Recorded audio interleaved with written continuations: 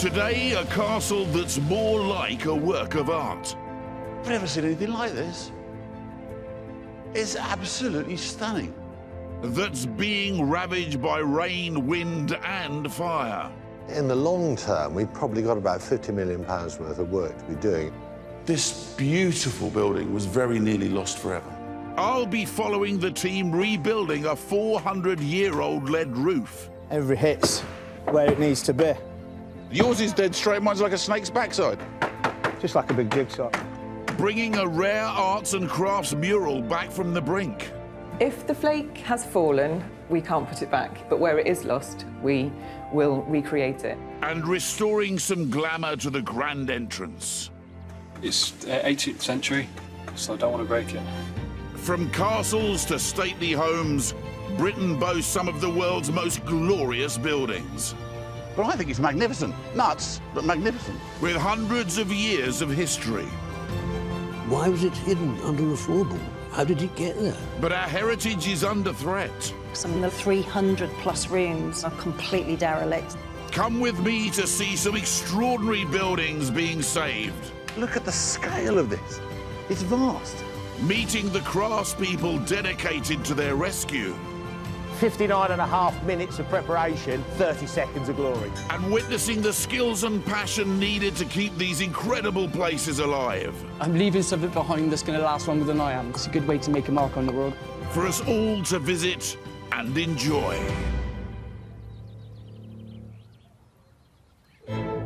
Nestled in the rolling hills of the North Yorkshire moors is one of Britain's most extraordinary homes. With a driveway as grand as this, you know you're heading for something a bit special. The gatehouse, the mock medieval walls, all designed to give you a sense of anticipation, to make you think, at the end of this, there must be a very grand house. And you'd be absolutely right. Castle Howard was built in 1699, designed to outdo every other home in England in showing off wealth and extravagance. And it worked. As one awed guest reported, even the mausoleum here tempts one to be buried alive.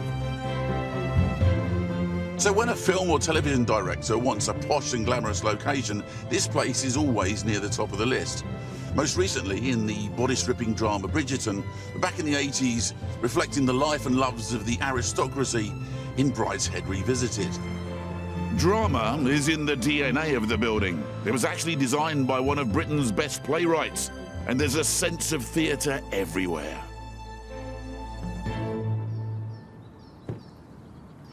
You can see why this place is such a popular film location.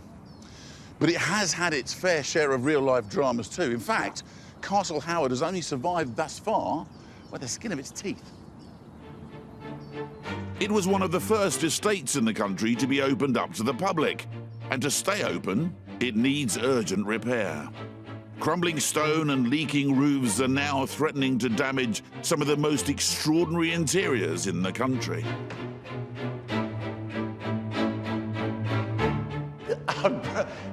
Genuinely taking my breath away. In 1689, local nobleman Charles Howard went on a grand tour to see the finest art and architecture Europe had to offer. I've never seen anything like this. It's absolutely stunning. When he came home, he built his very own Versailles. It's been the Howard family seat ever since, and it's currently home to Nick Howard. I'm so sorry, I barely noticed you there because I was just awestruck by this. It's utterly breathtaking. It is. It takes my breath away sometimes when the light is absolutely perfect and it's streaming through. I have to stop in my steps just when I'm walking across the house. I've seen a lot of stately homes, but nothing to compare with this. This is almost cathedral-like, like the Vatican or even St. Paul's. To create his dream, Charles Howard enlisted Sir John Vanbrugh to design the castle. An extraordinary choice, given Vanbrugh was a playwright who'd never built anything before. Realising he could do with some help, Vanbrugh called in Nicholas Hawksmoor, an architect who knew exactly what he was doing. Well, Hawksmoor worked with Wren on St Paul's, so he understood how to put a dome on a building. The result was that this incredible castle has become much more than its 20 bedrooms, 12 bathrooms, and 12 entertaining rooms. Throughout the house, you find these very, very theatrical flourishes around the place, where you see things revealed as you move through arches and corridors. How does this work as a home? It's an extremely nice place to sit. I'm sure, There's lots of eye candy around. So it never loses its magic for you, despite like growing up here? Never, never, never. And I'm always finding out things about it that I didn't realise. Do you have a sense of being the steward of it? Yes, the current absolutely. I mean, generation? there's a huge responsibility, obviously, when you're here, looking after it. But it's not just for now, it's for the future. Protecting it for the future, though, isn't something that comes cheap. Current tranche of work going on, obviously, around £1 million, but realistically... Realistically, in the long term, we've probably got about £50 million worth of work to be doing, and that's just a rolling thing. In a 300-year-old house, there's a constant process of decay going on. You're chasing your tail the whole time. For now, though, Nick is concentrating the money on repairing some of the castle's stonework, including its amazing entrance. Saving an important hand-painted ceiling, and crafting a new lead roof the size of 2 tennis courts, complete with a beautiful dome on top. I've just come up the several flights of scaffold to get to the roof. It's quite high, but does afford a fantastic view over the parkland. This landscape was entirely created, by the way. They built those lakes to look great out the front of the building. But the roof, that's something else. Look at this, these urns dotted all the way around. They look about 2 foot from the ground. They're taller than me. And then it opens out onto this huge sort of courtyard of a roof with the massive chimneys and the cupola. There's real drama up here too. Beautiful. But it's also been leaking for 20 years. After a patchwork of repairs, Nick's taken the tough decision to spend £1 million and replace the entire east wing roof for the first time in 100 years. The team are hard at it, peeling off the old cracked lead and shaping shiny new lead to go on. Andy, how you doing? Andy Marshall's been a heritage lead worker for over 15 years. When you left school and a careers officer said to you, what do you want to be, did you say, I want to bend lead for a living? Started off roofing, went through roofing and then went into lead, which were the best thing I ever did. Getting out of bed and making shapes out of something that's flat. You go home on a night happy. Now, I've been on a fair few building sites in my time, but there's not been much call for lead work on this scale until now. So this is just your basic tools, I call them. Big rubber dinghy, little rubber dinghy, and I got my big tallywhacker, and I got my little tallywhacker, bossing mallet, and then just your usual characters, your normal dresser, bending stick, bossing stick. And you can pretty much make any shape out of that. So learning your trade is learning when to use what and how? And moving the lead. This piece of lead will cap a corner, so it needs to have straight edges and a neat corner join. I've had no training whatsoever, so I can't really have a go at any of this. Yeah, you can. Yeah, we'll get you folding a bit. It's not going to hurt. Are you sure? Yeah, it's... I mean, that's heavier than I thought. I don't pay for it. That's... It's like the expression we use when we're on the building trade. They're like, is that all right? You go, yeah, look great for my house. Just tilt it up a little bit. Did it? There, you're getting there. Just tilt. Yours is dead straight, mine's like a snake's backside. And again. And again. There you go. God, I tell you what, you could take out some frustration. It's not a job for a hangover, though, is it? Shaping the lead is precise, delicate work, but done with heavy, blunt tools. I'm in awe of Andy's skill. So what do you do now to fold it? We fold the sides up, a little bit of heat. Not too much, because it'll melt.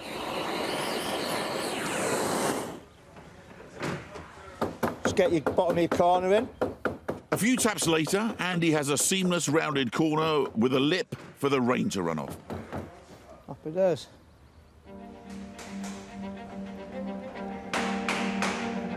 It'll take several hundred panels like this to cover the roof. Everything at Castle Howard is done on a huge scale.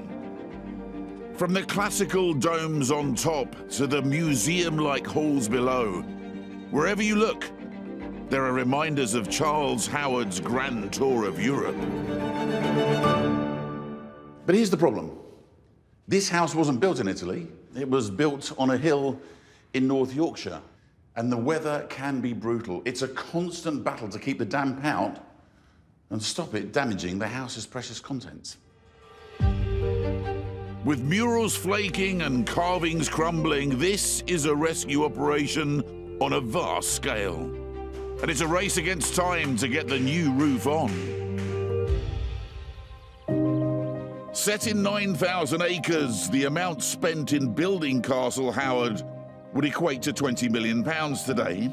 But let me tell you, if you were to build this, you wouldn't see much change out of £500 million. Its crowning glories have to be its domes, inspired by St. Paul's Cathedral in London. It's magnificent inside and out. Wow, this is so much bigger than I expected it to be. Cutting-edge architecture at the time. They were designed to let in dramatic shafts of light, but for years, they've been letting in the rain too. On the east wing, the domes have been stripped of their old, cracked lead, while Andy and the team handcraft new coverings. And as the timbers beneath have been revealed, so has the story of one of Castle Howard's characters. Not a lord or a lady, but a humble builder who, as curator Chris Ridgway discovered, worked on one of the castle's previous repairs. When the lead came off here, timbers were revealed. On one section, you saw carved these initials, HMC 1900 October. And we thought, well, who is HMC? We need to go and find that out. But not only this came to light, but as more of the timber came to light, this appeared, which had been left behind in 1900. This probably was used by HMC or one of his colleagues in this very spot. Whether he got his wages docked for leaving this behind, I don't know. Well, you know, some builders used to occasionally, at the end of a job, they would leave a tool on site. It was almost like a dedication to the work they'd done. So who was this man? Did you find out who this man hanging on for grim death up here was? We did. So these are the worksheets for 1900. So here we have castle repairs to Old Wing, and then the name of workman down on the left-hand column, and your third name down is Coates H. Martin. That really is him there, isn't it? That's him right there. That's Harry Martin Coates. He was a workman here for 40 years. He lived in the village. He raised a family of 6 children. One of his sons came to work on the building too. So that's that generational thing of workmen in the area. And how much was he being paid to risk his life up the top here? He's being paid the princely sum of 25 shillings a week. But he's recorded as a good workman. And I don't know whether he thought in 100 years' time we'd be sitting there having a talk about it. I hope he did. I mean, and if he's looking down from on high, I hope he's chuffed. Repairs for the dome are long overdue. It's leaked for 10 years, and water has reached right down to the ground floor corridor and badly damaged a very rare hand-painted ceiling. In the 19th century, William Morris and the arts and crafts movement were all the rage, and many stately homes were painted with designs inspired by animals and plants of the British countryside. Hardly any are left, but here at Castle Howard, a few still survive, just about. Conservator Dr. Elizabeth Woolley is overseeing the rescue. I have been cleaning the ceiling, so using a sponge to clean off dirt that has accrued over probably decades. So we just use a conservation grade eraser sponge, which crumbles as you rub it over the dirt, and then we brush away the crumbs and make sure that the effect is even. The worst damage has been caused by the rainwater getting between the stone and the oil paint, causing it to lift. Oil paints are great as long as it stays dry. Once it doesn't, it flakes terribly, doesn't it? It does indeed, as you can see over here. That's what Amarylli's fixing right now. It will take the three-strong team at least 3 weeks of painstakingly detailed work to save the ceiling. For the flake fixing, we deposit the adhesive with a syringe, and then it's tamped back into position with tissue and cotton. The flake fixing is very delicate. The area within which you're working is also quite flaky, so you can't stabilise yourself against the surface of the painting. You've got to be working in a confined area. So how much of this do you stick flakes back up, and how much do you just have to go, well, that's had it and we have to replace and repaint that? If the flake has fallen, we can't put it back. If the flake's hanging off, we can stick the flake back. That's the approach we're taking because these paintings are 150 years old, very skillfully done, very important to the history of the house. But where it is lost, we will recreate it with paint so that from a distance it looks whole again. It's great to think that we are helping to safeguard these for the future.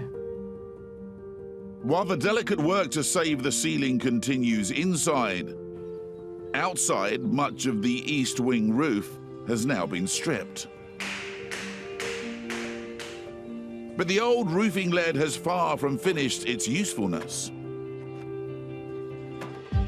Instead, each piece is sent to Peterborough, to one of the last companies in Europe to cast lead in the traditional way. Carl Edwards has been doing it for the last 32 years. 10 tonnes of the lead that was brought back from Castle Howard in this one pile. So the whole project will take us somewhere in the region of 6 to 8 weeks just to make the lead, not including the fitting side. The old lead is melted down in a furnace at 370 degrees Celsius before being poured onto a flat bed of sand to cool, a method that goes back to Roman times. This whole process is based around giving a nice, true and level bed that has enough moisture in it to actually change the lead from a liquid to a solid. The tighter the sand bed, the smoother the lead. The initial flattening is done by machine, but then any bumps in the surface are filled in by hand. They're not just putting sand on the table, we're physically throwing it into the hole, so as we make sure we've got a nice solid bed to work from. This is the key part. The final smoothing is done the old-fashioned way. So this is just really trying to give us that billiard board finish that we love. So this is just plain flat copper that's been smoothed off by the sand. The sand acts as a sandpaper all the time. At last, the sand is deemed dense and flat enough for the lead to be poured. Hour of process is 59.5 minutes of preparation, 30 seconds of glory. I hope we get the glory today. The lead is first pumped from the furnace into a steel holding pan to cool to the point just before it's ready to set. This crusting that's forming round the edge, that basically is telling us that we're changing from a liquid to a solid. Once it cools to around 330 degrees, some impurities can be scooped off the top. Bismuth, tin, antimony, arsenic are even in there. They're just part and parcel of the makeup of lead. Trace elements that separate with the different temperatures. The big moment is getting close. You see the spider's web effect that's coming across the surface. Another indicator that the lead is slowly starting to cool down. And finally, the lead is ready to be poured. Go on, you beauty. Go on, go on, go on, go on, go on. The casting machine helps the lead run evenly all along the sand bed, creating a perfect, smooth surface. And within seconds, the molten metal is a solid lead sheet. Within minutes, it's cool enough to handle, and the lead is soft enough to be cut to length with a hammer and chisel. Now we've got the sheets that we want, all of this side material can all be rolled up and go straight back to the furnace. Finally, the finished sheets are rolled and stacked ready for transport home to Castle Howard. Not looking too bad for 100-year-old lead. It's said that if a craftsman wants his work to last forever, he works in stone. But here on the North Yorkshire moors, even that gets a battery. The pediment above this entrance is in danger of collapse. And the beautiful carvings on the north entrance portico are in a sorry state. Valeria? If anyone is up to the job of saving it, it has to be Italian-born stone conservator Valerio Caputi. So, what have you worked on in Rome? I did some work in St. Peter in the Basilica. It doesn't get any better than that, does it, for an Italian? Well, yeah, I was quite lucky, yeah. So how does this compare to the quality of what you worked on there? So I can see a lot of similarities in the quality of the stonework and all the fine details. It's a really good example of Baroque in England. It's probably the finest, I would say. Genuinely, you think the finest? Yeah. But as the north-facing portico has borne the worst of the wind and rain, some of the delicate carving has been badly damaged.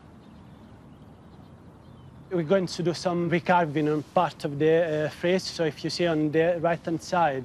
Oh, yes, on the face on the right, yeah, you've lost a bit. Lovely faces. So you're going to recarve that? Yeah, as close as possible to the original stonework. Is it fun for you to come from Italy and find a piece, an example, that sort of mimics Rome in the middle of the Yorkshire countryside? It's quite a funny feeling, but it's a pleasure at the same time. So, you know, it's got that kind of feeling sometimes when I work here. Oh, that's nice.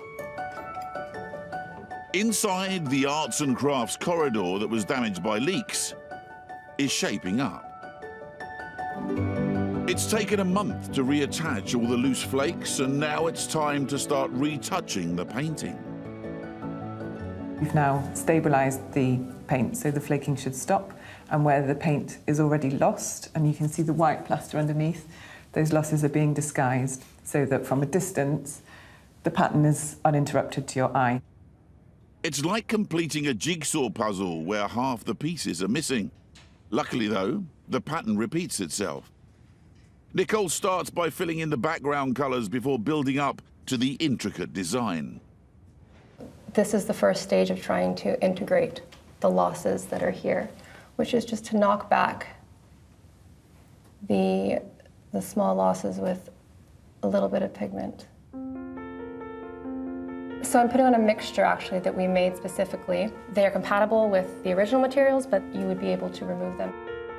The conservators want their retouching to be good, but not identical to the original. I suppose we're not pretending that this damage didn't happen. We wanted to be similar, but not the same, so that close to you can distinguish our work from the original artist's work. For the artists, this is a once-in-a-lifetime job. Oh, this is the dream for me. I mean, to actually be here and be an integral part of preserving a small, even a tiny portion of it is a really great honor. It's wonderful to see artisans like Liz bringing their skills so meticulously to care for even the smallest part of this extraordinary place. But if, on one fateful night in 1940, things had turned out differently, she would have had nothing left to restore. That evening, this beautiful building was very nearly lost forever.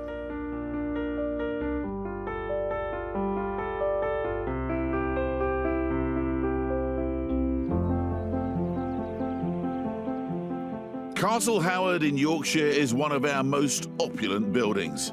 As well as being a piece of art in itself, it has 145 rooms filled with the stuff. But we're lucky any of it is still here at all. One night in 1940, a huge fire devoured most of the southeast wing and the grand central dome. Though many of the treasures were saved by evacuee schoolgirls staying here at the time, the building was thought to be a write-off. George Howard, meanwhile, was away fighting. And when his two elder brothers were both killed in action, he found himself the unexpected owner of a burnt-out shell. Piece by piece, George began to put Castle Howard back together.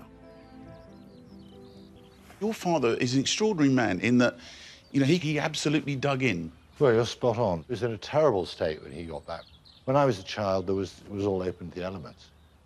The dome had to be completely recast. It was a tremendous job. He then put a roof back on the burnt-out part, he put windows back in, and I watched it as I've grown through the years, just coming back to life. To fund the work, George had to think outside the box. Back then, country houses were to keep the hoi polloi out, but George opened up the house to visitors in return for a small fee. He was one of the very first to do it. He was in the vanguard of it, the nascent stately home business, which changed the game completely. It was a very, very popular thing. People would flood to them. Quite visionary for its day, then. Yes, definitely. And I think people cottoned on quite quickly to the fact this might be a way of keeping the roof on, literally. Using this new source of income from the entry fees, Nick's father lifted Castle Howard like a phoenix from the ashes. 60 years later, the work continues. On the east wing roof, the joiners have been finishing up repairs to the timber structure of the dome for the lead to sit on. Really good job, done a really good job of it. Quite unique, ornate. Yeah, really proud of it. Just room for the original plank with the carved initials of joiner Harry Coates. Very important, preserving history. And of course, this restoration is history in the making. We also put another nameplate in, which will have the 3 joiners that worked on this job, putting this roof on. But I won't be on it, so I'll put mine on in pencil. The finish line might be in sight for the joiners, but on the pediment above the east wing entrance, work is just beginning for stonemason Gary Bishop. Some of the decay is in the back of the stone rather than what's showing actually in the front. So until we start taking stone back, we're not sure how deep the damage has gone. There's pockets of decay, like you can see. You know, some of it's quite soft. It's, you know, especially around the fixings, because that spreads all the time. All this will need to be replaced. But getting your hands on stone like this isn't as simple as popping down to your local builder's merchant. No, it has to be dug to order. Here at Aisleby Quarry, a 10-ton chunk of sandstone has been earmarked for Castle Howard. Now it's down to Nicholas Craven to slice it up. When the block comes out the quarry, it'll go on this saw as a rough block, and we'll cut 2 sides on it, which will effectively be top and bottom of a slab. When we've got 2 flat sides, we'll then lay it over and put it on the secondary saws, and then we can cut the other 4 sides. The blades are 4 meters long and made of diamond-tipped steel. A piece of stone like that, about 1.5 meters high, probably take around an hour to cut. The next stage is for Nicholas to square the piece off using a 2-meter diameter circular saw.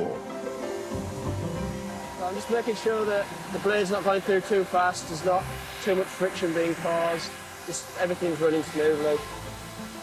Yeah, it's all looking good at the minute. Every finished piece will be unique. All looking good. We'll have a quick measure up and check that nothing's gone wrong. Yeah, definitely looking good. Onto that side if you want.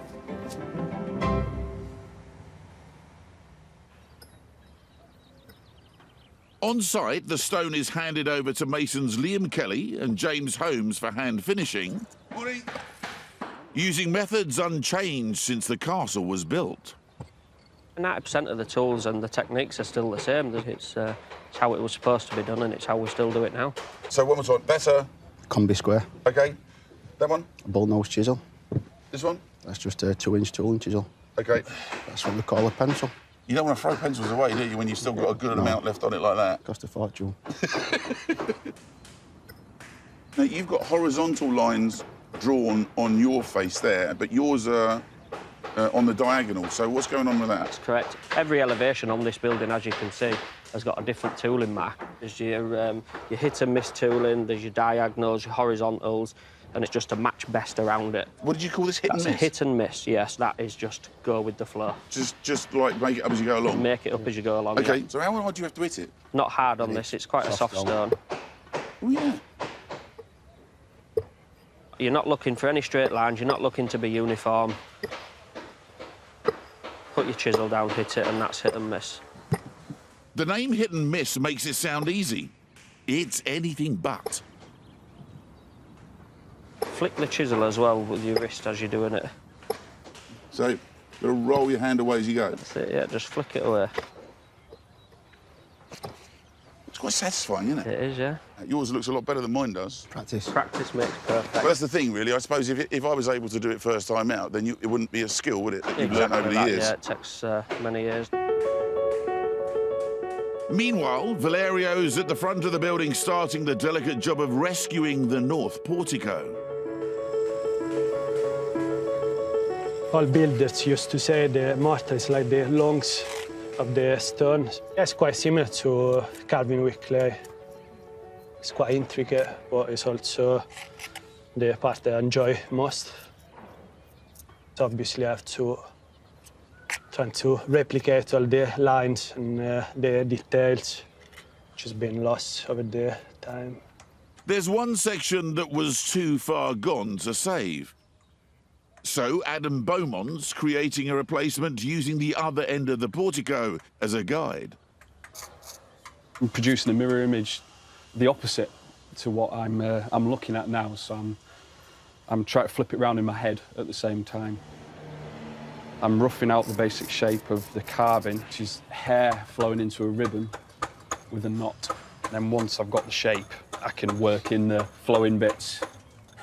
This is a claw chisel. It's good for roughing out and shaping and getting curves. Although this is quite a soft stone, it's fast to work but easy to break. It's knowing when to slow down or be gentle. Slowly, the shape of the ribbon starts to emerge. But making the design flow between old and new stone is the trickiest bit. So now I'm just trying it in, testing the fit.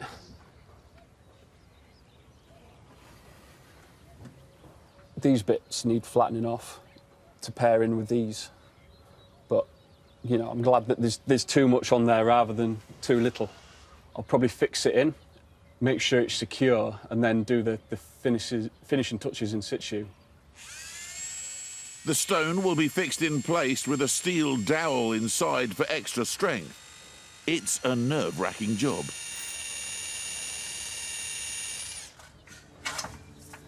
It's 18th century, so I don't want to break it. Definitely don't want to break it. So the pin will go into the indent, and then it'll go into the existing stonework. The dowel will be held in place by a tough epoxy resin. Adam has to work fast. So once I add the hardener, probably about 5 minutes before it goes hard. It doesn't matter if it creeps out, because I can always cut it off and work it back. Put some in the hole, force some in the hole with the dowel. This is the moment of truth. I can just about see the hole that it's going into. It's going nowhere. It's lined up. There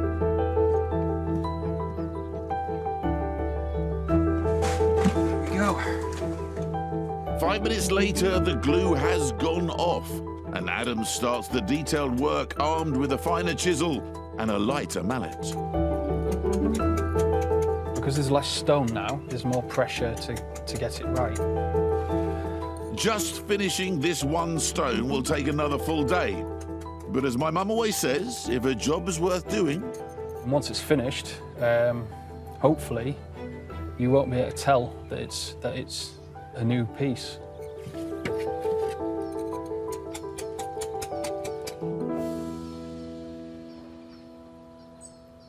It took 100 years to build this place and just one night to almost completely destroy it. And over the last 60 years, teams of skilled artisans and craftsmen have worked tirelessly to try and mend the damage done in the fire. This latest tranche of work is just coming to an end, and I, for one, can't wait to see the results. In North Yorkshire, Castle Howard has been a hive of activity for months. From re-leading the enormous roof to rescuing rare 19th century murals craftsmen and women have been pulling out all the stops to get the castle ready for its grand reopening. Up on the roof, Andy's wrestling the last pieces of lead onto the dome. And as always, attention to detail makes all the difference. So I can trim that and get a nice crisp line across it. Not that anybody's going to be able to see it front floor, but I know about it. Andy's welding small lead clips onto each panel, which now fold up to secure the bottom of the panel above. Not got the clip there. Wind gets under it, 70, 80 mile an hour wind, it will lift it and just peel it back like a tin of beans. It's nice to be a part of its history, its legacy. We are part of the fabric, if you want to put it like that now. Meanwhile, on the once crumbling east wing, the final stone is about to go in. It's a tricky one, so stonemason Gary has rigged up a clever device. We've drilled holes either side of these pediment-based stones. Holes in there.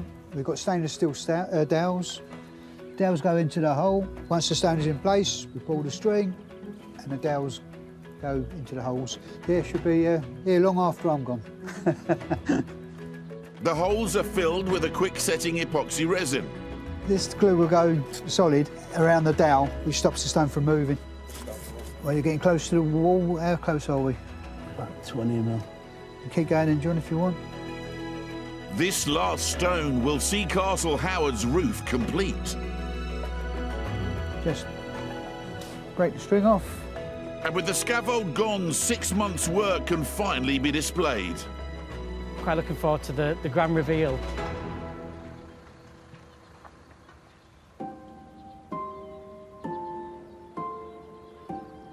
Apparently, when Castle Howard was first built, posh ladies would drive up here just to admire it. They'd come along in their fine carriages and be so taken with the beauty of the place, they would swoon and have to be revived with smelling salts.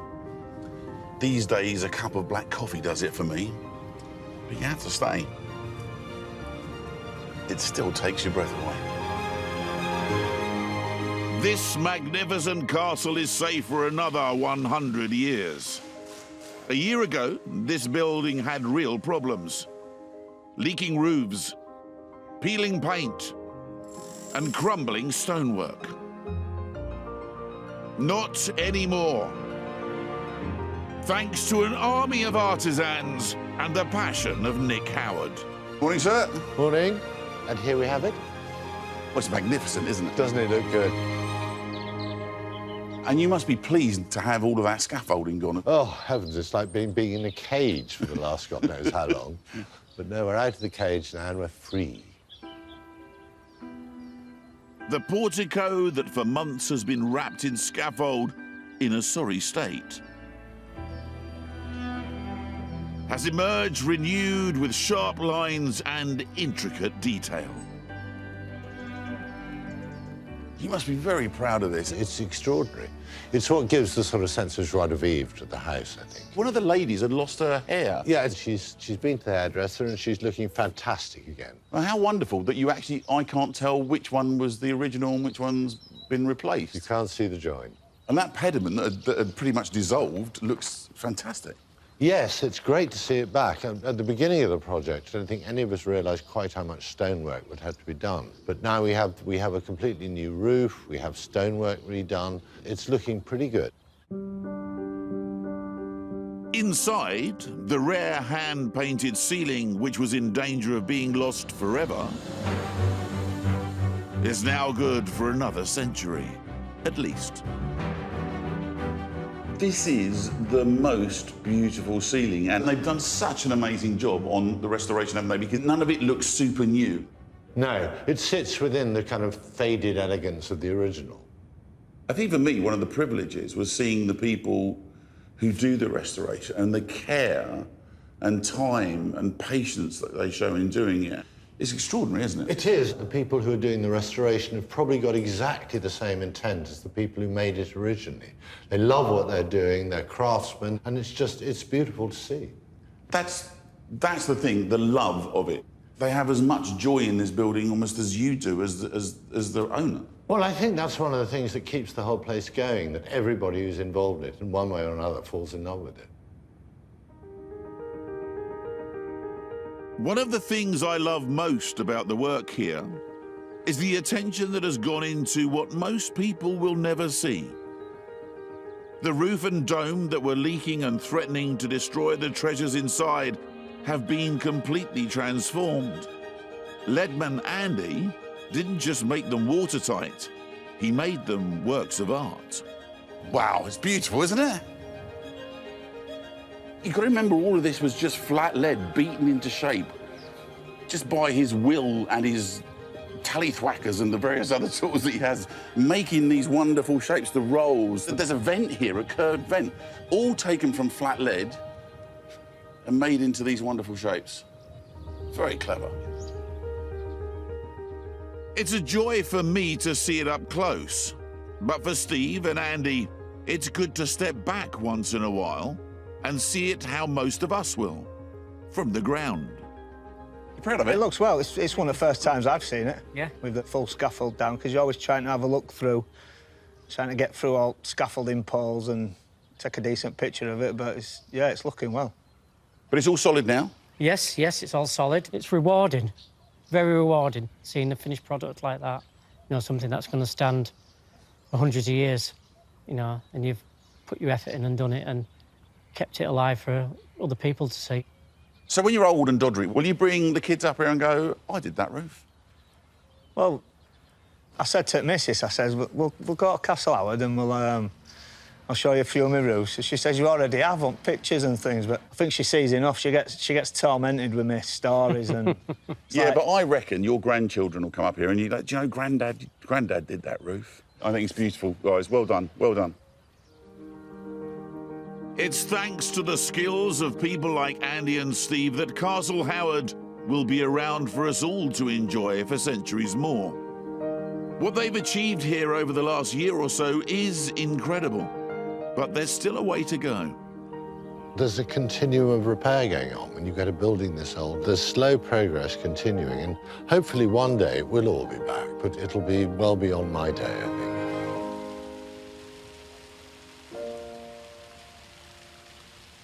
When Nick Howard's father, George, decided to open up his ancestral home to the public 6 decades ago, it was a game changer. It meant this place went from a bastion of power and wealth for the few to somewhere that was welcoming to everyone. And as a result, 250,000 people a year now visit the Baroque magnificence of Castle Howard. It also means the people working so meticulously inside to maintain the building are looking after not only an architectural masterpiece, but a national treasure.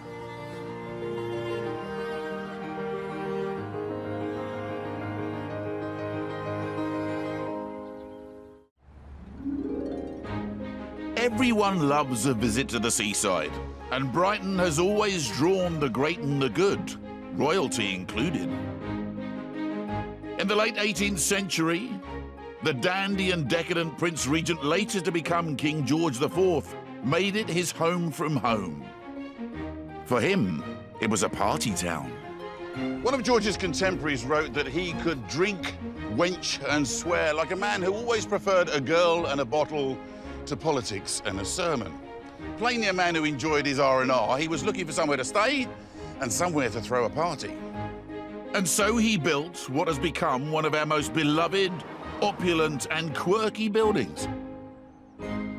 The Brighton Royal Pavilion has become the iconic symbol of the city and a national treasure. Just take a look at this magnificently wacky building. There are influences from all over the world, from the Far East, the Middle East, from China. There's minarets, there's onion domes. What isn't there in this piece of architecture? Of course, some people would argue that it's the ultimate example of misappropriation of cultures all stuck together in one building. But I think it's magnificent. Nuts, but magnificent. The Prince Regent originally commissioned a far more modest building, the Marine Pavilion, built in the 1780s. But then he wanted something a bit more showy.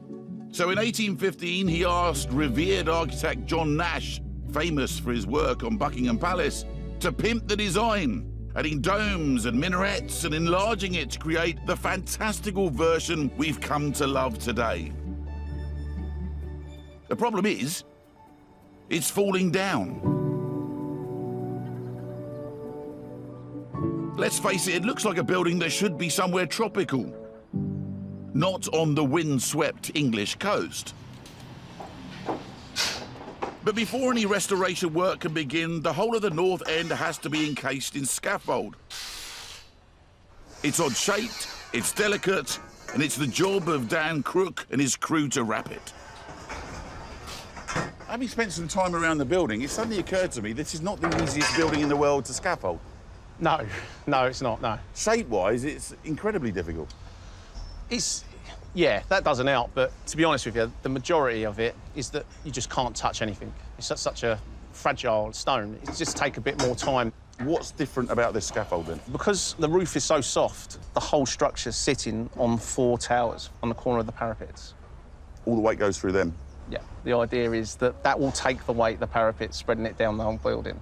So what's the difference between, like, drawing it up on a computer and actually being here putting it up? You generally need to be in the zone. You have to be able to walk around it and be able to read your design. You have to be able to think on the fly. Is there anything you couldn't scaffold? No. No, I don't think there is. I think I could do anything. With 3 miles and tons of scaffold pole in place, the stonemasons can finally see the extent of the damage close up. Carrie Wadey, who's worked on everything from Big Ben to the Tower of London, is the head mason trying to make sense of it all. It's a lovely piece of stone here. Now, you can see the more damage on the top, can't you, where it's more rainbow just because of water? Especially like here, where it runs down. Yeah. And you can see where it just erodes the stone away. Yeah. It's not so much the erosion, but the fact that they're working on such a complex building that will make their job so difficult. For starters, they'll be taking on the Pavilion's famous Jarley screens, intricate stone lattice carvings, the design of which originate from India.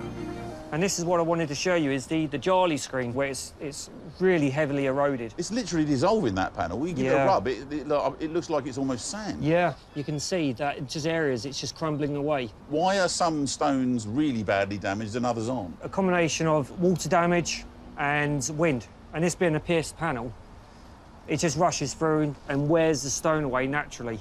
With stone, you always get this natural case harden, which gives it a good weathered face. And that's what's worn away here. It gets into the more softer stone behind. Is that like enamel on your teeth? You've got like a protective enamel on the front. But Very similar. If you wear that away, you're in trouble with dissolving. Exactly, yeah. It's a very similar process. Tell me about some of the shapes, because that looks fairly complex. What are they called? With this, you've got cavettos, which are the mouldings which scallop inwards. And then you have ovulos, which scallop outwards.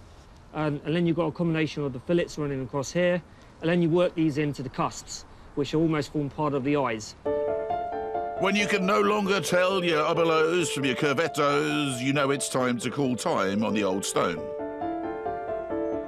The challenge of removing the disintegrating stone screen falls to masons Sam and Eugene.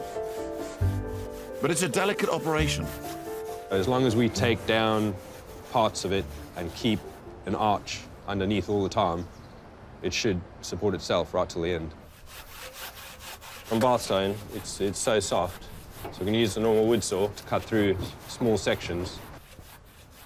We don't really want to use the grinders because they won't make it all the way through the stone, and we don't want to hit it with a hammer. It's because we can't keep the arch shape intact. There's something in there? Maybe just put a cut through there. Yeah.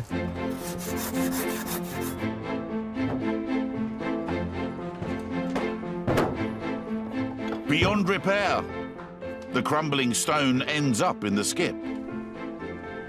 I'd like to take it all home, probably, but I just can't get it on the train. It's old stone and needs replacing. It's safer in the skip than it is up here. I still find it odd to see pieces of a historic building ending up in the skip, but what else do you do with it? Soft bath stone may look beautiful, but it wasn't necessarily the most practical choice. The design of this pavilion and the materials chosen meant that long-term, it was an expensive building to maintain. The team may have taken out some of the worst stonework, but the huge challenge of recreating the Jarley screens and the minarets is just beginning.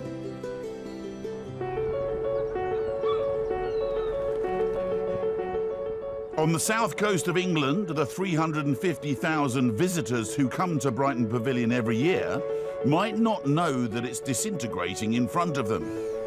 Now, a crack team of stonemasons are trying to save it from the ravages of the weather.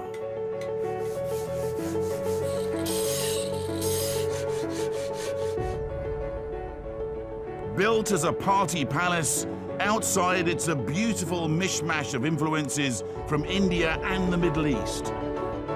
If you think the exterior is a little bit ostentatious, this interior is gonna blow your socks off. Look at it. Plainly the work of a prince trying to put on a show. Have you ever seen anything like it?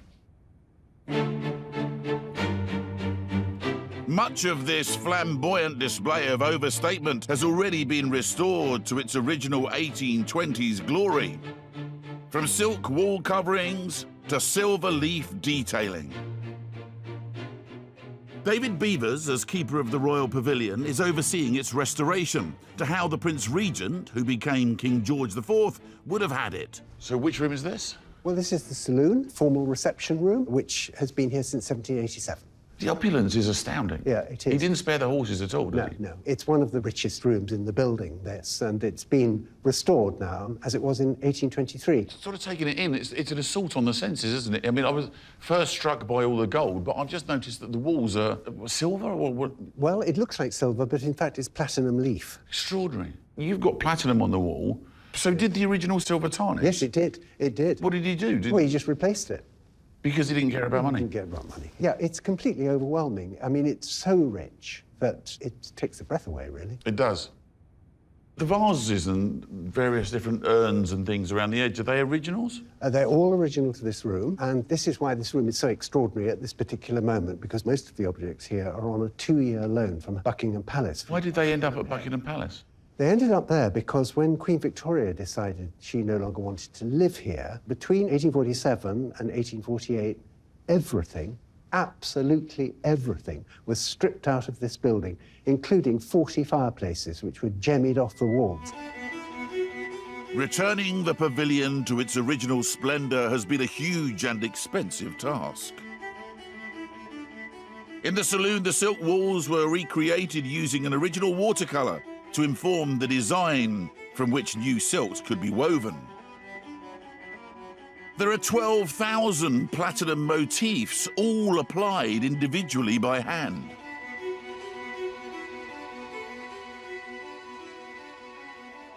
In total, to restore this one room, the pavilion had to raise nearly £400,000.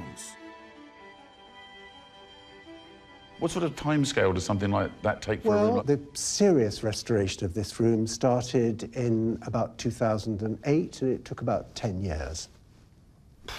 It's literally nuts, isn't it? But extraordinary. This is how the Prince Regent would have walked in and said, yep, this will do for me. Yeah. I mean, George was a wicked old rogue, but there's something about him. He did everything with such panache. There was nothing mimsy or half-hearted. He just went for it, hook, line and sinker, and I can't quite help admiring that, rather. But King George was far from popular in his day. In fact, he's considered to be the most unpopular monarch the country has ever seen, and was portrayed as a glutton, a spendthrift, and completely detached from his subjects.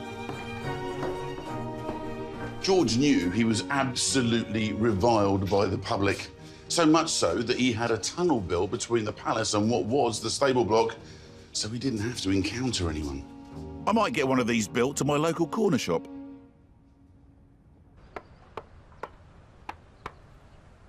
It's now February and the stonemasons have been on site for 4 months. One of their most complicated jobs is to replace the curved stone lattices, known as Jarley screens. In places, they're literally crumbling to dust, leaving the masons to turn detective in order to recreate them. We're making templates for a replacement stone that we have to make. The other side is so weathered that we need to copy something that's in good condition. And this is supposed to be an exact copy of that one. So it's the closest thing we have to get what it would have looked like. We always use a 9H pencil because we use them on the stone. Anything softer, and you're going through like a couple of pencils a day, they just wear out. So we'll have to do it for this whole screen and then send it all off. Eugene's initial tracings are sent to London, where it's draftsman Hugh Grace's job to turn them into precise templates. The screen is quite big, so it can't be made out of one stone. It has to be divided up into 28 stones. So one of the jobs is to work out the size of these individual stones and where the joint lines are going to go. It's important to get the joints right, because otherwise it's not going to fit together correctly on site. On the plotting machine, which creates the template, blue lines are cut through and red lines are printed. The masons will have these templates, and then they apply the templates to the stone and can carve the stone. Hopefully, if they follow the templates correctly, then it'll all fit together because it's been fitted together on the computer, so it should be okay. Should be.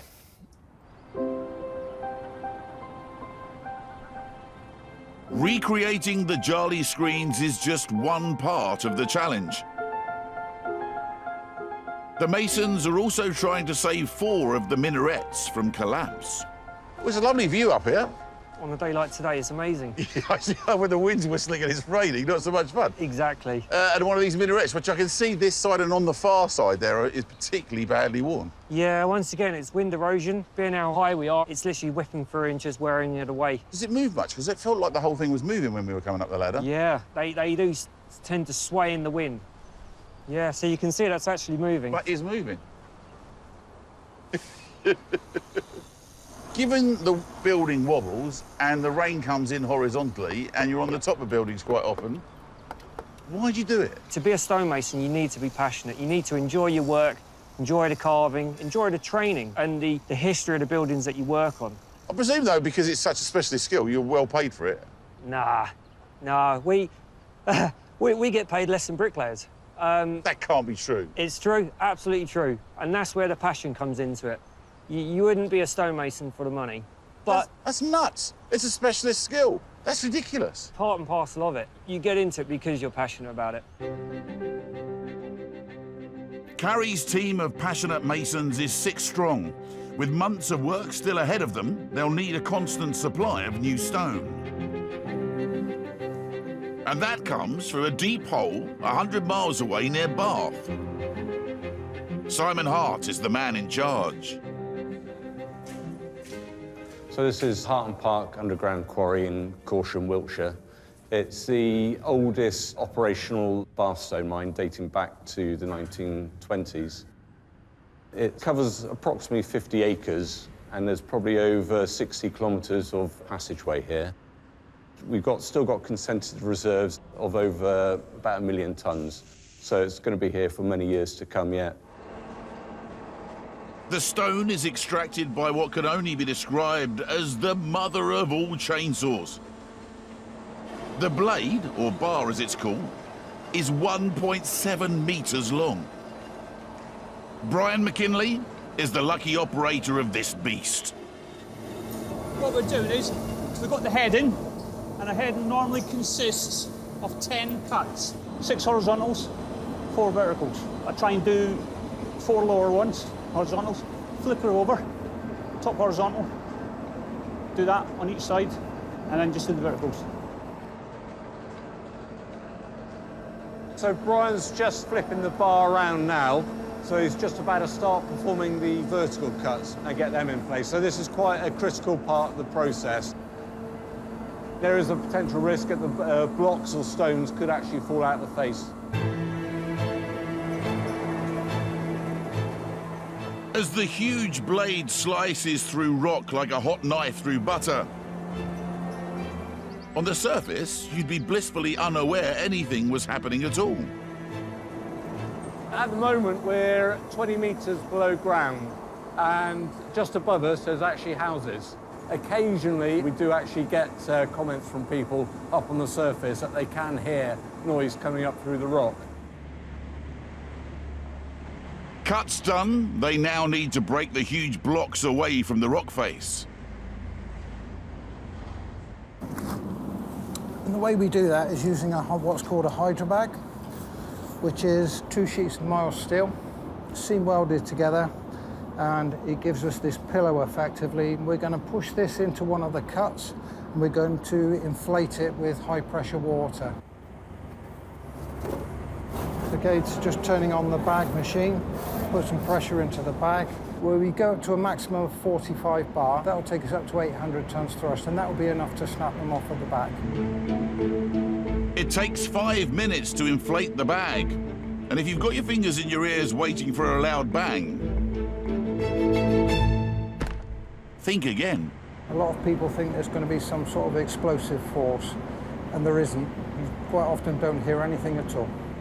We can see from the width of this cut that the bag has now snapped the blocks off. So we'll disconnect it, and these blocks will be ready to take out with one of the machines. The huge slabs of rock are then winched up and taken to another mill 30 miles away to be cut down to order. This is our primary saw, and it will be slicing up the stone into individual slabs. It then gets taken over to our secondary saw over here, and then that starts to be squared up into smaller pieces then, ready to go out to site.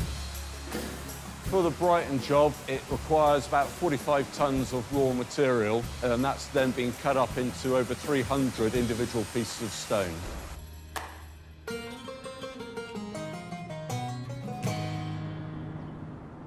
Back on site, the new blocks have arrived.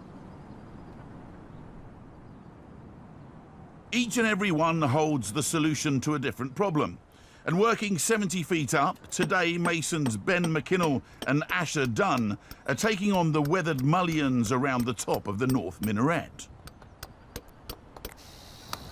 At the moment, I am cutting out a pretty awkward hole for this stone to go in.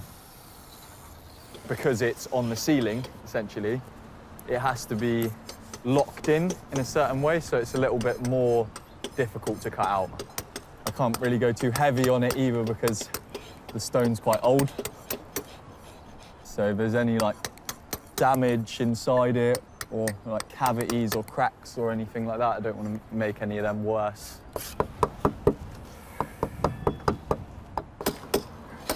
Oh, that sound is just, it's like dunk, dunk, dunk, dunk. It's be all right, I think, but it's just not good for it hitting it, is it? No. You can hear it, basically, when you hit the stone, like healthy stone, rings. Can you hear the difference? It makes a dead sound because the vibration stopped by the opening, basically. That's right, isn't it, Ben? Sounds good to me, mate. With freshly carved stones at the ready, the next challenge is to rebuild the pillar where the new pieces can add support to the old. Yeah, I mean, drop it. Let it go that way. So we're very tight on this side here, so I think I need to twist around a bit. Yeah, nice. Ready? Your side needs to come out, doesn't it? Sometimes you want to keep your lines the same to the building. If you tilt it a little bit. And sometimes you want to try and make it look like it's an older bit of stone, basically. I just have to come back on Eugene's bit. It's a bit of a balancing act, because we've got new, going against a really old bit of stone here, splitting the difference between what's true to the level and what looks right to the eye. Bit more. Yeah, that's it, it's in.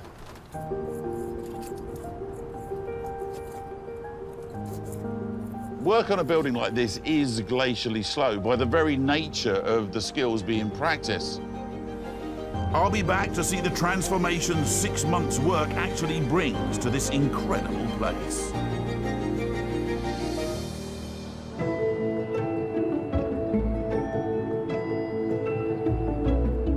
The ongoing work to save the exterior of Brighton Pavilion is painstakingly slow. Each stone takes days to carve, and there are hundreds to do.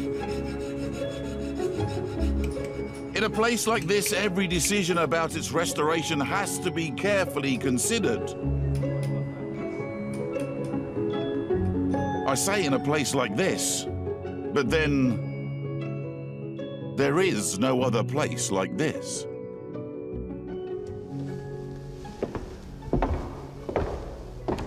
Well, even a fool like me can see that this is a dining room. Well, not a dining room, in fact, it's a banqueting room. This is extraordinary, isn't it?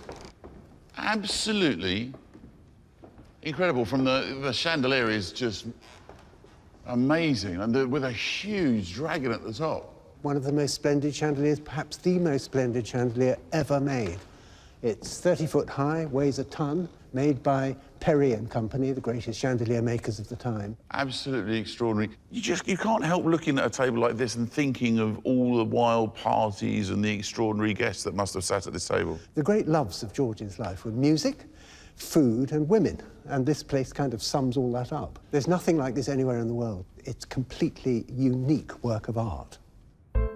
The flamboyance of the banqueting room was only matched by the decadence of the feasts it hosted.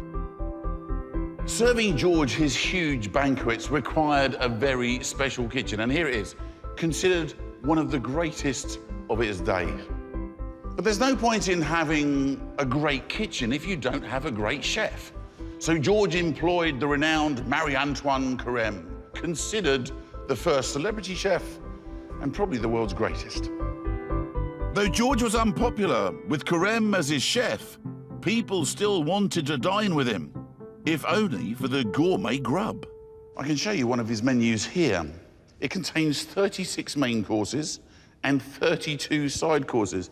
And look, if I just run through these here, fillet of game, sliced duck, salmon steaks, mousse of game fowl, fillet of lamb, rabbit pie, spring chicken. It goes on and on and on, enough to feed a village for a week. But this was just one meal. Like the building itself, its contents have to be meticulously taken care of, from silverware on the dining table to the 500 copper pots in the kitchen. Sandra is the pot polisher extraordinaire. Sandra, it's kind of mesmerising watching you do this. Thank you. but part of the reason it is because we're sat in a kitchen full of copper pots, and that you're taking so much time over just one. Yeah. How long does it take you to do one pot? About 4 or 5 hours. So really Just you one. can only do 2 a day? Yeah, that's right, yeah. But that's over a year. We try to do it every 2 years, but it's not always possible. Oh, I see, that's the loop, or a 2-year Yeah, loop. you need to do it quite slowly. Oh, I see. Yeah, that's the trick. Because it needs to be perfect. Do you like doing this? Yeah, it's very satisfying. Why is it satisfying? Because you can actually see the difference between the shiny part and the part that has not been done yet. Yeah, you really Yes. can. So this would have been in use when Carême was cooking here? Yeah, you can see the etching here as well. 1817? Yeah. When it comes to saving the silver, it's a whole different ballgame. That job falls to the Pavilion's conservator, Andrew Thackeray. This is a wine cooler, but slightly more ornate than what we're used to. It's over 200 years old, and every inch of it has to be fully assessed and prepared before it can be worked on. There's holes in the handles, so the handles are actually hollow, because otherwise it's quite expensive to make all of that out of silver. And because of the chemical treatment I'm using is going to be, I'm going to be applying like a liquid. I don't want the liquid to go inside the metal because it's actually an acid. So I'm just putting a wax into the recess and then plugging it with a piece of bamboo. The main cleaning process is using the silver dip to remove the tarnish. All of this discoloration. This is all supposed to appear like a pale gold colour. This is the silver dip solution. So I'll decant a little bit into here first. For the boffins amongst us, your silver dip basically contains your run-of-the-mill acidified thiourea. So apply it quite liberally. And work kind of a section at a time. The action of bristling it down like this is just to push the silver dip into the recesses, but in reality, this is mainly the chemical converting the silver sulfide into hydrogen sulfide, which in large quantities is poisonous. It tends to smell like rotten eggs. I found chemistry quite difficult at school, but when you're training to do conservation at university, it's just more interesting than when you're at school because it actually applies to actual objects. Like, you're learning it for a reason. But yeah, because it's kind of straddles art, science, history, it kind of links those things together. There are numerous disciplines in the conservator's repertoire, and as the wine cooler goes under the rinse... How was your holiday, dear? It seems even hairdressing might be useful too. Yeah, I do love it. Being this close to objects that are this incredible is just a great privilege. You can already start to see some of the decoration coming through. So the next stage is basically to do the drying. Another hairdresser's trick. 2 hair dryers.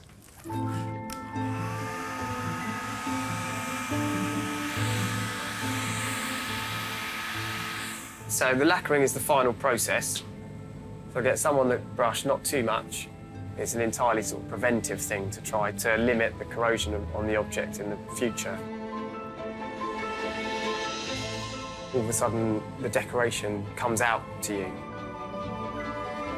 If I thought the work on the outside on the stone was slow, there's not much difference inside. From start to finish, an object like this would probably take 4 days. Just in the banqueting room alone, there's probably around 300 objects. The task is endless. An upside to all this work, inside and out, is the opportunity to see parts of the building that very few have ever seen. Where are we going, in there? So we're going into the onion dome in through this hatch. Yeah. OK, you lead the way. Adrian Atwood, who's overseeing the restoration, is taking me inside the pavilion's most iconic feature. Oh, I'm not as lithe as I used to be. Wow, look at this. So this is Nash's masterpiece over the saloon. Are we looking at wood beams, or is that iron? So these are cast iron beams. Nash brought cast iron engineering technology to the pavilion, a very early pioneer, really. What's fascinating to me is that not only is this building unique from the outside, it's obviously unique from the inside too. Its very skeleton is unique. It is. I mean, it's an illusion, effectively, with state-of-the-art technology and engineering at the time. Cast iron and stone don't really work very well together weather-wise, do they? No, they don't. And one of the big problems is water ingress. If joints are not kept watertight, then the ingress will get into the cast iron and it will corrode. And to consider that this very geometrically complicated structure is clad with this very, very ornate Indian architecture on the outside. There's a great deal of maintenance that's required on this building to keep this amazing structure in good order.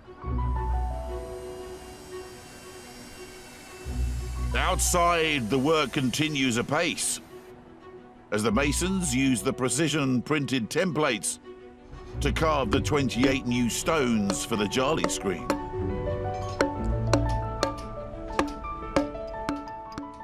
Jerry Thompson's been a mason for 30 years, working on buildings like the Houses of Parliament. Hello, Jerry. Oh, hello. How you doing? Yeah, not bad. Yourself? Yeah, very good. Show us what you're up to.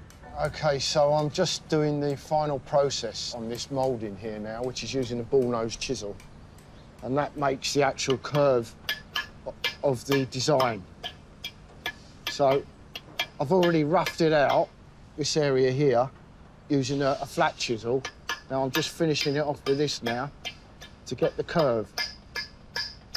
And how do you know it's going to come off in little tiny bits rather than a great lump? Because I've worked it down to a level already, so I know that it's pretty much safe there. So I just take off a small amount at a time. So it's all about patience? Oh, definitely, yeah, you need a bit of patience for this, yeah. Were you a patient kid?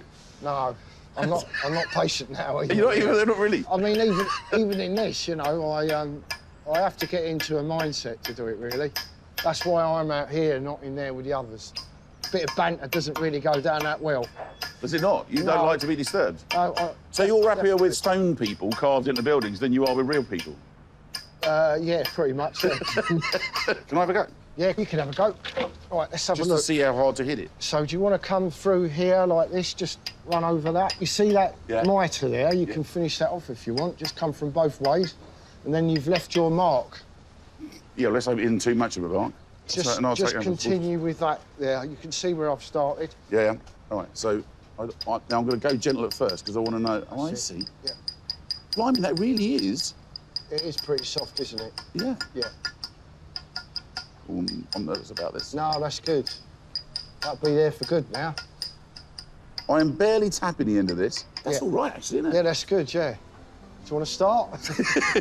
Well, if the TV game goes a bit wrong, I'll be giving you a call. As 6 months comes to a close, all that's left is to fit the final carvings onto the building itself. I can't wait to see the transformation. In Brighton, the stonemasons have been on site at the Royal Pavilion for 6 months. Lovely. And away we go. And are approaching the end of the job. One of the most difficult parts of the restoration work is replacing the Jolly screen. There we go, done. It'll be made from 28 intricately carved stones, the first of which is now ready to be fixed in place. So here's piece number 1. Yeah. How does that fit here? On our drawing, we've got various huts that we need to hit. We're going to mark these on the wall and on the column, just so that when we fix everything, we know we're hitting the right spots. So from the bottom of the first stone to that cusp should be 760. Getting the first stone right is critical to ensure the screen will fit when they reach the top. So this is just the first of 28 stones? Yeah. That's going to take a long time, isn't it? We estimated about a month. There's going to be 4 of us working on it. In masonry, nothing happens quickly. But with steely determination and a hard hat full of patience, the team slowly assemble the new screen. On a good day, they might get 2 stones in.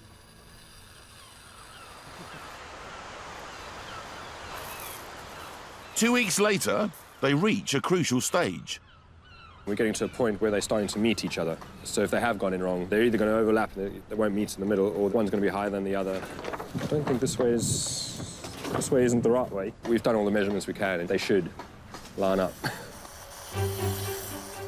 Combination of perseverance, skill, and constantly checking the plans sees each stone cajoled into place.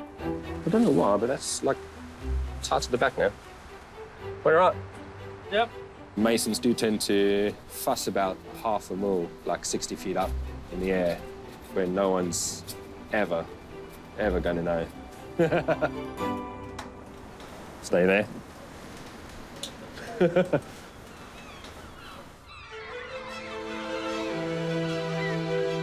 It's midsummer and 8 months since my first visit.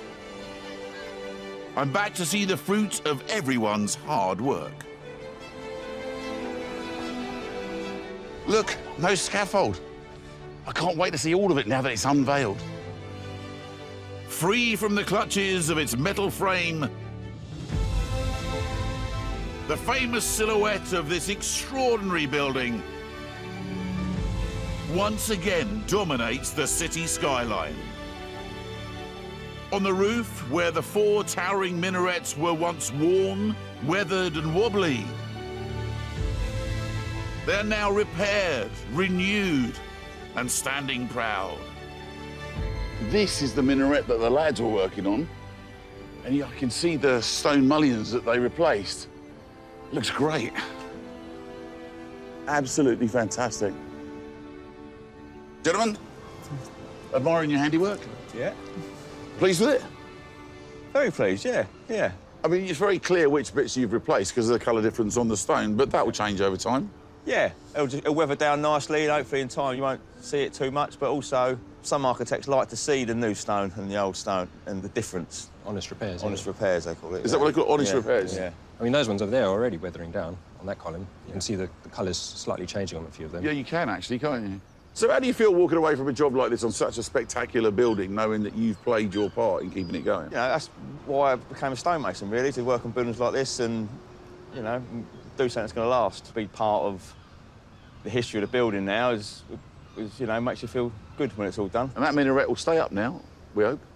We hope. Fingers crossed. Are you a little bit sad that all of your amazing work is actually so far away from the public? I mean, it's really intricate, really skilled, really important to the well-being of the building, but hardly anybody can see it. No. Unsung heroes. You should wear capes. Below the minarets, the old crumbling Jarley screen, which was on the verge of collapse, is reborn and casting perfectly sculptured shadows on the east wing once more. Jerry, Eugene, this is your first chance to get a look at your Jarley screen. You like it? Very nice, yeah. Amazing, you can't actually tell that it's made of several different blocks. 28 stones. Yeah. You just can't see it at all, can you? You pleased with the finished job? Very pleased, yes. Very nice indeed. What was the most difficult part of it, do you reckon? Starting it, really. Once you get into the rhythm of working the stones, it's OK, but it's the actual start that can be a little bit nerve-wracking. Eugene, when we first went round this, I could literally poke my finger through these stones. The sea air had absolutely destroyed it. How long till these are going to be under the same sort of damage? Oh, that is a hard one. We would hope that we wouldn't have to come back again and do it. You'd hope it would outlast your lifetime? We'd hope that. So built for a king? Yeah. Made by artisans like yourself? Yeah. Who is this palace a tribute to? Do you think it's a tribute to the Prince Regent, or is it a tribute to the people who actually put this together? I'd say it's more to the people that put it together. He was just here at a party, wasn't he? Yeah. Talking of artisans, there's one more question I have to ask. You know the bit I did? Yeah. Is that up there? It is, yeah. Is it? Yeah, it is. I genuinely thought you'd throw that away after I'd gone. No, no, it's up there. You see the centre joint running right up the middle there? Yeah. It's one of those stones. The one that's slightly off-centre? No, no. I'm joking.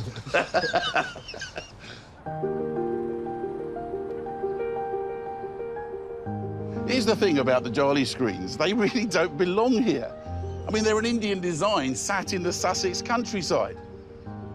They're about as likely as a cherry on a shepherd's pie, but on a day like today with the sun shining, casting shadows through the fretwork onto the walls, there's something architecturally magical about them. I think they're lovely. Once again, the exterior of this extraordinary palace is worthy of its equally incredible interior.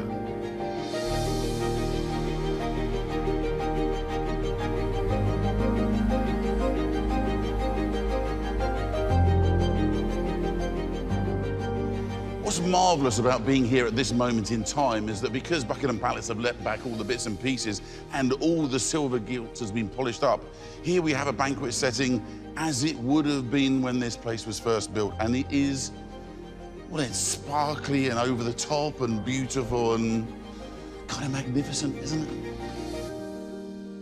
So with the state rooms gleaming again, you don't realise how much gold there is in the place as you go around until suddenly the sun comes out. Yeah, yeah, and then it absolutely glistens. what does keeper of the pavilion David Beavers see as its future? With this most recent tranche of restoration, this is getting back to how George would have known it, isn't it, in certain parts of it? Yeah, certainly this is as close as it's ever been to what it looked like in George's day. So does that mean you can put your feet up now? You don't know? Oh, no. No, there's a fourth bridge aspect to this building. It never ceases to need attention. What do you think George would have made of this, other than kicking me out for being the wrong kind of person to be in here? Well, I think he'd probably be surprised it's still here. He got bored with things very quickly, and it was the creation of a masterpiece that interested him.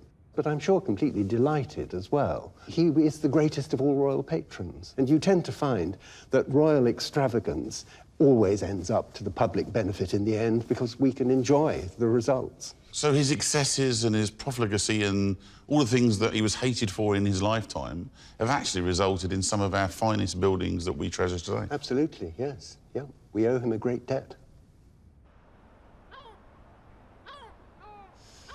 Restoring this crazy palace of pleasure was never going to be easy. I mean, it took 40 years to restore the interior alone. And despite all the great efforts and skill of the craftsmen who worked on the outside of the building this time, because of the salt air battering in and the rain and the wind, it's going to need constant attention and care. So, is it worth it? Well, all I can do is tell you this. I've been lucky enough to come here several times, and if you can find your way to Brighton to see this building, you really should, because there's not another one like it anywhere in the world. It is absolutely unique.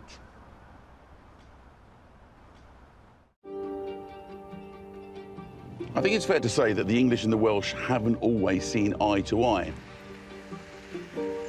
So no great surprise that the borderlands that we're driving through here are dotted with castles. But it's over 600 years since Owain Glyndŵr rose up against the English, and 500 years since Henry Tudor combined the two countries in peace. So why would you build a castle here only 200 years ago? Built in the shadow of the Malvern Hills, Eastnor certainly isn't any old castle. My word, this really is something. This Grade 1 listed building is designed to look hundreds of years older than it actually is. Today, as well as being open to the public, the castle's a go-to location for big television dramas, and you can even get married here.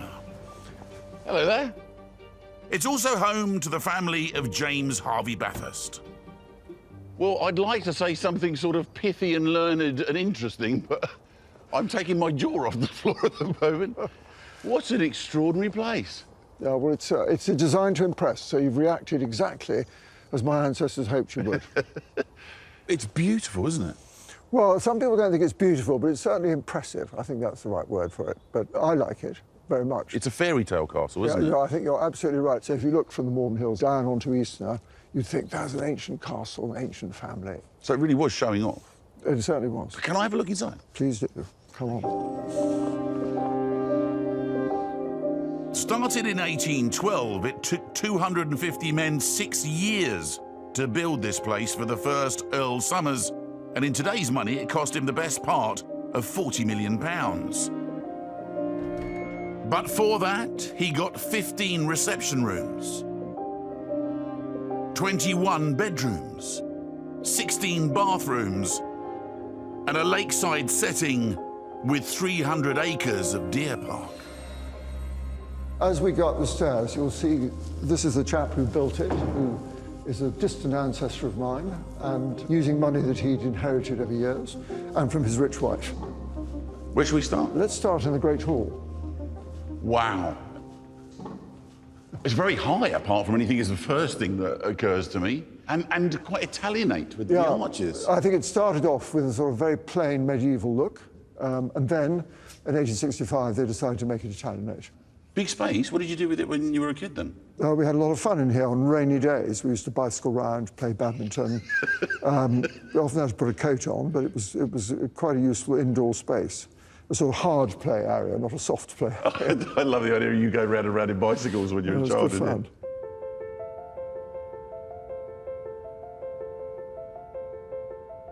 The truth of any historic building is that they're in constant need of care to prevent us losing our heritage forever. Right now, James has 3 major projects about to start. He's trying to save an ornate bridge from collapse, and 2 very special hand-painted ceilings which are flaking away. So this is the library. I was not expecting this. When you say you're having a bit of work done in here, you're having quite serious work done in here. Yeah, you can't work on the ceiling off ladders, so we had to have the scaffolding in here and take all the furniture out. The library is a jewel in the crown of Eastnor. Hidden above the 20-foot-high scaffold are 44 hand-painted panels divided by gold-gilded frames. Oh, my word, yes. Oh, this is quite something, isn't it? But first impressions are short-lived. Up close, I can see the 150-year-old paintwork is barely clinging on. If it's lost, it'll be gone forever. No, I don't. We never get close to these kind of things. They're almost too close to take in. The ceiling was painted in 1865, but time has clearly taken its toll. As I look round, various panels in quite good condition, and this one here's got a massive crack through it. Some in good, some in bad. Yeah, the one at the far end is really bad because it's under a bath, and there was a bit of a leak once. And at this end, one of the cast iron beams cracked at one point, so the ceiling sank a bit. How big a job is it? It's pretty big because it needs a lot of people. It's a team of 5 working here for 5 weeks in this room and 5 weeks in the dining room. So it's a big job. Preparation for the library ceiling repairs started 3 weeks ago, when specialist Rob Powell arrived to take down 3 enormous and very valuable chandeliers. If you put these 3 in auction with their history of here, you're probably looking well over £100,000 worth of chandeliers. So they're serious bits of equipment. The whole job of dismantling, cleaning and rehanging the 800 or so individual crystals will take 60 hours. All these will be washed, and then they'll be checked, and each one will be hung back in its position. Just trying to keep them full. If you throw them in a box... They all fall apart. They all fall apart, and you get in one heck of a mess. OK. That's fine. Removing a few chandeliers has its risks. But as the scaffolders set to work in the dining room, where there's another ceiling to restore, there's a few priceless paintings that raise the stakes to new heights. We've been told they're worth upwards of £15 million. So it's a bit apprehensive coming in here. That's why we take our time. There's reason to be nervous because things can go wrong. We do tell the insurance company, and I think they're insured too. I've seen a lot of scaffolds in my time, but none that need to be so precise.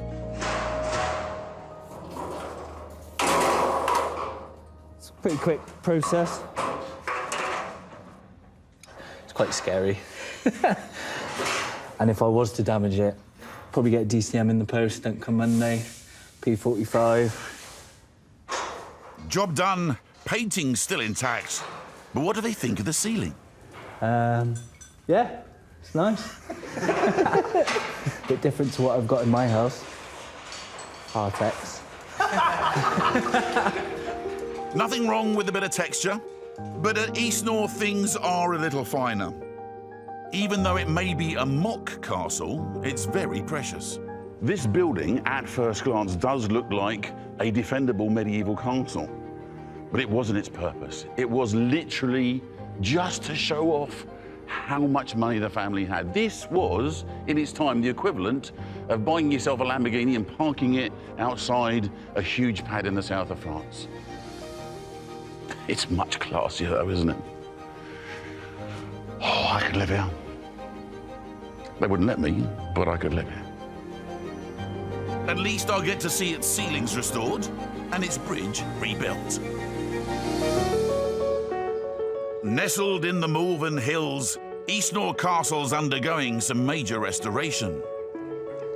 Inside, there are 2 hand-painted ceilings in danger of being lost forever. And outside, in the 40 acres of carefully designed and planted castle grounds, there are more emergency repairs about to start in what to the untrained eye looks like a wood, but is actually a collection of hundreds of specimen trees. In the 1800s, a reverend very famously said, "Blessed is he who plants a tree under whose shade he will never sit."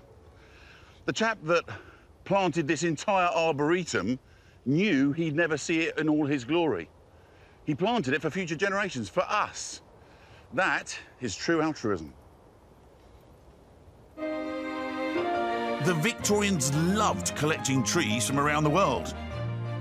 And the second Earl Somers, who especially loved cedars, created his arboretum complete with stunning vistas like these. A favourite was this one of the weir at the end of the lake,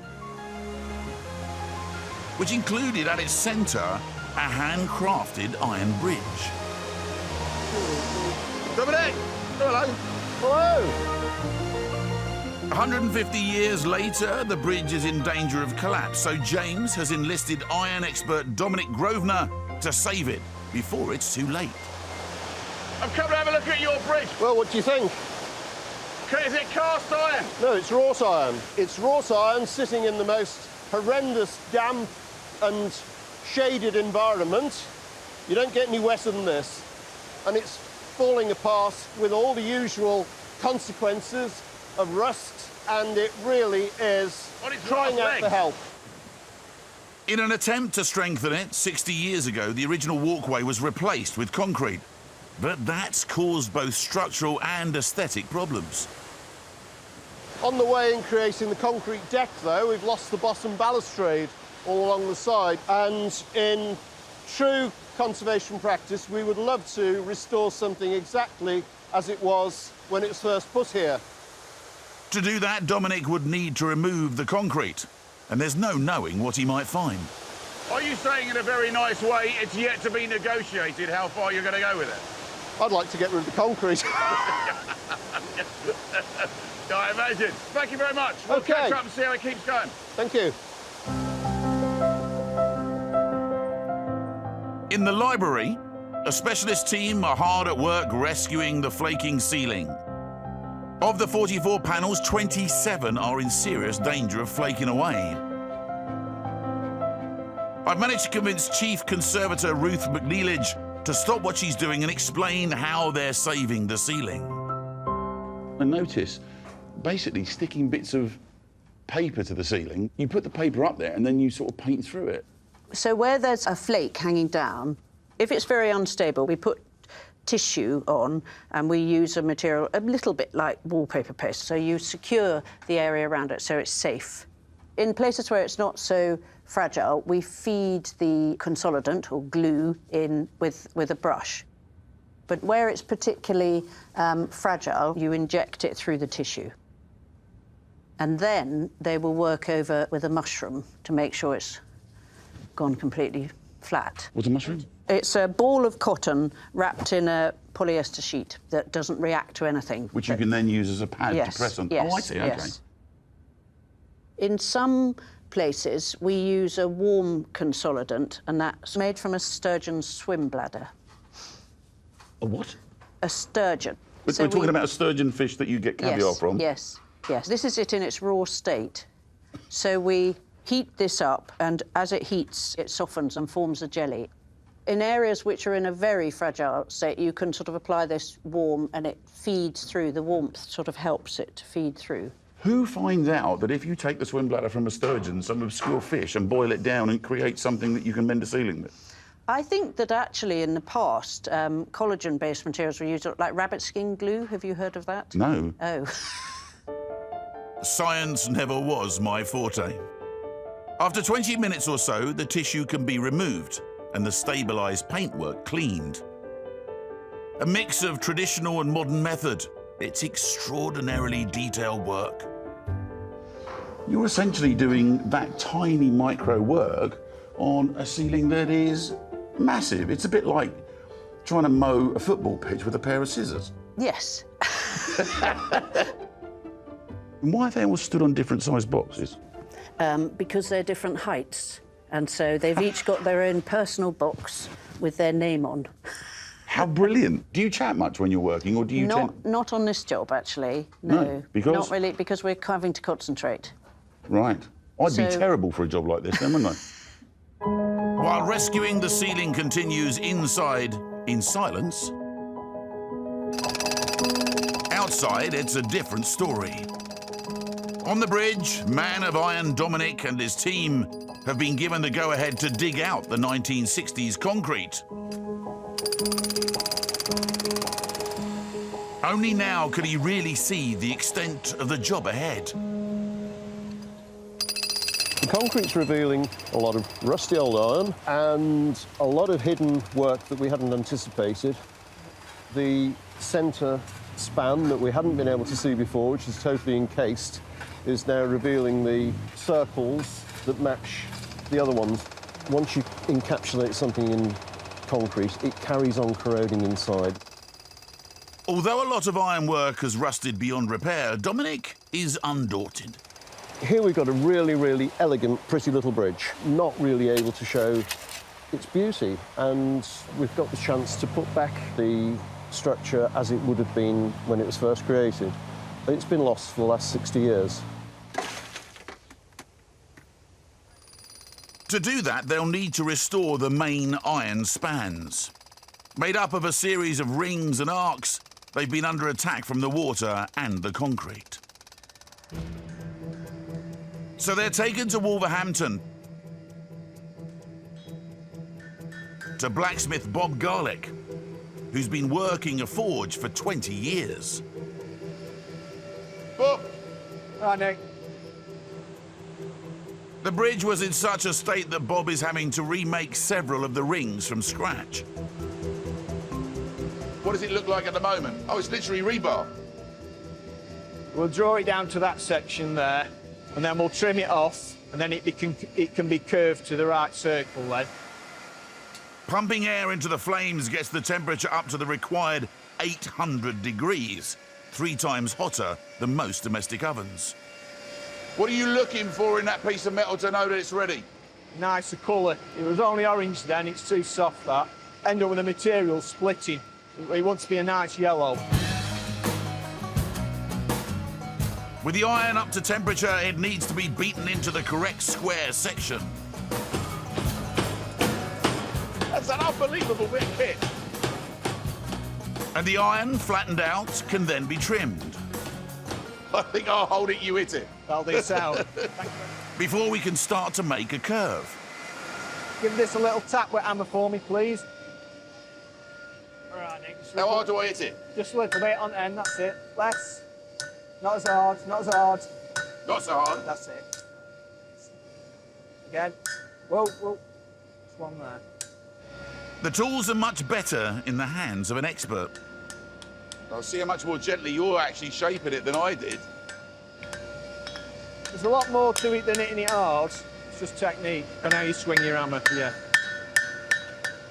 It's like any other skill, it's knowing your job, isn't it? Did you mean to put your wooden brush in the fire? No, and it's not mine either, that. I just put that out properly.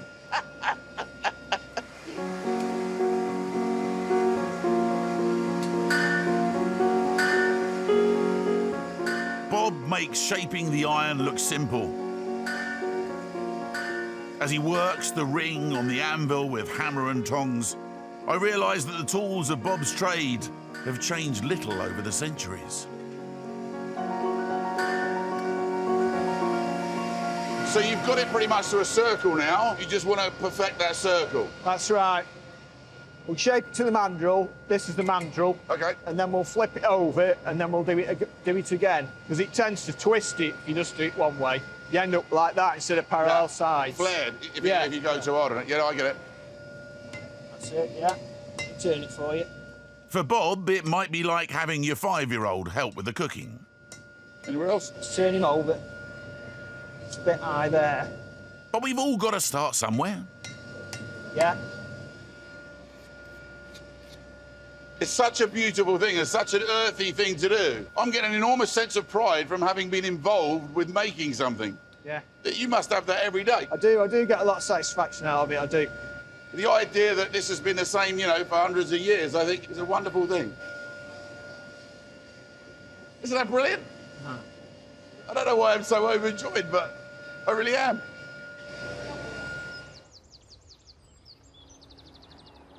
Back at the castle, more delicate work is in hand as Rob Powell cleans the £100,000 chandeliers ready to rehang. It's just a standard, non-biological washing powder.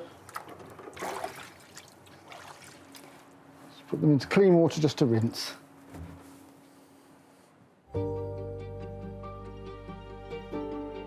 It's taken the best part of 60 hours over 6 weeks to remove, clean, and repair the chandeliers. It's just like a great big jigsaw puzzle.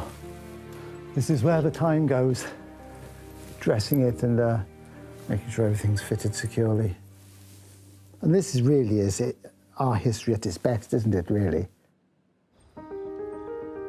With the change of the seasons comes the transformation of the library. Where a cracked and flaked ceiling sat above a dust-sheeted empty cavern, now that's become a fantastical reading room. Come in. Well, that's... that's absolutely stunning, isn't it? And the ceiling glows vibrantly overhead. It's a fantastic result. I'm really, really happy with it. Absolutely breathtaking. I actually haven't seen the ceiling without the scaffolding, and actually I haven't even seen the walls without plastic on them. But it's such a rich, beautiful room, and I mean rich in as much as sumptuous on the eye. But not too glittering, which is great. The combination together, not too blingy, but the richness of the colours and the tapestries, everything about it just really works, doesn't it? It's beautiful. Yeah. Well, it's always been my favourite room, and it is now more favourite than it was before, if that's possible. Yeah, well, this is just a joy. James and the team may have cracked the cracks here in the library, but with the dining room ceiling still to repair, some antique chairs that need a complete overhaul, and a bridge to rebuild, there's no downing tools yet. Keeping Eastnor Castle looking this grand has been a full-time occupation for James Harvey Bathurst since taking it on in 2000. Transforming cold spaces like this into sumptuous places like this. But he's not been without help. Since they married 16 years ago, James's wife Lucy has taken on the interiors, tackling anything and everything from saving priceless four-poster beds to commissioning rugs and curtains fit for a castle. Her next challenge is in one of Eastnor's finest rooms. It's nuts, isn't it? It's amazing and beautiful, but kind of crazy at the same time. So who's responsible for this? In 1849, the second Lord Somers decided to commission Pugin to redesign his drawing room. Augustus Welby Northmore Pugin was one of Britain's most important architects. You may not know his name, but you'll certainly recognise his work, which includes the Houses of Parliament. Pugin died after being committed to a mental asylum, just 3 years after designing the drawing room and pretty much everything in it.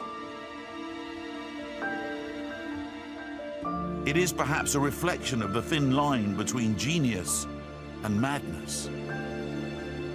It's just so elaborate.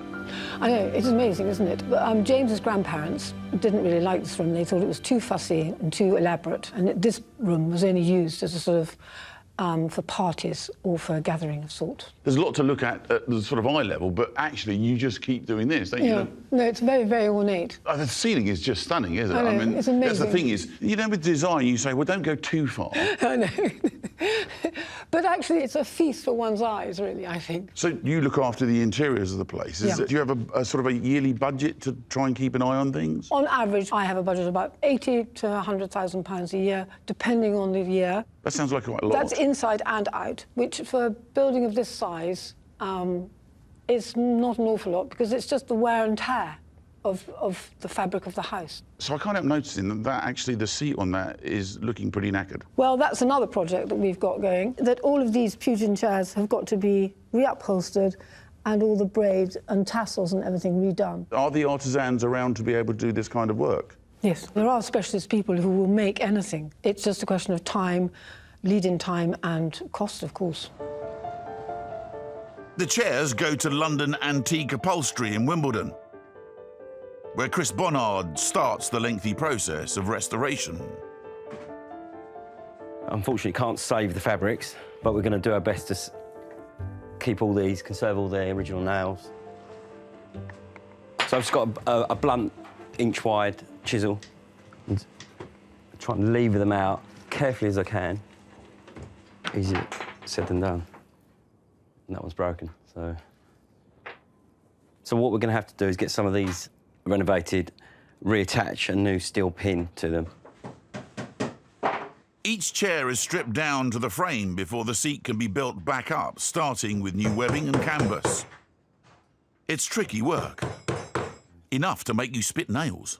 The process is to store as many tacks as you can in your mouth and then draw them out with a magnet one at a time. And that's it, and put them in. So make sure they're clean.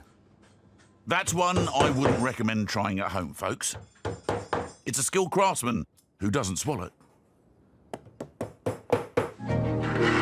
Stuffing falls to John Allchurch, who's been upholstering for 38 years. I'm just putting these ties in. These ties are to hold hair and fibre in place.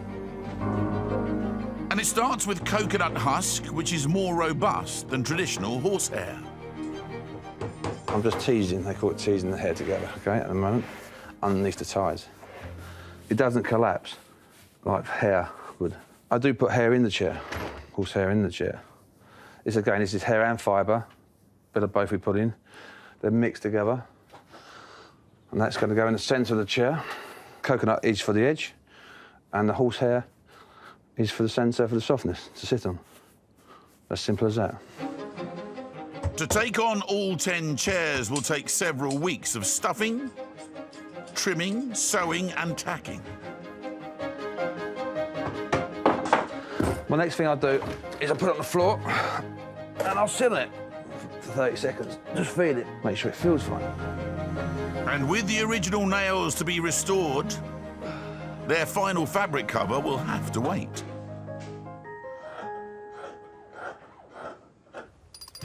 Back at the castle as work on the bridge continues, Dominic Grosvenor's made a very useful discovery. In the shadow of the castle walls, It's heavy. a ton of buried iron is being uncovered. If I have the little end and you lot have the big end. Oh, it's heavy, ain't These redundant old cast iron girders have been donated by James for us to melt back in the furnace and create some new castings for the deck plates. 1, 2, 3. Oh, don't push! Recycling at its best. Thank you now.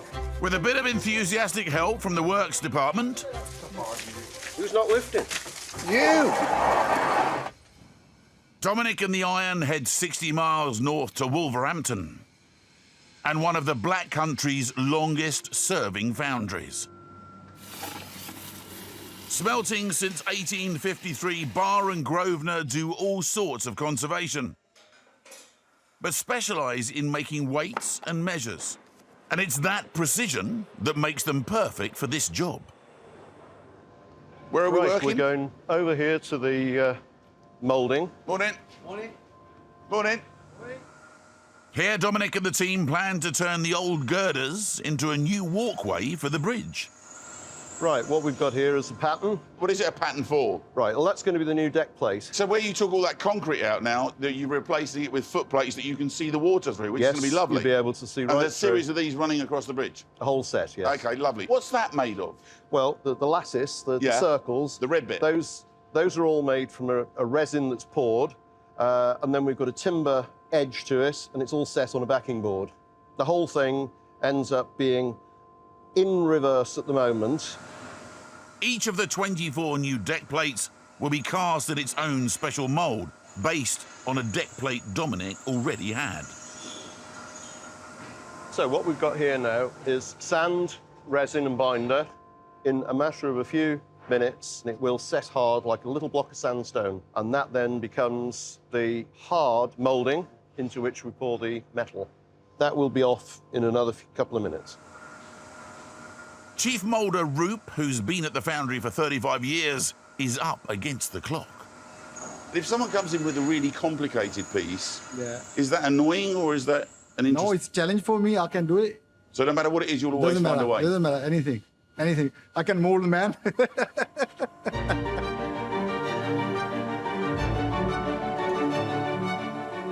Roop, you're a doer, not a chatter. No, I don't like chatty. Just as well, really, because in less than 10 minutes, the sand has hardened and the mould is ready to be opened. OK, go, Nick. That's Yep, it? Okay. That's it. Perfect. Okay. Woohoo! Now, what do you make of that? Oh, that's beautiful, isn't it? It's got every detail, hasn't it? Yeah, absolutely every detail. It's almost like plaster, like you plastered a wall. It's as solid as like finished plaster. So, and that's one half. So you need to do the same thing with the other half when it's ready, and then sandwich them together, and then you have a three-dimensional hole in which to pour the metal. Exactly.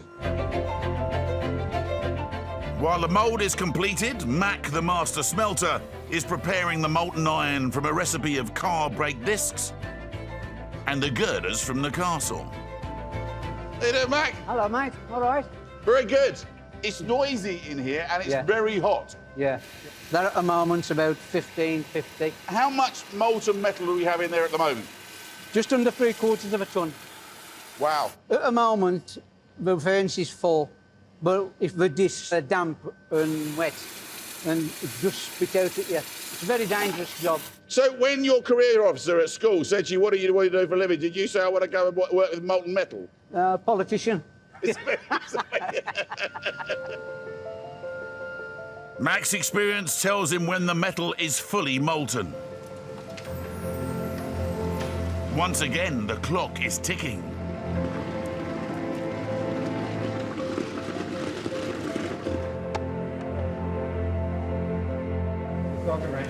Deep, you've got to go round. Hang on. Just a minute, chaps. Now. Dominic and the team have about 8 minutes to get the molten iron from the crucible into the moulds. Don't photograph this. If you look now, they're pouring into all 3 holes at the same time, so the metal spreads evenly. Okay. And then Rip shouts, that's it, when he sees it come up through the little pilot holes that you drilled. Well done, Steve. And they're done. Wish you could feel this. It's like standing in front of a massive open fire. It's so warm. I mean, it's 1,500 degrees. It's like, you know, you can't mess about with stuff like this.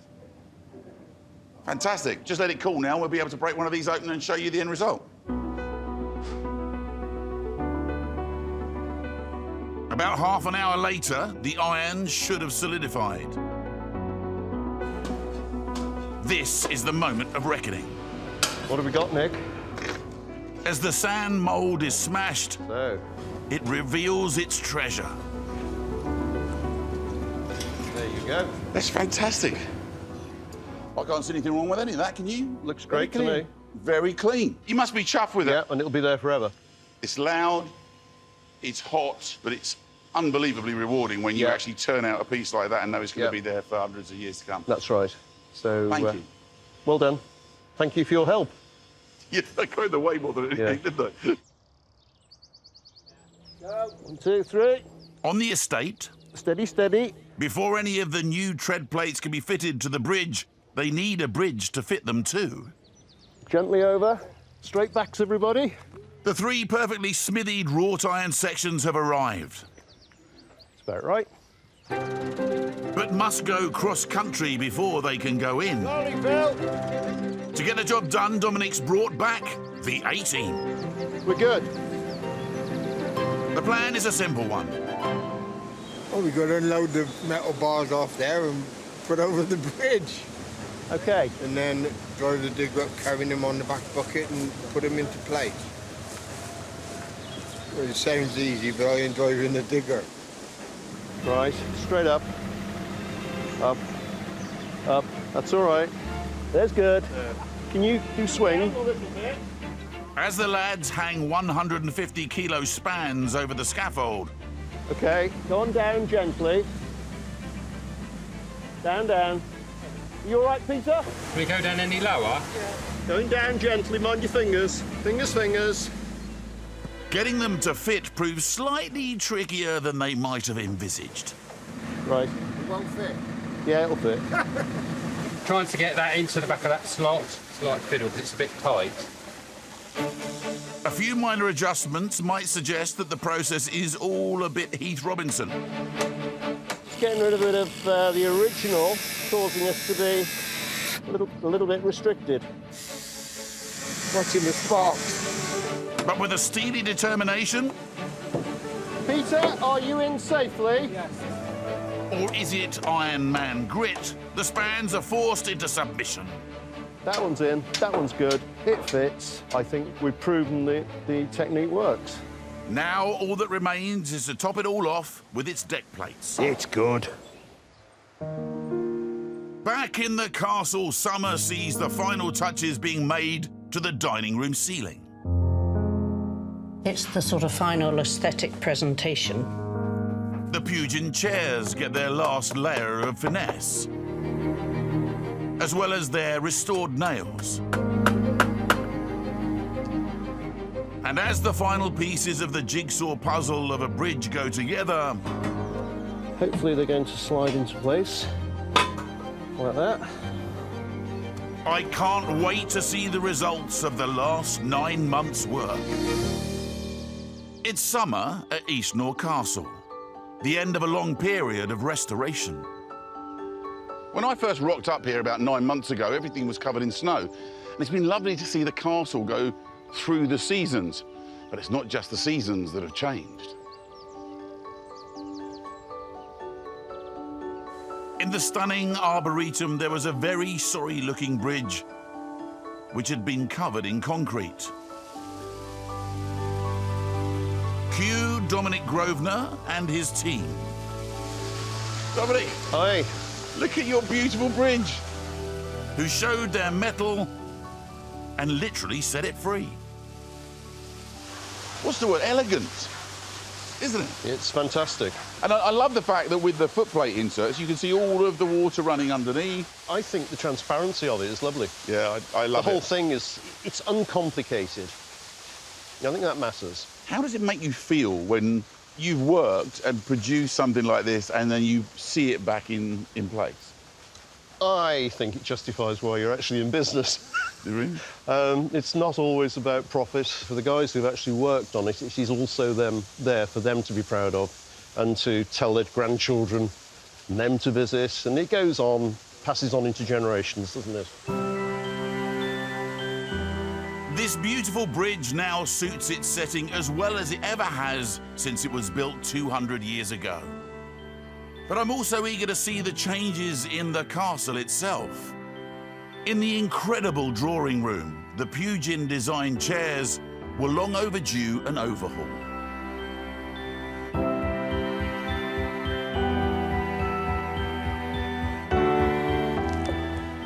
I've absolutely got to try and not be distracted by the room, which is not easy when you walk into a place like this. But important because we come back to see these amazing chairs, which look beautiful. You must be very happy with them. I am. I'm so happy with them, actually. I'm thrilled. Interesting, because they look, how can I put it, pristine, but not brand new. No, they don't. I think that's the art of choosing the right colours and the right materials, and then also getting the right upholsterer to do the work. What's the cost of renovating the 10 chairs that you have? For about £18,000. Which is, you know, is the 1,800 a chair is, you know, it's a lot of money. Mind you, having said that, if you went for cheaper material, it's not going to work in the room, really, is it? In an entirely Pavilion room? No. I think it would be incorrect, you know, and I think that these warrant the way that they've been recovered so that it's to the correct period. And hopefully they will last for another 150 years or 200 and they won't have to be touched. I think it's worth spending that amount of money, even though it's an awful lot. Doing a proper job that should last for centuries may not come cheap, but given their lifespan, beauty and historic importance, I can see how the expense could be justified. The ceilings were another challenge, and whilst the one in the library was a triumph, I've yet to see the one in the dining room. Well, that is a substantial improvement, isn't it? After 6 weeks of work, it has a new vibrancy that hasn't been seen for decades. Now with the restoration, it really pops, doesn't it? It really does. Yeah, it's fantastic. And the colours are much more vibrant as well. They are, aren't they? Yeah, absolutely. It's much more impressive as a ceiling, and a real statement ceiling as well. It certainly is, yeah. Intricate. Very beautiful, actually, isn't it? These coats of arms shows that most of the families to whom we were related, or are related. It's all about sort of establishing, demonstrating the dynasty of the family. The restorers like Ruth and her team, it's not just a job to them. The care that they bring to your ceiling, it must be very rewarding for you to see people love it so much. Well, it is. I mean, yeah, because they are passionate about what they do. For them, finishing off and transforming something which in theory should last a long time. I think it's very important. And it's nice to see that. It's also worth noting that the paintings survived their ordeal by scaffold without a single scratch. It was quite funny watching the scaffolders because they were literally putting scaffold up within inches of paintings, all absolutely terrified that they might do something. But they managed to get in and out safely. Yep. I think they thought the paintings in here were more valuable than they actually are. So that helped. So that was good. Much to the relief of the scaffolders, as well as Ruth and her team, the room now looks incredible.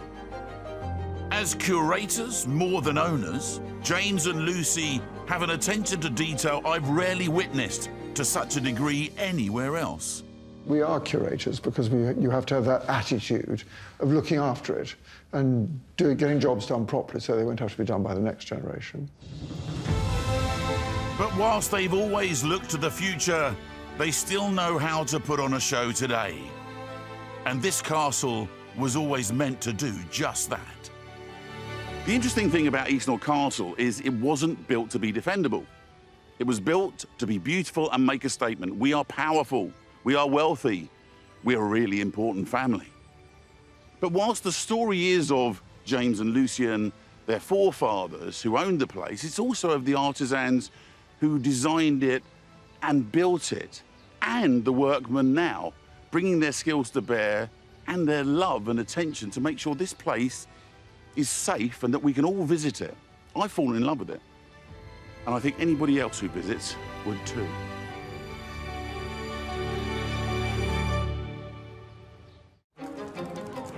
Right in the middle of Exeter is one of Britain's oldest and most magnificent cathedrals. It began life in 1114, started by Norman conquerors to show off their power. And it took the next 350 years to build. It's been at the centre of life in Exeter now for the best part of a millennium. Henry VIII's Reformation couldn't finish it off. The Puritans of the Civil War under Cromwell couldn't finish it off. And finally, Hitler's bombs couldn't flatten it either. Had a go, but couldn't finish it off. But it has had a constant enemy, the weather. Centuries of wind and rain have wreaked havoc on the place, but you still can't help being knocked sideways by its beauty and scale, especially arriving at its west front. Reverend Greener, how are you? Well, thank you. Welcome to Exeter. The Very Reverend Jonathan Greener is Exeter's Dean. Well, it's just a spectacular frontage on the place, isn't it? It's amazing, really. 700 years old, apostles at the top and kings. Of course, it was painted originally. It's only when they took the paint off that it started deteriorating. Is that right? Yes. Can we have a look inside? We can. Incredible though the entrance is, it's just the warm-up act for what awaits within. Wow.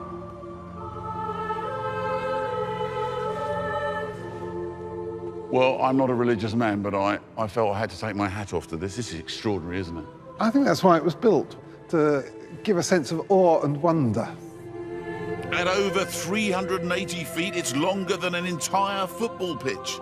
Generations of craftsmen spent their entire lives working on it. They started building at the far end, and because there's no central tower, they continued the construction, and 60 years later, they finished at this end. This is the longest vault in medieval Britain. Such attention to detail everywhere. Everything's done to lift your hearts to heaven, really. It is stunning. I can't help thinking that 800 years ago, the people coming in from the countryside, or even the people in the village, would look up at this and say, it's so impressive, this is where God lives. I think that's exactly what it's designed to do. And I think it still has something of that effect for people coming in. Presumably all the workmen that are working on this, because they're working on the cathedral, all of their sins to date would have been forgiven, wouldn't they? That's what we like to. We offer them a fast passage to heaven if they do a good job and cut the bill. That's definitely worth it. You probably get a good price then as well.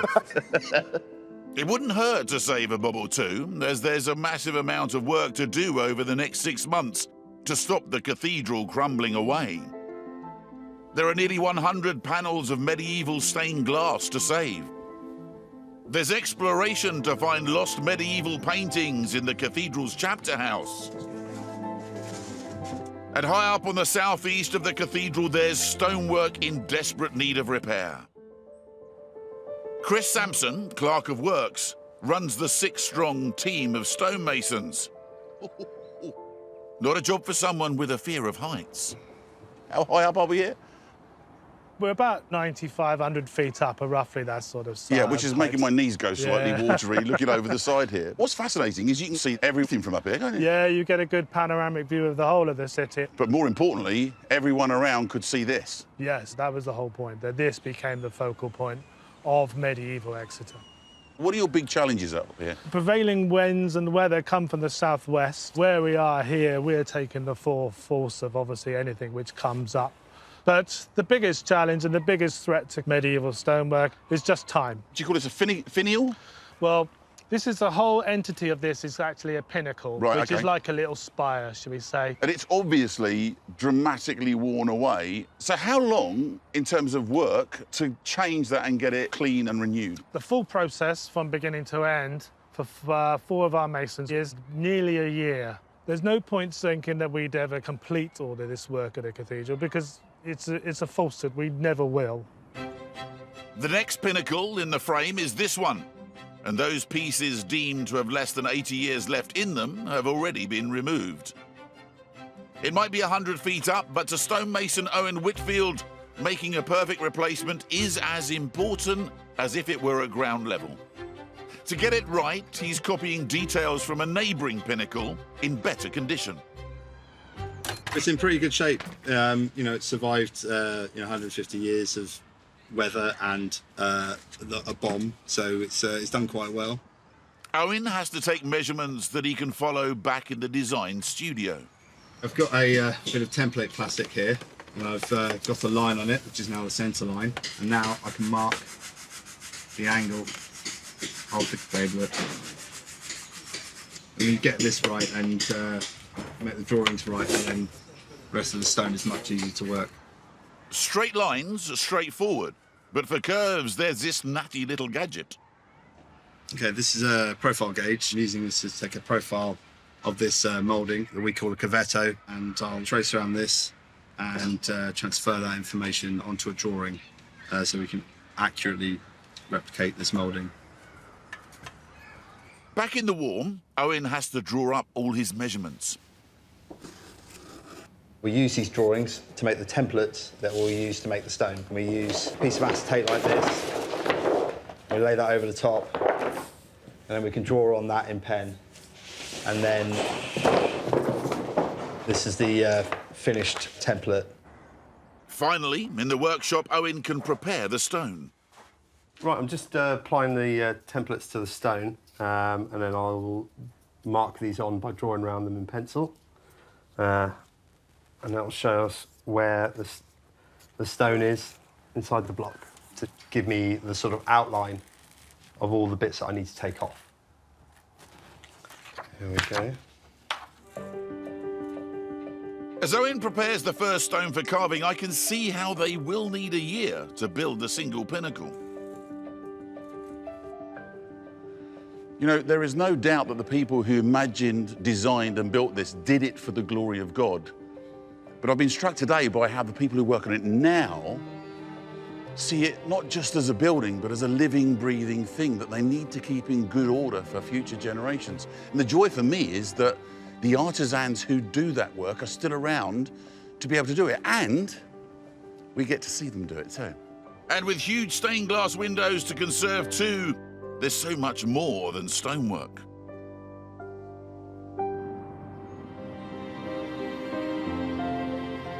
Exeter Cathedral has stood for the best part of 1,000 years, often in the face of adversity. If I'd have been unlucky enough to have been stood here at midnight on May the 4th, 1942, I would have been blown to bits. A German bomber overhead dropped a bomb which came crashing through the ceiling and exploded right here. It was in a series of raids that Hitler orchestrated using a tourist guidebook to earmark the UK's most historic cities. Exeter and its cathedral were at the top of the list. Now, it can't have been easy for the guys tasked with putting this building back together again. When King George VI visited to see how they were getting on with the renovations and the restoration, he described this as the largest jigsaw puzzle in the world. But the Exeter stonemasons stepped up to the plate and did a magnificent job. And I can introduce you to the man who was in charge of the masons, up there in the corner, a little tribute to him. His name's George Down. There he is with his flat cap. Well done, sir. Well done. It's a fitting tribute for George to be immortalised in stone. Alongside the hundreds of grotesques that cover the cathedral. Supposedly to ward off evil, stonemasons have relished carving grotesques for centuries. And today, Joe Milne has the honour of replacing one on the pinnacles. Hi, Nick. Hi, I'm really excited. I've got to tell you, it's one of those magical things that's just so amazing to watch. To make a face come out of a lump of stone. Yeah, the face is inside the stone. That's what we like to say. It is always in there to start with, and we've just got to find it and get it out. Are these gargoyles or grotesques? Because I'm never sure of the difference. These are actually grotesques. A gargoyle usually has a water spout coming out of its mouth. Talk me through the process. So this is the clay version that you've made? That's right. I could then use this clay model to kind of take some measurements across from to the stone to help me carve it. So, you know, I use some calipers to sort of measure things like the width of the nose or the distance between the eyes. I then carry that over. What tools are you using at the moment? Right now, I'm just using a selection of smaller chisels to work out some of the rough details. I'm not really looking to carve anything too fine yet. I'm just trying to find all the high points and get a general shape so you can start seeing the face coming out the front here. So how do you get the finish? Because obviously the end finish is very polished. Do you sand it or what do you do with it? Well, I'll use something like one of these tools, which is called a riffler, and that's just used like a rasp would be on wood, and you can use that to take out some of the tool marks and leave it with a bit of a smoother, finer finish. It's an amazing thing that you're making something that's going to go up on this cathedral. You know, the ones that have been up there since 1340, and there's no reason why yours shouldn't be up there for another 400, 500, 600 years. I hope so. That's what we aim for. But like it to be there long enough so that when I'm old, I can point up there and say that's one that I made. Nothing's quick in masonry.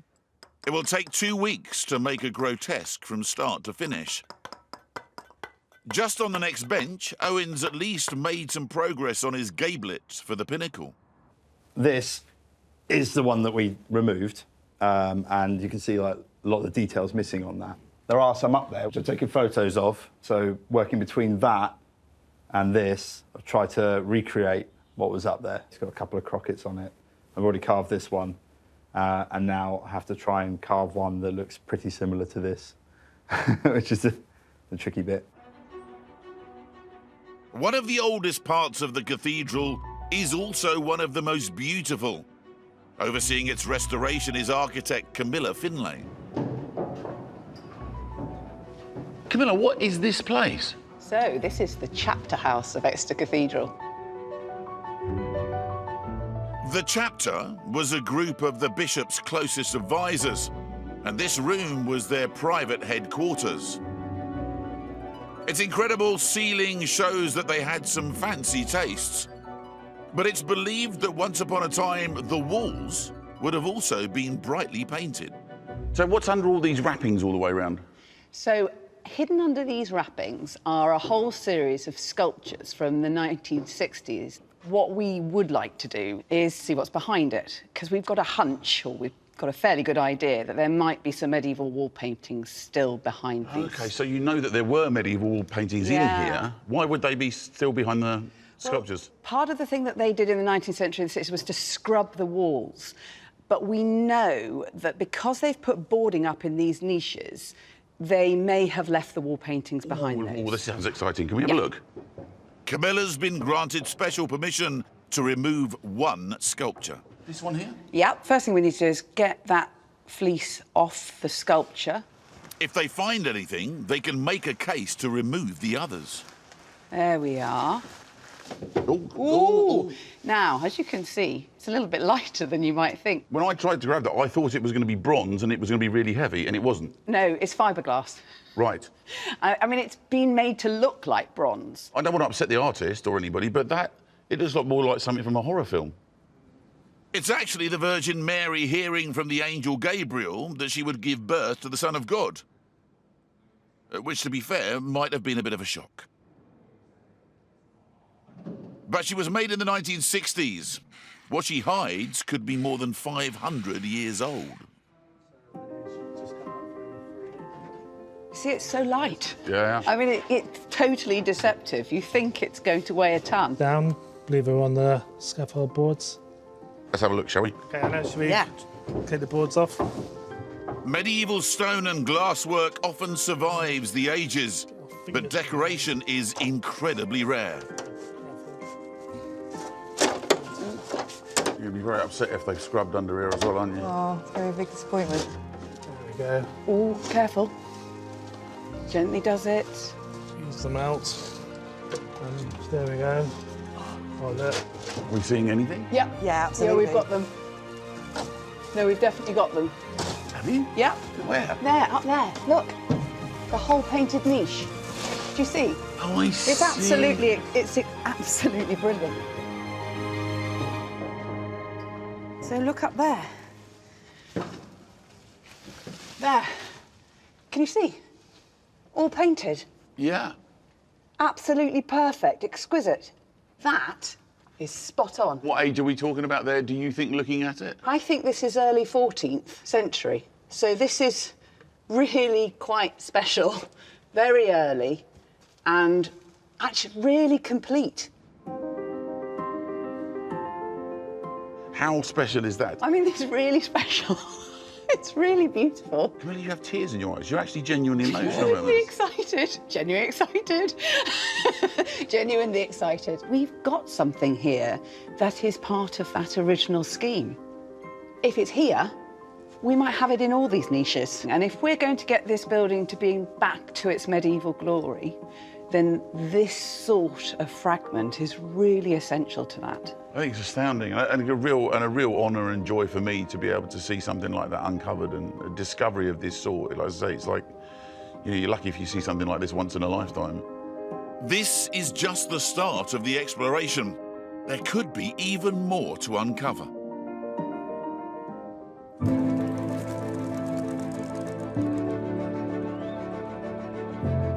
This is the west front of Exeter Cathedral. Experts say it's one of the greatest architectural achievements of medieval England. It's covered in 87 intricately carved characters, which, let's face it, look to have seen better days. Ready when you are, Matt? Okie doke, up we go. Every 5 years, archaeologist John Allen inspects the stonework so essential conservation can be done.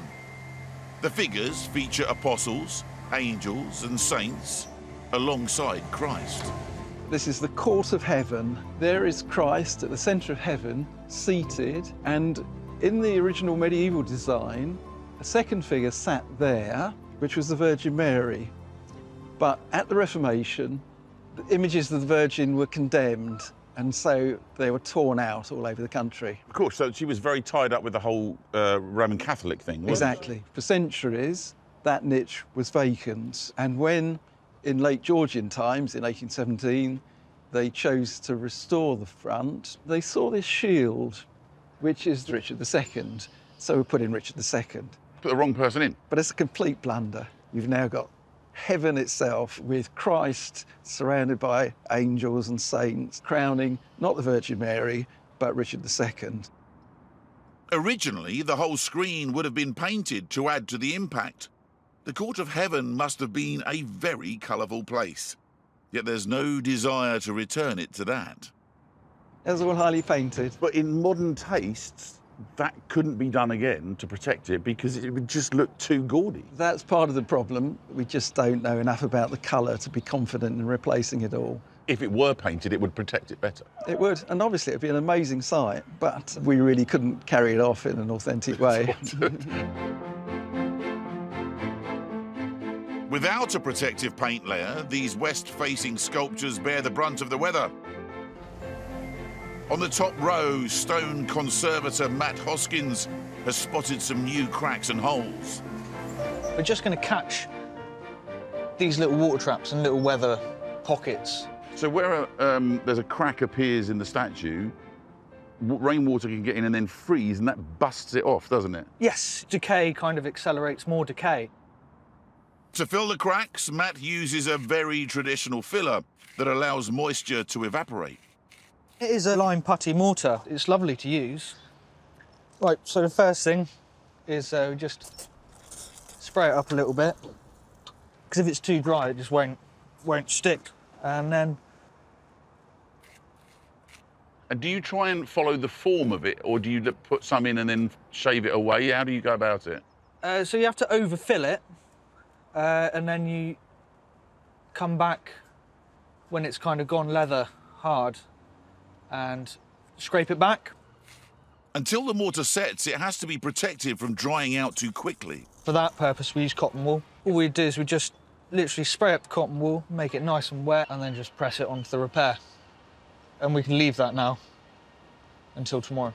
So that's why when I arrived today, there's this little piece, it looked like from a distance like a seagull that had a very bad incident all over it. But in actual fact, it's cotton wool, and it's doing the job that you would do like on your bedding plants in the spring when you want to keep the frost off them. You put like Hessian or something over the top just to keep it protected from that frost. Yeah, it's exactly the same thing.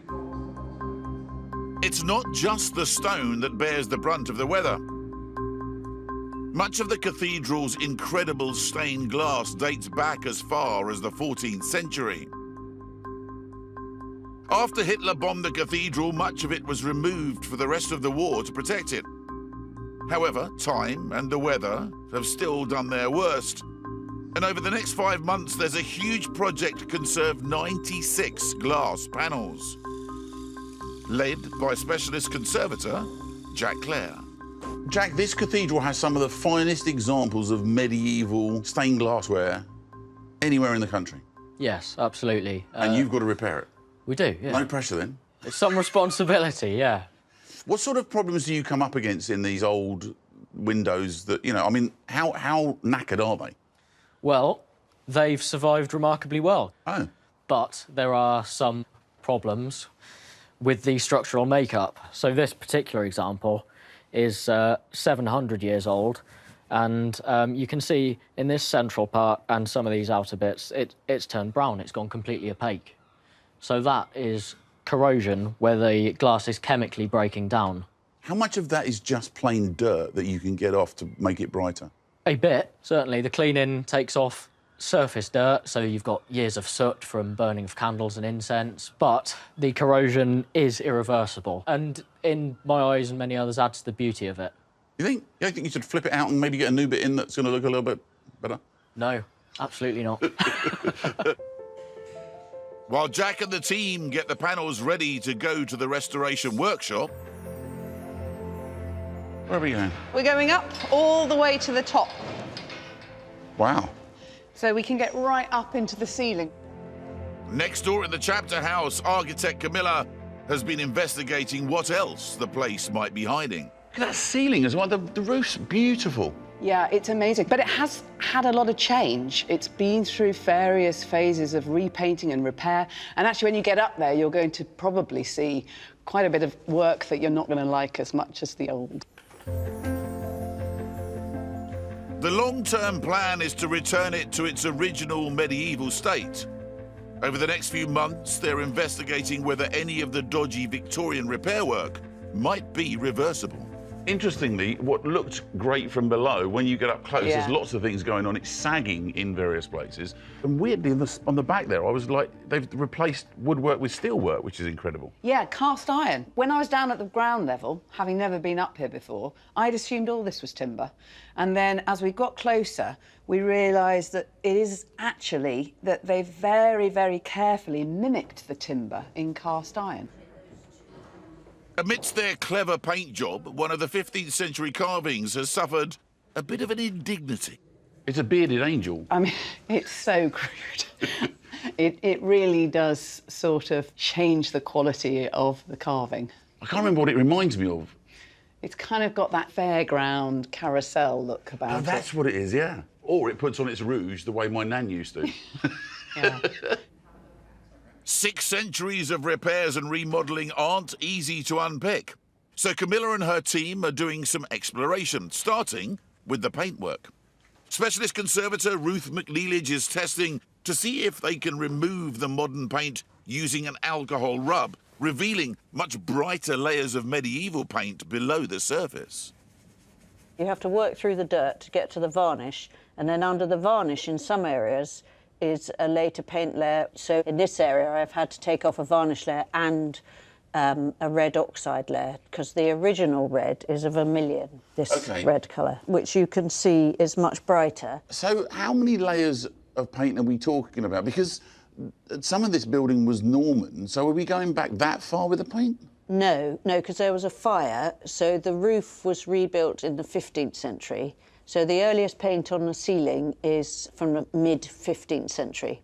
So what's the most recent painting that's gone on up here? We can tell it's 20th century from the pigments in the analysis. So they use titanium dioxide, which you only get in the 20th century. So that's why analysis is very useful, because you can actually date the paint layers from it as well. Is that angel supposed to look like that? No, I don't think so. I don't know if that was someone just having fun with a brush. Not quite sure. 70 miles north at the Holywell Glass Studio, the 96 panels of medieval stained glass have arrived, and Jack's team of specialists form a sort of medieval conveyor belt. It starts with Claire, expert window cleaner. This medieval glass, the paint is very fragile, so the skill is to clean the glass, remove the dirt without removing any of the paint. So I'll start using a 50-50 solution of acetone and deionized water, and with a cotton swab I'll just roll across the surface of the glass. This allows me to remove surface dirt without damaging any of the paint layers. Claire also removes the excess putty that would have held each piece in their lead frames, which, though they've been repaired several times in the past, now need to be remade by Sarah, sort of chief jigsaw maker. They were leaded before, late 19th, early 20th century probably. In the middle, the lead is still in quite good condition, so it doesn't need replacing. But the outside, the bigger sections, had started to distort. That involves a bit more work to get the pieces to line up properly when you've got old lead and new lead coming together. Stained glass is traditionally held together with lead, as it's soft enough to bend around intricate glass shapes. This is what we use, a H-section lead, and as you can see, it's very malleable. You can bend it with your fingers. So that bends the shapes in. Then we use a knife to cut through the lead. Sharp knife. And I just make lots of intricate cuts until the piece fits back. So then we use the horseshoe nails to pin the piece of glass and lead in place. The next job is to solder it all together, which falls to Connor here, and Gemma.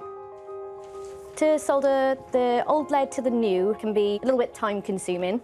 The older lead in this panel is oxidized and dark, so to prep it ready for soldering again, we need bright new metal. So you take the top layer off. We can do that with a wire brush or the aid of a blade to bring it back bright. The solder rod melts onto the hot iron and is spread onto the joins, holding everything together. We use a gas iron with a copper piece for the soldering tip. It's got to be a good solder joint, otherwise everyone will know. Many an eyebrow has been lost doing this job. And my fringe, that's why I don't have a fringe anymore. Just get closer and closer to the panel as I'm working along. The team will have spent 4 months in the workshop, cleaning, pinning, and soldering the 96 panels before taking photos to record their work for future conservators. This is one of the final stages of our work. We'd hope to set these panels up for decades, if not a century or more to come. These panels are basically ready to go back into their rightful home. And soon I'll get to see them in place, as no one in generations has ever seen them before. At Exeter Cathedral, the past 6 months has seen a surge of activity to save its unique medieval windows and much of its stonework.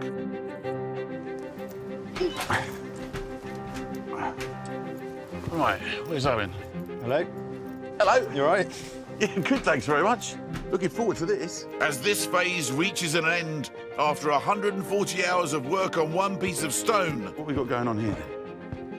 Owen finally gets to fit his new gablet. I'm going to let you put it on yourself. Let me put the stone on? Yeah. Really? Yeah. You sure? It's not too hard.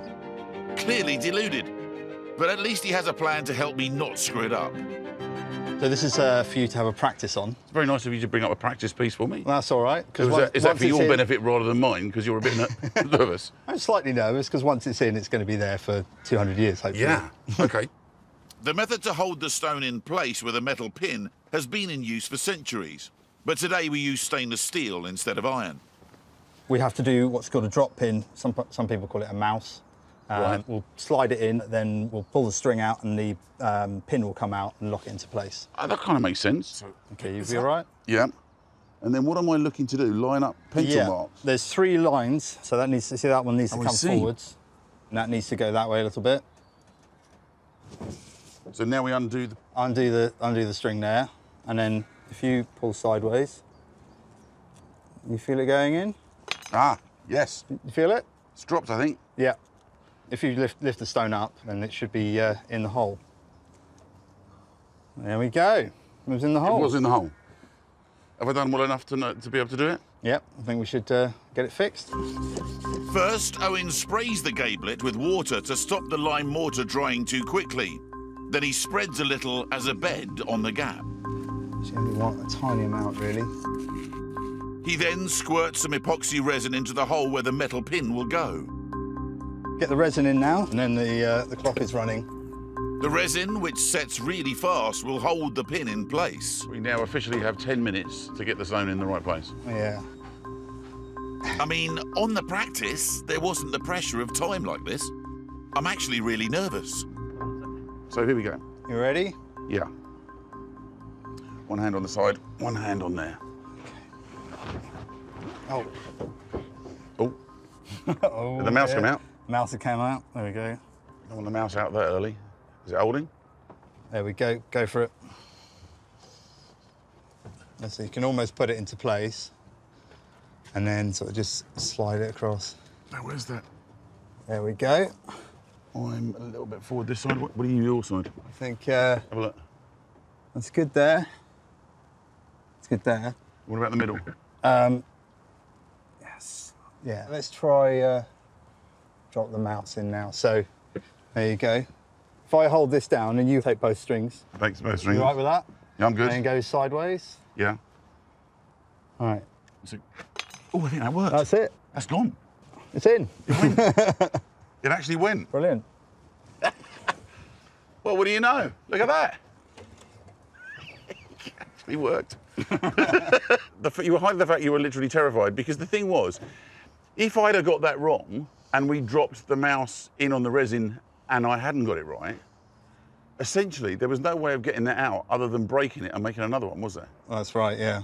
Because it's pinned and held and there's no way of getting the pin back out now. That's right, yeah. So that really was get this wrong, and all of that 140 hours was up the swanning. Yeah. Wow. Well, thanks for not getting it wrong.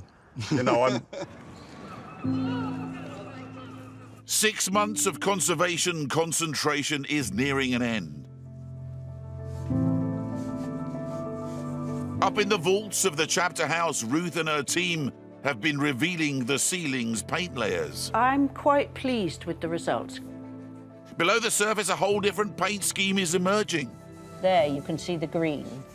And even the unfortunate angel gets a much-needed makeover.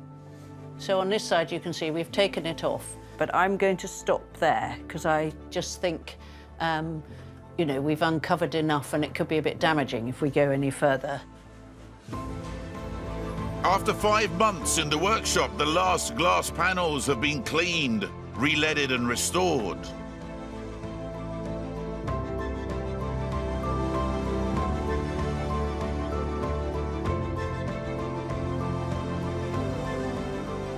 Now they are being returned to be put back in place. Is this a nervous moment? Yes. Does it help me talking to you? Yes.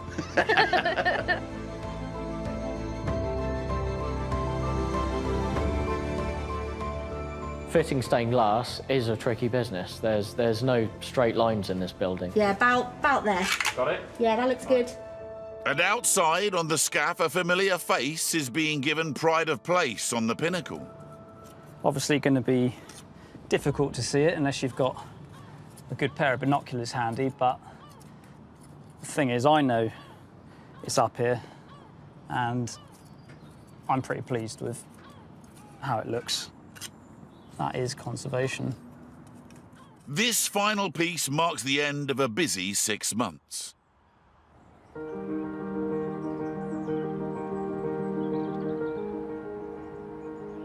The thing I like about coming down to Exeter in Devon is that life moves a little bit more slowly here.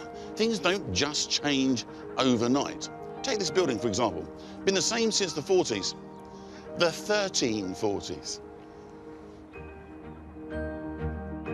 Quiet once again, you'd hardly know so much work had taken place. And though work will never really end, it's occasionally nice to bask in the reflective glory of a job well done. Something Jack and Gemma rarely get to do. And seeing it complete for the first time myself... Well, if you're going to look at a stained glass window, you want to do it on a day like today, don't you? Let's just say it certainly doesn't disappoint. It's beautiful. This is it. It's the light that gives stained glass its beauty. The sun is streaming in and you're getting all these beautiful colours through your work.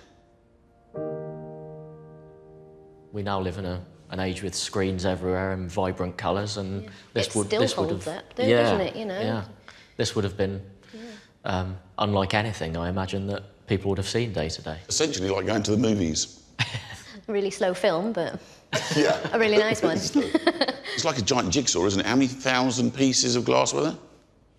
Roughly 12,000. You mean roughly? You like lost the odd one and like... No, we don't count each bit, but I think we've re-leaded around 70% of what was there, and we've managed to preserve the other 30. Well, I think it's a beautiful, beautiful thing. It is, and because so much of it has been lost, it makes what survives that little bit more special as well. There's not much, so it's really worth preserving. All the glass now shines. My goodness, doesn't it shine? But what of the 700-year-old piece that looked like it was beyond repair? So where's this bit of glass that you were handling before? That's that one, isn't it? Up on the right, yeah. If you remember, that central piece was completely opaque. Yeah. So now we've brought some of the light back through it, which is a real treat. Well, you couldn't see any of that, could you? It was black. Exactly, yeah. There was a really heavy layer of soot and grime on the surface, so these were really rewarding to get the grime off and clean up nicely. Far more vibrant and, yeah, a real treat. Why am I asking, are you religious? I'm not, no. It doesn't take away anything from what we work on. I feel a great sense of peace when I come into buildings like this, and I can only imagine when they were built how wonderful it must have been to come inside and see how glorious it was. I know how I feel about it now and the modern world we live in, but it's definitely still magical, isn't it? The windows will gleam for several centuries yet, if future generations treat them with the same respect. The chapter house I've never seen without its scaffold. But after months of rediscovering medieval paintwork, I finally get to see what an incredible place it is. Oh, Camilla, this has changed a bit, hasn't it? It's coming along. Wow, It's look, all nearly the there. scaffolds gone. You can see the size of the place. You've got lovely acoustics. Look. I know my singing's not very good, but what a great space to do stuff in. It is. It's a fantastic space. Because I noticed that the 70 sculptures are still up. Yes, they are. We still haven't had the opportunity to expose what's behind them and find out if we've got more medieval paintings behind each one. And that's the next thing I really want to do. Tell me about the roof, because I can see the patches where the test cleaning actually happened, can't you? Yeah, sometimes when you do test cleaning, you spend weeks and weeks of time doing all this cleaning and the result is minute. But actually, here, we've got a real difference. You can see where Ruth and her team revealed quite a lot of the original paint scheme.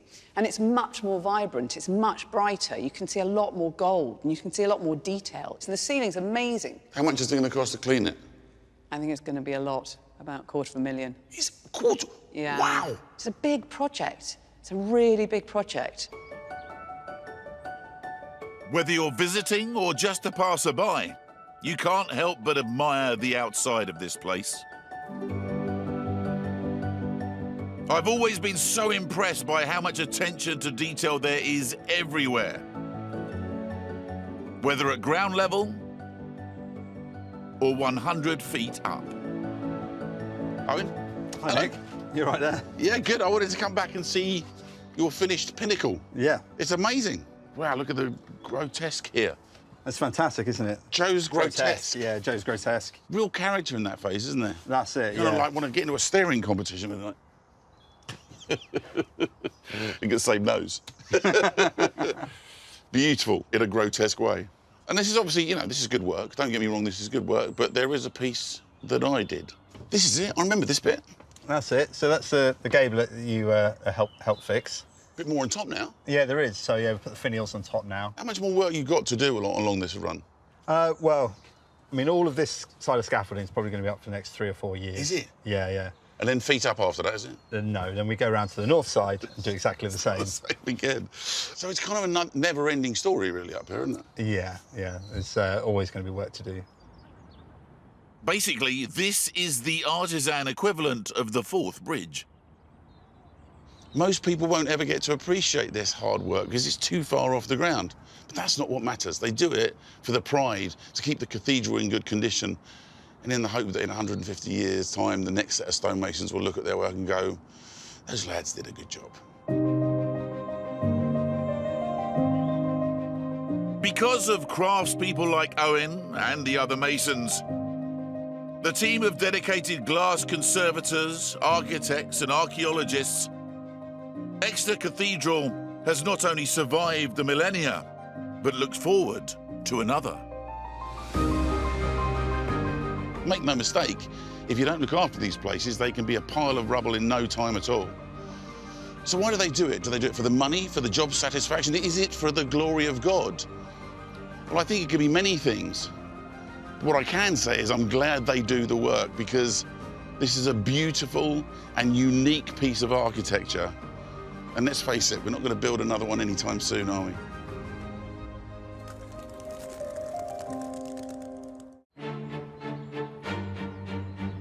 When your home has been in the family for more than 600 years, you understand that there's an expectation that you will hand on that home to the next generation reasonably intact. You're not so much the owner as the custodian of the property. But what do you do if your home is a castle and it's crumbling away? This is no fairy tale, it's real life. Because on the River Exe in the rolling Devon countryside, one of our oldest aristocratic families, the Courtenays, has their medieval seat. Powderham Castle. Absolutely stunning, isn't it? Nestled in 200 acres of parkland, Powderham Castle was built in 1390, with bits being added on right up until Victorian times, making a maze of interlocking halls and towers.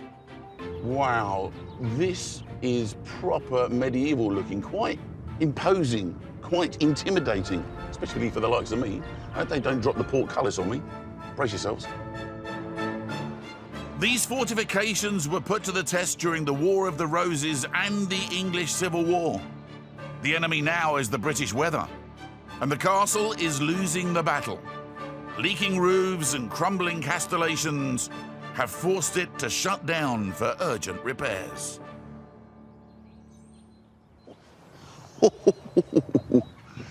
Well, someone's in because the flag's flying. Charles Courtney, 19th Earl of Devon. You're supposed to call him your lordship, although I'm reliably informed he likes to be called Charles.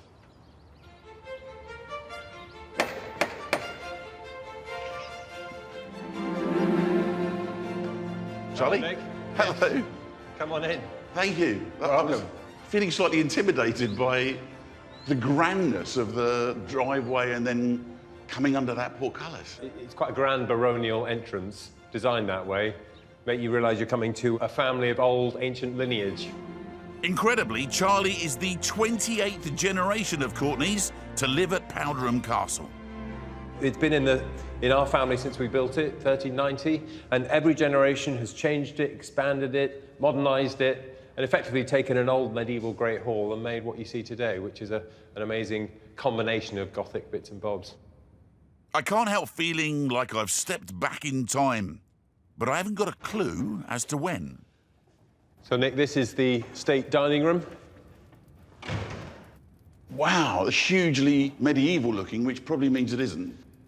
Yeah, this is the modern extension. It's the newest room in the house, built in the 1840s. The coats of arms down the wall tell effectively a family tree and tells the story of every sort of husband and wife since 1,000 years ago. And these big ones over the fire, is one of those yours? That is the Earl of Devon's coat of arms, so that's my coat of arms, same as the flag on top of the cask. Charlie grew up at Powderham Castle, and it's always played a huge part in his life. 6 years ago, he took over the running of the estate with his 2 children and his wife, American actress A.J. Langer, who left her Hollywood days behind to become the Countess of Devon. So we met in a bar in Las Vegas, and she had no idea about Powderham, and I made sure she had no idea about Powderham until I drove her up the drive. And it was something I'd always wanted to do, to meet someone, fall in love with someone, but not it be about Powderham and the earldom and all the rest, but it be about me. And so when she first showed up here, she had no idea what was happening. What did she say? She was a bit horrified, and I think she still is to this day. That's amazing. You can understand her surprise. Walking through Powderham Castle is a tour through 6 centuries of our finest craftsmanship. Take the Georgian staircase with its beautiful and intricate plasterwork. It's an amazing space, and it was all done by local craftsmen as well. Was it really? Yes. Each moulding was hand-shaped from a mix of lime and cow dung, and it took 3 men 3 years to do. Great place to hold a party, though. You can imagine the Countess in her grand finery sweeping down everybody. Yeah, you see all the grand paintings of the ladies in their fine silk ball gowns, and this staircase was almost a fashion runway for them. Everything about Powderham was designed to wow, and each room is more surprising than the last. So this is the ante-room. Very lovely it is too. Bit dark in the middle of the day. It's a bit dark, but then if you want some light, you can just open the window. That's amazing. It seems the Courtneys have always loved surprises as much as grandeur.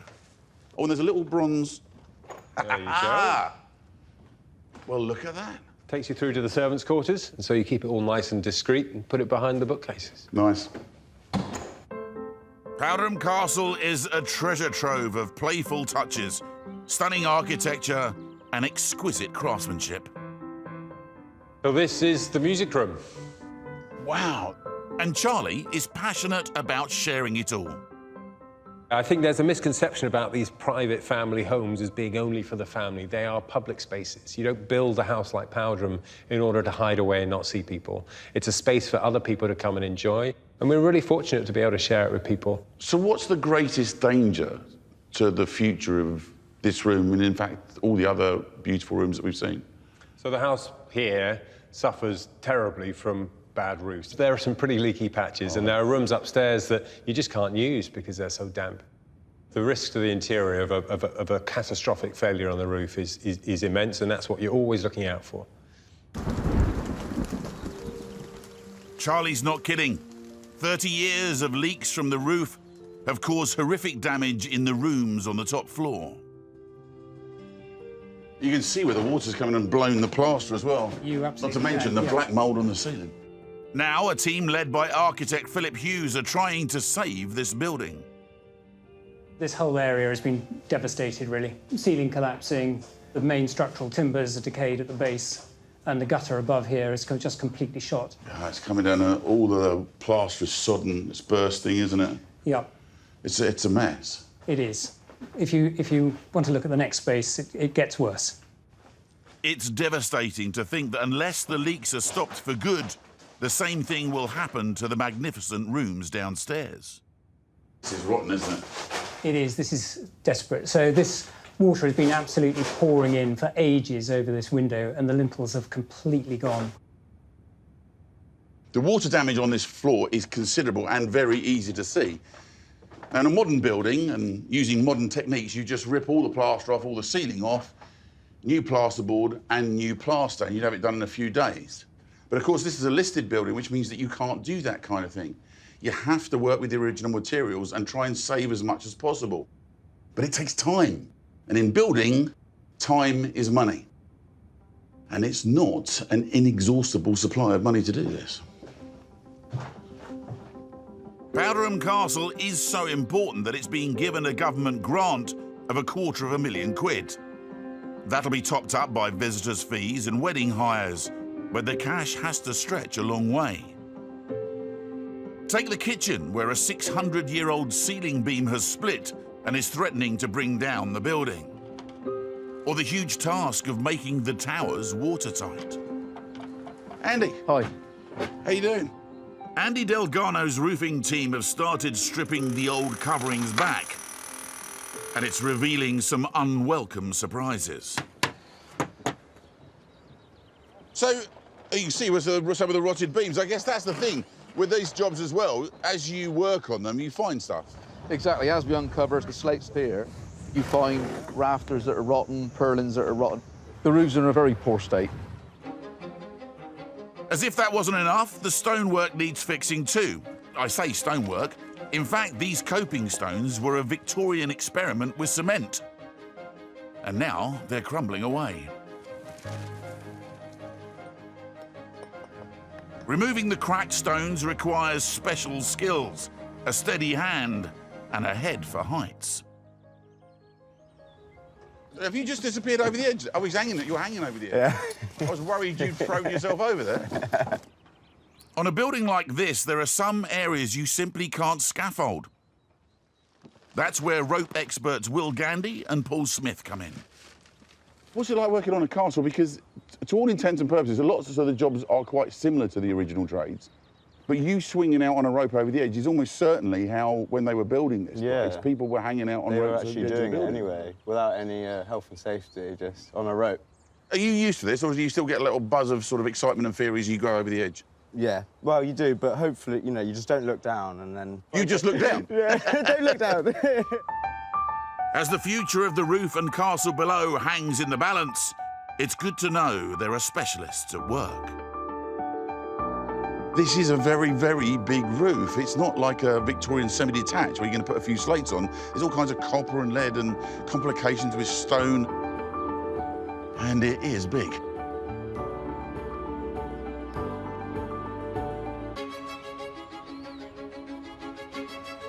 Powderham Castle in Devon started life as a modest medieval manor house.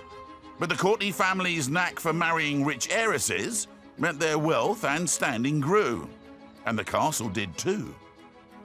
With over 100 exquisitely decorated rooms and a 200-acre deer park, this is not your average family home.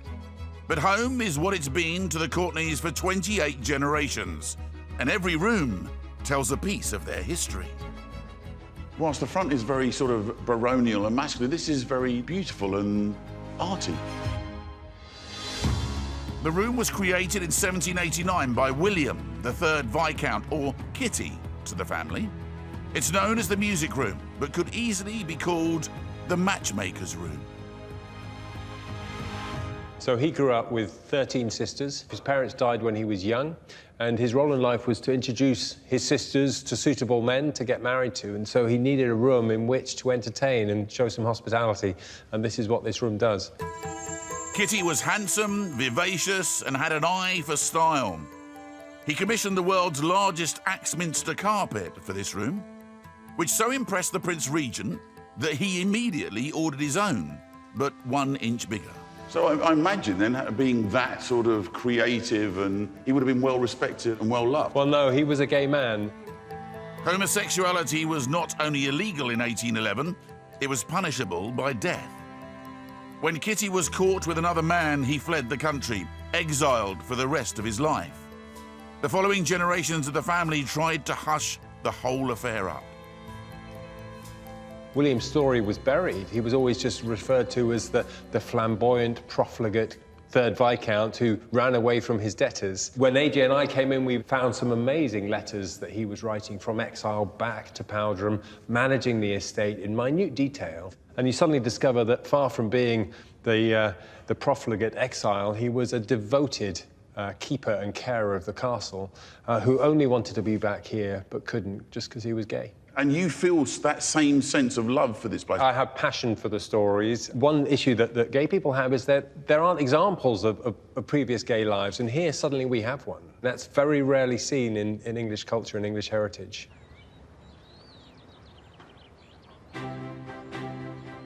It makes the job of saving Powderham even more important to Charlie.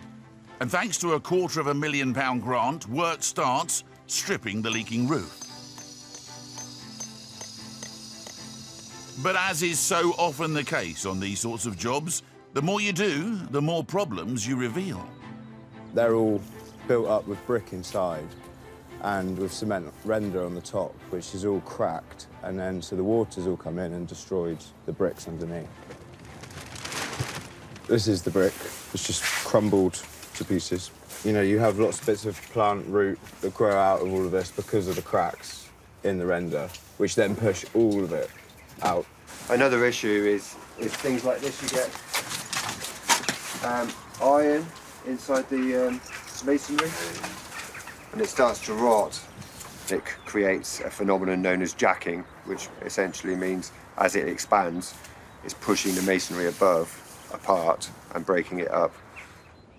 All the render on this tower has to come off too, so the brickwork can be repaired. In the meantime, 200 miles away in Derbyshire, the new coping stones are being cast, overseen by Joe Wheatcroft. So for the project, I think there's around 130 stones required, and all stones are different. I don't think there's two the same. The stones are made by wet concrete being poured into a bespoke mould. So 130 different stones means 130 different moulds. The mould makers are really hard to find. It's something in their mentality. They've got to almost imagine a negative and manufacture the negative as a mould before we can then cast that stone as the positive. I couldn't do that. It's a difficult thing to get your head around. The mould makers use birch ply and wood filler to build the inverse of the shape they need. It's got to be exact, or the finished stones won't line up on the building. So we've got to make sure every face is perfect, and without a good mould, you're never going to have a perfect stone. It takes a lot of practice and a lot of time. Next is a plywood partition to set the length, silicone sealant to make the edge nice and neat, and oil to stop the concrete sticking to the mould. Then they're filled with concrete and left to set overnight. The next morning, the moulds are broken open to reveal the new stone. That's about unit number 48, I think. Satisfying. The last stage is a hose down with an acid wash to clean the stone and give a textured finish. It brings all your aggregates out, makes it gleam, sparkle. To see something come to life from a mix of products that gives you that look of natural stone, it's fantastic. I go around cities and touching stone and feeling stone. I get told off quite a lot by my wife for doing that. Once it's in you, you just love it. After 250 man-hours, the stones are ready to begin their journey to Powderham Castle, all 20 tons of them. At the height of its Georgian splendour, Powderham was listed as having 42 domestic servants.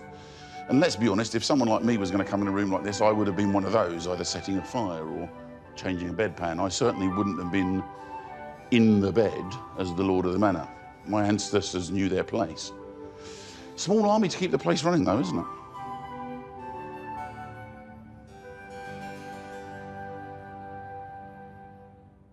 The castle kitchens don't have any servants in today, but there is a heritage manager, Derry Tideman, who's taking me to see another of the castle's major problems. Oh, I see what you mean about the ceiling. Oh, my word, that beam is in half. Literally, it's split in the middle. That's a lot of weight, a lot of damage over a lot of time to break a beam that's that big and strong. This beam is holding up 4 stories above us that are now relying on these scaffolds. That's quite scary. We try not to think about that. Thankfully, the split was discovered before giving way and bringing 4 stories of masonry with it. The challenge now is to create a 30-foot-long bespoke steel support that will curve with the beam, taking the weight of everything above and stopping it dropping any further. Is there enough money in this current grant to be able to do all these things that you want to do? No, never. But we will find a way. We will get this room finished this year. I'm going to hold you to that. Me and Charlie having a scone and a cup of tea in here, baked in this range. But there's a lot of work to be done before then, including up on the roof, where there's some pretty fancy copper work going on, which requires specialists like Nathan Prince. As far as hard metals go, copper's the nicest to work with. You can actually dress it and tap it around more. It looks nicer, generally handles better, and it's easier to work with. Nathan and the team shape the copper inside a timber frame so that super straight folds can be made at the edges. Of course, it won't always be this shiny. It'll go to a very dull brown, and that happens quite quickly, and then after a long period of time, decades, it ends up going faded green. After platinum, gold and silver, copper is the least reactive metal, perfect for withstanding the elements. This could be here for easily 150, 200 years.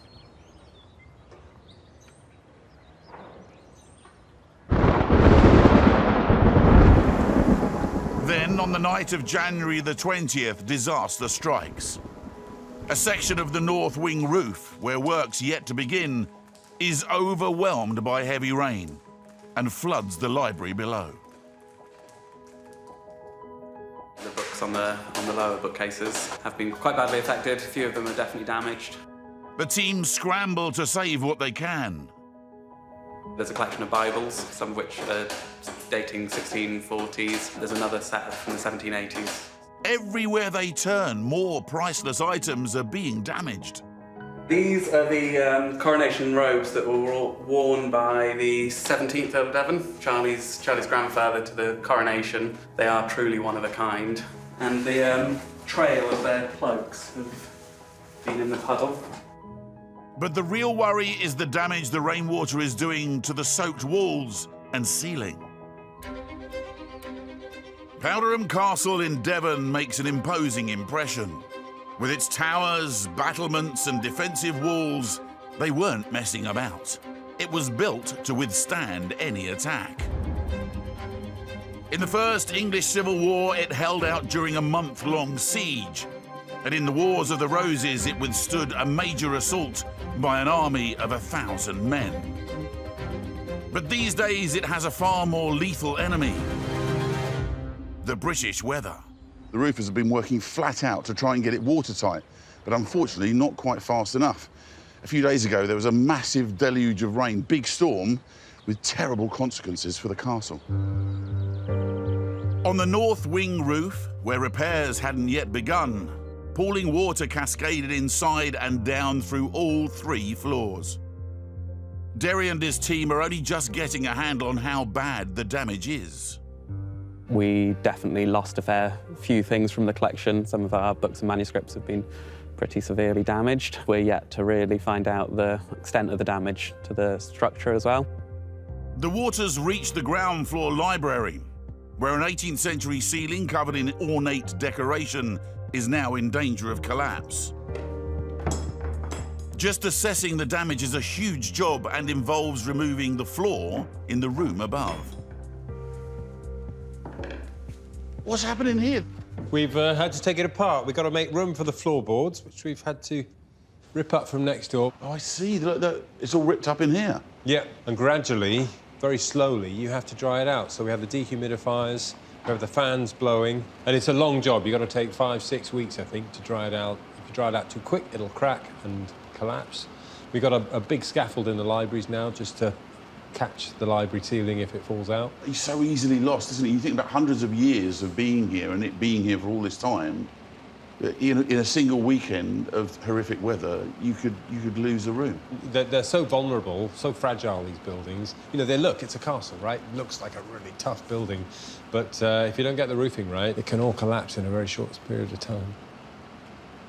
Not only do they need to prevent the ceiling falling down, This is all quite moist in here. they also have to try and save the Georgian decoration. So architectural conservator Berenice Humphreys has been assessing the damage. Looking at the ceiling, it doesn't look in bad nick, to be honest. I mean, normally, if it was going to fall in, it would be bowing or cracking, wouldn't it? Well, it doesn't look like that from down here, but when you get up on the scaffold, it makes you feel a bit seasick, to be honest. Oh, There's it's a massive bow just above my head, actually. So that's plaster, is it?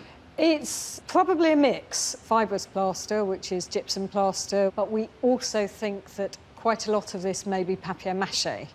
Really? So that's not going to go very well with water? that doesn't like water at all, no. Water gets into papier-mâché, it affects the glue that's holding the paper together, it disintegrates, the paper itself will start to just go into mush, really. So papier-mâché, really? Basically, Yeah. yes, yeah. It also starts to curl. It shrinks, basically, so it starts pulling away from the ceiling. Does that mean you have to replace it with new papier-mâché, or do you try and rescue what's gone a bit mushy? We'll try and rescue it.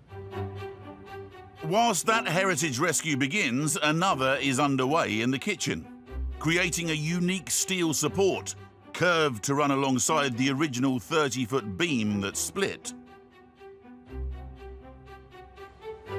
Measurements taken, the steel beam is going to be bent at Barnshaws in the West Midlands, with the mother of all machines. It's the largest bending machine in the UK. It actually weighs 97 tonne. So from the sections that you can see, there's at least twice underneath the ground. So it's a big hydraulic machine. The dimensions of the curve are entered into a computer which runs the machine's giant rollers, and a 30-foot steel girder is fed through. As the rolls pass through, we're making sure that the travel is correct and there's no twist or no rising of the section. After each pass, the steel beam is carefully checked to get the curve exactly right. It's taken a little bit more out because it's still about 30 mil oversize.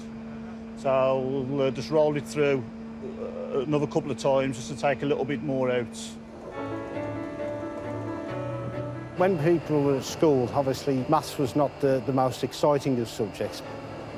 But in the world of bending, pi and Pythagoras and things like that is quite important. We need to know angles, chords, rises, everything like that. Later, the steel will be cut into 6 pieces to make it easier to fit. But for now, it has to be bent in one long piece. Now we try it on a flat surface just to check, make sure it's flat and not twisted. That's all done. Back at Powderham Castle, the new coping stones have arrived and are being winched up onto the roof. They're over 130 kilograms each. But with the ye old block and tackle, they're lowered into place and lime mortared in. Hold it, hold it. Okay. The more of the roof that goes on, the safer the rooms below become. In the library, the storm leak damaged ceiling has been drying out, and the job of saving the intricate papier-mâché decoration is underway. So this poultice has been on for 72 hours, and in some areas it's just started to dry out a little. First, the cracked paint has to come off. Chloe Stewart is applying a poultice of newspaper soaked in a gentle paint stripper. Of course, the papier-mâché is particularly vulnerable because it easily softened, and so we have to take a lot of care working around that. While Chloe scrapes the paint off, inch by inch, Andrea Walker is tasked with giving the soft paper back its strength. The water ingress has caused the papier-mâché to break away from the ceiling and kind of flop and become loose. When it gets damp, it can swell. If it stays damp for too long, it can get mouldy, or if it just dries out too quickly, it can crack. I've got my Japanese tissue paper that we're using. We're cutting it into strips, and this is the glue that we're going to be using. And so what I'll do is I'll get some of this. I'm going to dampen down the surface first. I'm trying to not get it to wrinkle, but also I'm trying to get it to go into that bit of a curve across the top so that I keep the contours that are there without creating new ones. Downstairs, work's about to begin on another ceiling because the new steel beam for the kitchen has arrived. Even though it's now been cut into 6 pieces... 1, 2, 3. Each still weighs about 100 kilograms. Bit more? Yeah. No picnic to manoeuvre through Powderham's halls. Watch the wall. But once they're in place, they'll sandwich the old oak beam and prevent it moving any further. What we're going to do now is we're going to get an end one up there, get it sat on the lintel and temporarily fixed to the beam. They'll do that by cutting a hole where the end of the beam will sit. Basically, we've got some rocks up here that just need chipping out, because our base plate's got to go quite far in on top of that lintel there. Then all they've got to do is lift the first 100-kilo piece into place. You kind of need to go wiggle up and in as you're going, but there you go. With the first beam secure in place, the team fit the second steel to the opposite wall. Look at that! Then, if they've got things just right, the middle section will slide in effortlessly. You never have a hammer to hand when you need one. Hang on, because we're stuck against the side of the beam now.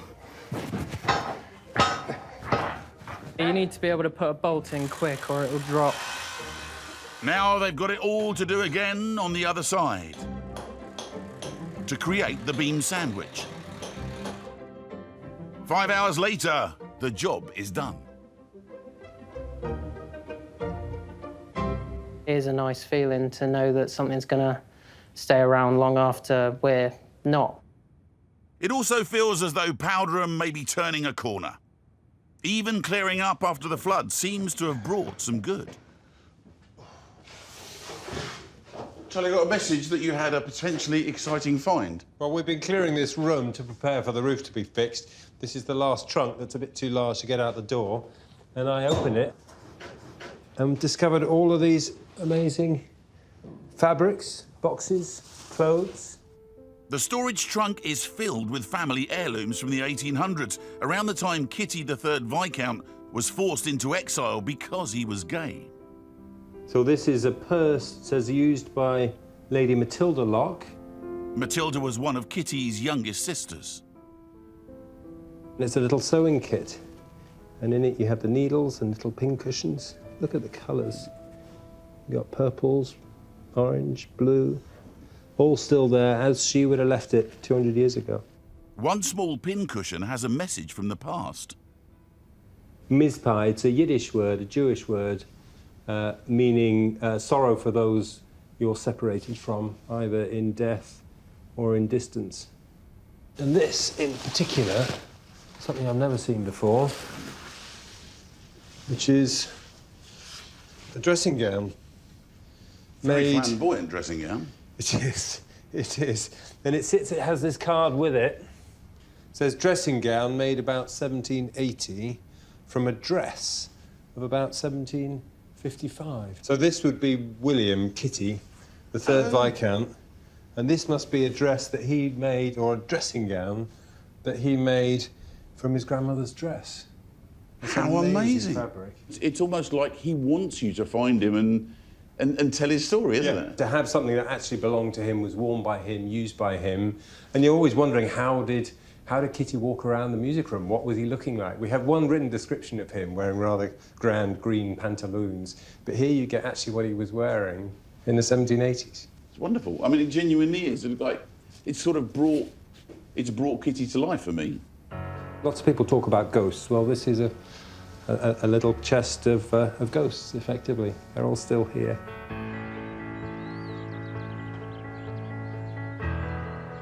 Charlie's right. This place is a treasure trove of memories, but the recent flood here off the roof has been a bit of a wake-up call for everyone at Powderham. The objects representing 6 centuries of family history are all in danger until they can get this roof fixed and watertight. There's still a lot of work to do here.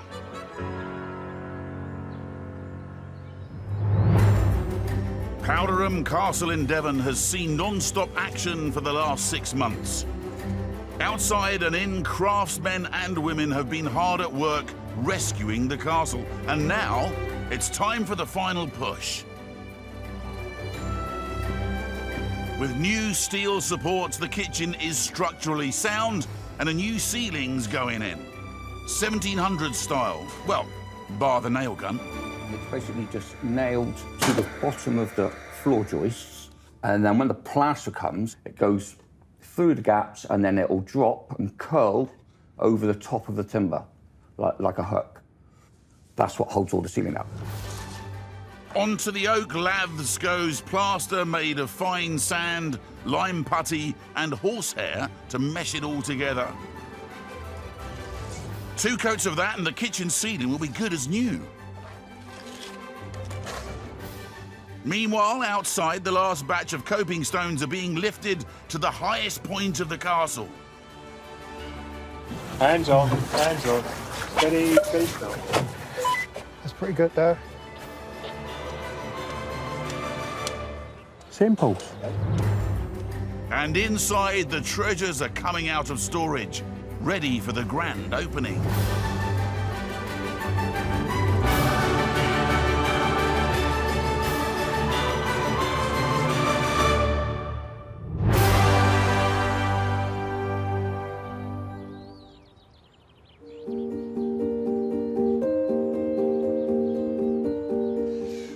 Years ago, the ancestors of the current Earl, Charlie Courtney, decided this was the perfect spot on which to build their family castle because it overlooks the estuary of the River Exe, and that meant they could control the trade in and out of Exeter. Unfortunately, it also meant that for 600 years, this beautiful castle has been under constant attack from the weather coming in off the sea.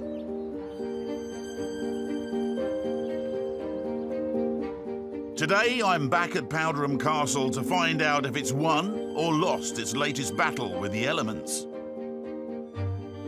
6 months ago, the castle was in real danger. A broken beam threatened to bring down an entire tower. And literally, it's split in the middle.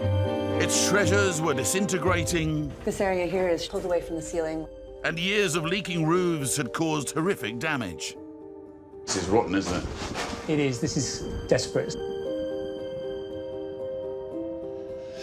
When I first came to this place, it had been leaky and damp for years. But then one winter's night, a massive rainstorm overwhelmed the roof here, and water came crashing down and through one of the staterooms. I'm hoping they fixed the roof now, so that can never happen again. What was once a patchwork of cracked old copper, rotten joists, and crumbling stone is now solid and strong for centuries to come. Wow. Superb, isn't it? Shiny copper, tough slate, and bright new coping stones are ready to protect the castle, and to do it in style. Inside Powderham Castle are any number of examples of Devonshire craftsmanship for visitors to enjoy. But if I had my way, this beautiful copper roof would be in the guidebook. I mean, flat metal sheets bent and shaped and folded into this gorgeous display, which only the craftsmen who put it here, the birds, and you and me are ever going to see. Isn't it lovely? You're welcome. The leaks in the library, which soaked the ceiling and made the papier-mâché decoration peel, are a thing of the past. Oh, yes. Look at this ceiling. Beautiful, isn't it? It's now safe, dry, and looking magnificent. The decoration has been stripped, re-glued, and rebuilt with crisp detailing. And all the more beautiful for having all the furniture and the books in here and the mirrors and the paintings up as well. Even the people in the paintings look happier. Those smiles are all thanks to the efforts of Berenice and her team of restorers. What do you think, Berenice? I think it looks beautiful. It is, yeah. Yeah, it's looking good. I think we've done a good job, actually. And you can't see the cracks or the join or where you've repaired it? No, no. You're proud of it? I am proud of it. We've worked hard to make it nice and sharp, the detailing. I think it's very refined. It makes it a pleasant place to sit and read. How close to coming down was it, do you think, when you got to look at it? I think it was of concern. We had stains on the ceiling from the water, we had cracks running along the middle here, and the papier-mâché was peeling back as well. And presumably it's in a better condition than before the flood happened. So actually, you know, kind of roundabout way, the water coming through actually did them a favour. Sometimes it helps you suddenly discover that, oh, actually, this ceiling wasn't in a very good condition and maybe we should have looked at it. But nobody looks at a ceiling until something happens. So that should be up there a while now, shouldn't it? It should be, hopefully. These hundreds of hours of repair work have been driven by the passion of the man of the house, Charlie. He's at home today, if I can just find him. Now, somewhere around here is another one of Powderham's secret doors. Here we go. Ah, Charlie, there you are. My word, isn't it beautiful? Safe from the threat of roof leaks, the music room created by Charlie's ancestor, the exiled 3rd Viscount Kitty, is back in all its finery. It's truly beautiful, and how it would have been, presumably, in Kitty's time.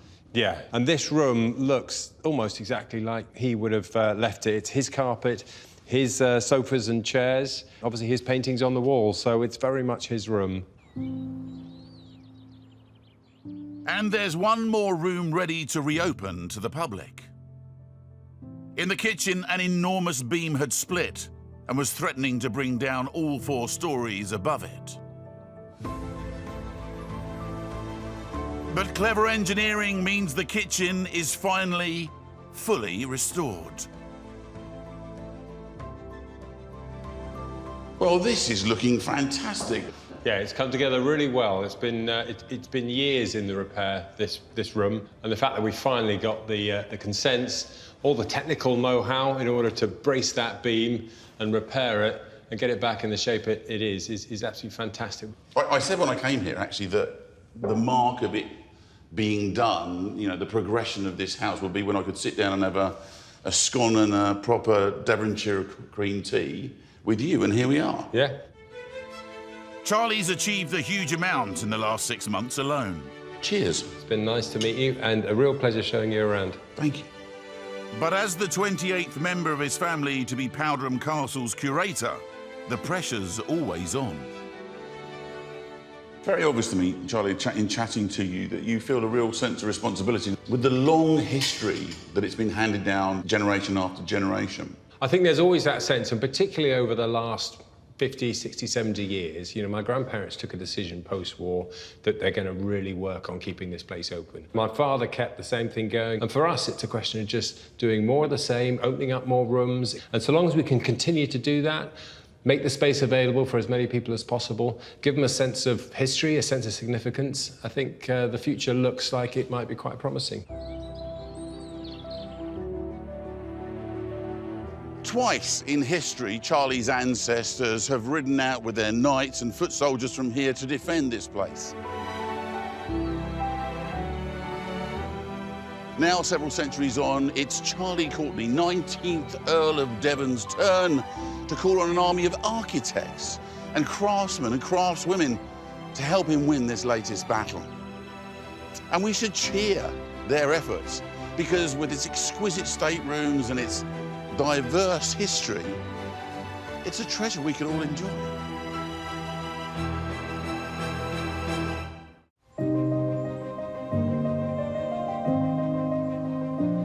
So this is a fairly typical driveway through a fairly typical parkland that leads to a stately home which is anything but typical. I'm heading for the largest country house anywhere in the UK, and until recently, I'd never heard of it. This is Wentworth Woodhouse in Yorkshire, and it's the Goliath of all our country houses. It's absolutely vast. Its west facade is 185 metres across. It's getting on for twice the width of Buckingham Palace. Since the 1940s, however, it's proven too big to really live in and has fallen into disrepair. But of course, with large buildings comes large restoration costs, and I'm told this could run to over £100 million. This makes it one of the most expensive heritage rescues anywhere in the UK.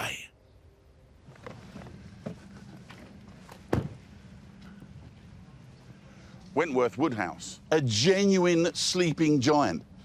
And it seems strange to me that something so impressive and magnificent could have been not valued for so long. In fact, left to rot. Its grandeur and history are so awe-inspiring that you'd be forgiven for not immediately seeing the cracks. Wentworth Woodhouse was home to one of the most powerful and richest families in the country. You can tell how big it is just from the echo. This place played host to kings and queens, and at its height employed hundreds of local people. Built in the 1720s, it was, for over 200 years, the seat of the Earls Fitzwilliam, whose immense wealth and power came from coal.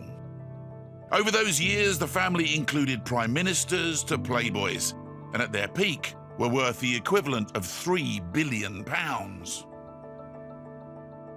By the mid-20th century, they were so well connected the 8th Earl was dating Kathleen Kennedy, sister of US President JFK.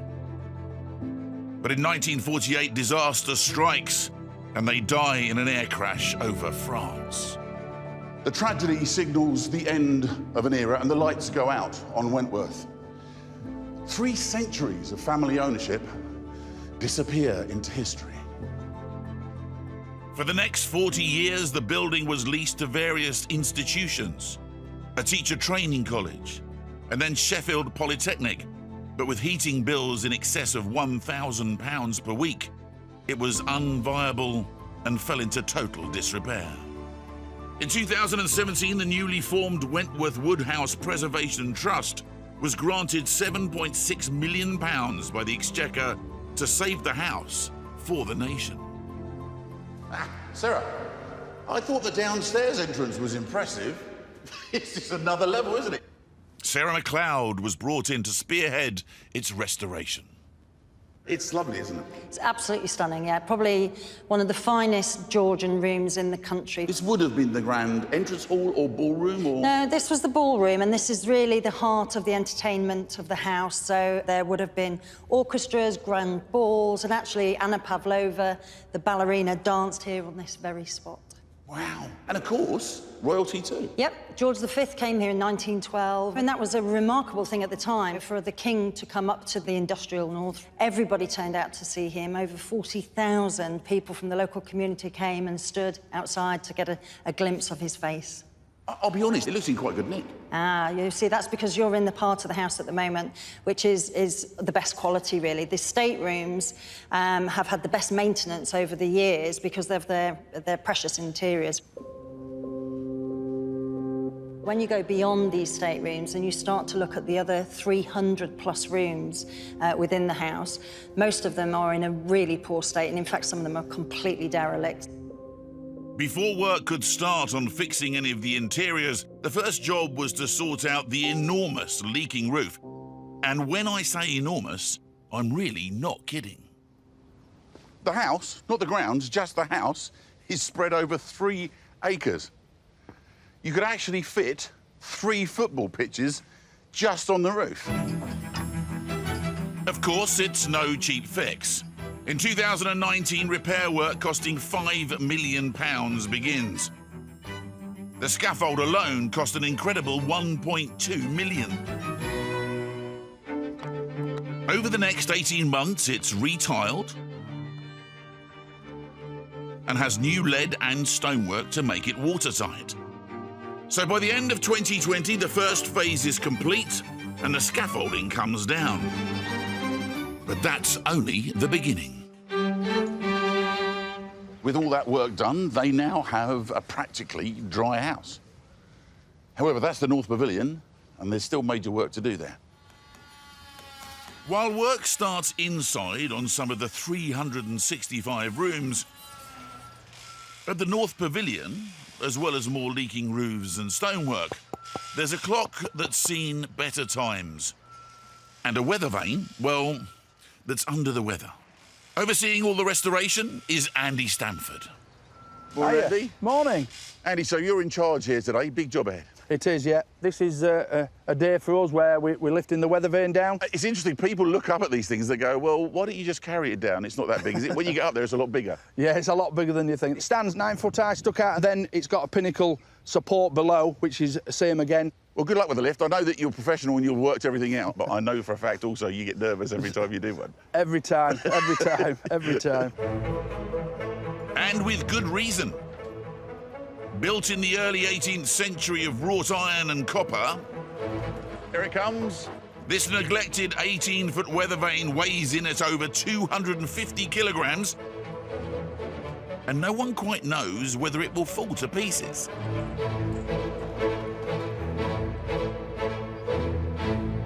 You're not actually going to take it off the chain yet, are you? It's still going to float there. So why are you leaving it floating there?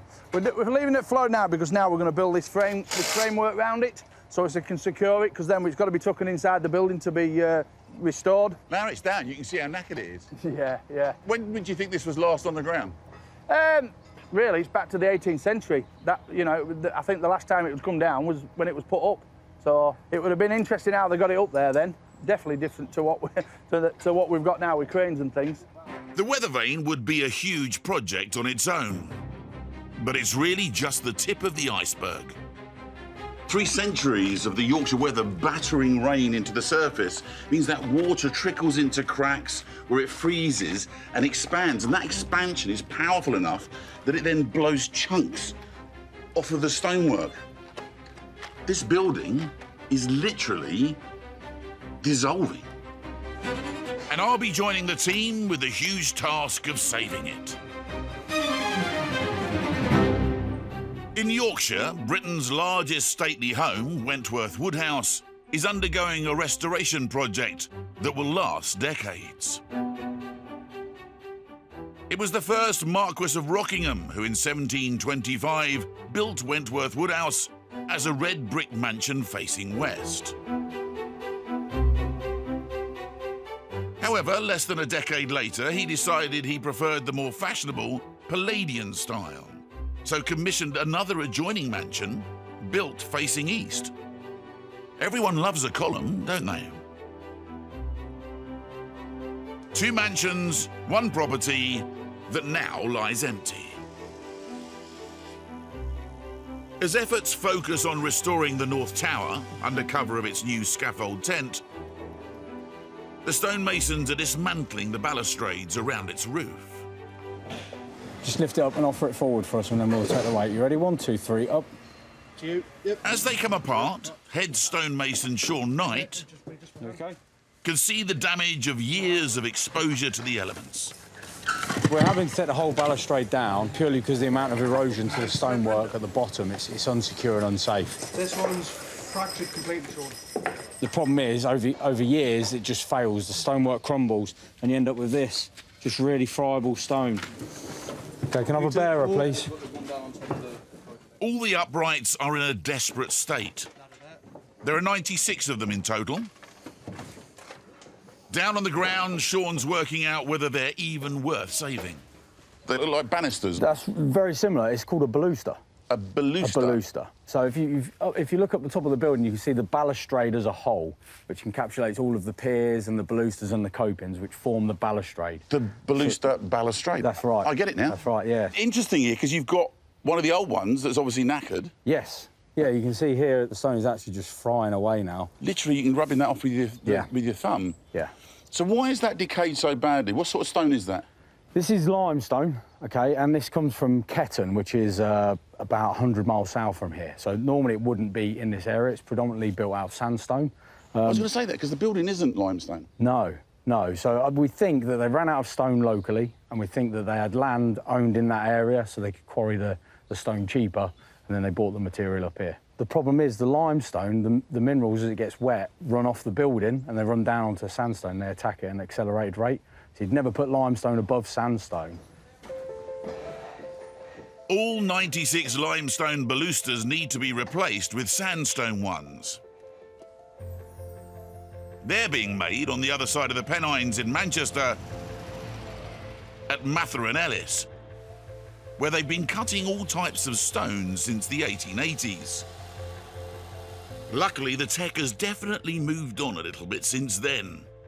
Frank Halstead is the man in charge. We'll get an architect's drawing. From that information, we can extract the individual baluster detail and produce a full-size template. The metal template is used to guide the cutting blades of a lathe to form the curves of a baluster.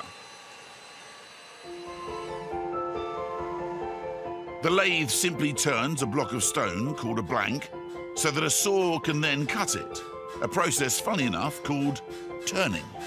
We drop cuts in it, plunge cuts, to take out the bulk of the waste material and rough out the baluster. A series of 30 or so cuts are made in the block by raising and lowering a sensor along the template, which guides the saw. Gary Hughes oversees the process. Then you take it back up, move it along again. And we do that all the way along. Now it's roughed it all out, I have to break it all up, ready for putting a finishing cut on it.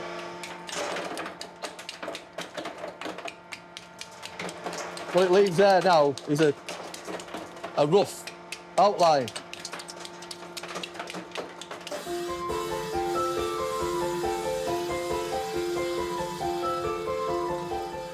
To turn rough into smooth, the blade is given a second pass on the rough cut, this time following along the edge of the template.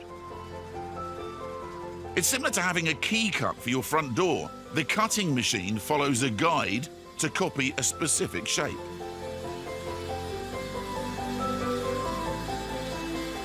That profile of it, roughly finished. You see all the little blade lines in it.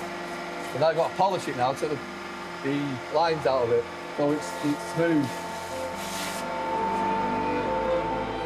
Using abrasive sanding blocks, Gary takes out the last machine marks to end up with a perfect baluster. It takes a good hour to turn from blank into the finished item. It's a lot quicker than the old days when it was all done by hand. A good job, as there are dozens more balusters to make. Or is it baluster? I call it a baluster. Well, what is it? Well, across the way in Yorkshire, it's baluster. Say no more. Frank? I call it a baluster. I suppose in Yorkshire, over the other side of the hill, they've got their own language anyway.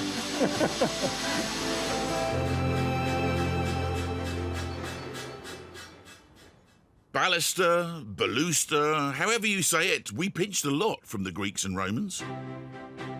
To get all architecture, it's called neoclassicism, and the east side of Wentworth wallows in it, especially its grand portico. Now, if you're going to build a posh house, you want a posh entrance. Have a look at this. Mia gloria fides. My faith is my glory.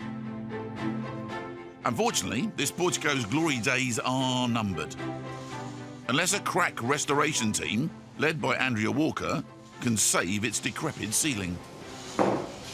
Hello, Andrea. Hello. Hi. This is amazing, this place. It's, well, it looks more like something from Greece than from the Yorkshire countryside. Quite dramatic, yeah. And it's meant to look like a classical temple. So what's this stuff up here? Because it's much more detailed. I thought it would just be a flat ceiling, but what's it made of? It's made of lime plaster. Traditional lime plaster fares much better than gypsum does. It's more breathable, it's more flexible, and it lasts outside. Unfortunately, time and neglect have still done their worst, so the team are having to both repair and replace sections of the ceiling, including hundreds of ornate rose decorations. They've made a latex mould of the originals, which they use to make new ones. So how do you do that? Can you show me what you do? Okay, so what we'll get you to do is mix some plaster first. So, we'll start with some water. Right. And if you want to start mixing that. Lovely. Please. The one thing I can do is mix plaster. I don't use that. And what sort of consistency you're looking for is thick custard? Yeah, that'll be fine. Lovely. So, yep. So okay, so let me get out of the way. And the next thing we do, we can brush them into the recesses, just so we don't get any air pockets. Have you got a pair of gloves I could use so I can do some pouring? Yes, yeah. There we go. Perfect, thank you very much. Yeah, can pour it in. Yeah. It's good. Top it up a bit and cover up those middle sections that you see poking up. Yeah. Oh, that should be about right. That's great. The plaster will set in less than half an hour. But before any roses can be glued back on, Andrea's team have to secure and patch up the original lath plaster base. So what are you doing at the moment? You're painting? I'm not. I'm consolidating where things have gone missing, bits of the decoration. It's left behind this really friable, which is loose surface. It's very powdery. So before we can do anything, I need to consolidate it to make sure that nothing else is going to fall off. Oh, so like on a rusty car, you can paint stuff on the rust and it makes it solid again before you start going. Oh, I see. Well, that makes sense. Once that's done, then we can start rebuilding it. Is this what you wanted to do when you were a kid? I had no idea this job existed. It's the best thing. We literally watch paint dry. As the ceiling is pieced back together and each new rose goes into place, I can see that it's a labour of love. A bit like my rose. What do you reckon, Andrew? Is this mould ready to break open? Yeah, it should be. Let's give it a go. Stand back and let you do that. Okay. Is it going to be any good? We'll see. Let's see. Oh, how is it? It's all right. It's all right. All right's not brilliant. It's missing a few bits. If you do include it as part of the ceiling, I shall forever know that a part of me is up here. Oh, yes, exactly. That's lovely, but on the other side, if it's rubbish, don't do it just for my benefit. No, no.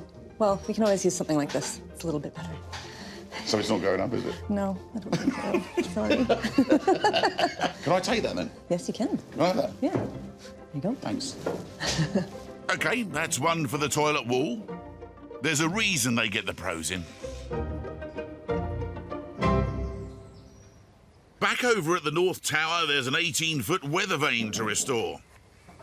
Conservation expert Harriet Sharman is on the job. I'm using this wire wool and it's just getting rid of any little bits of rust and any vegetation, anything like that. It's just smoother for when we come to treat the rust and paint it and regild it.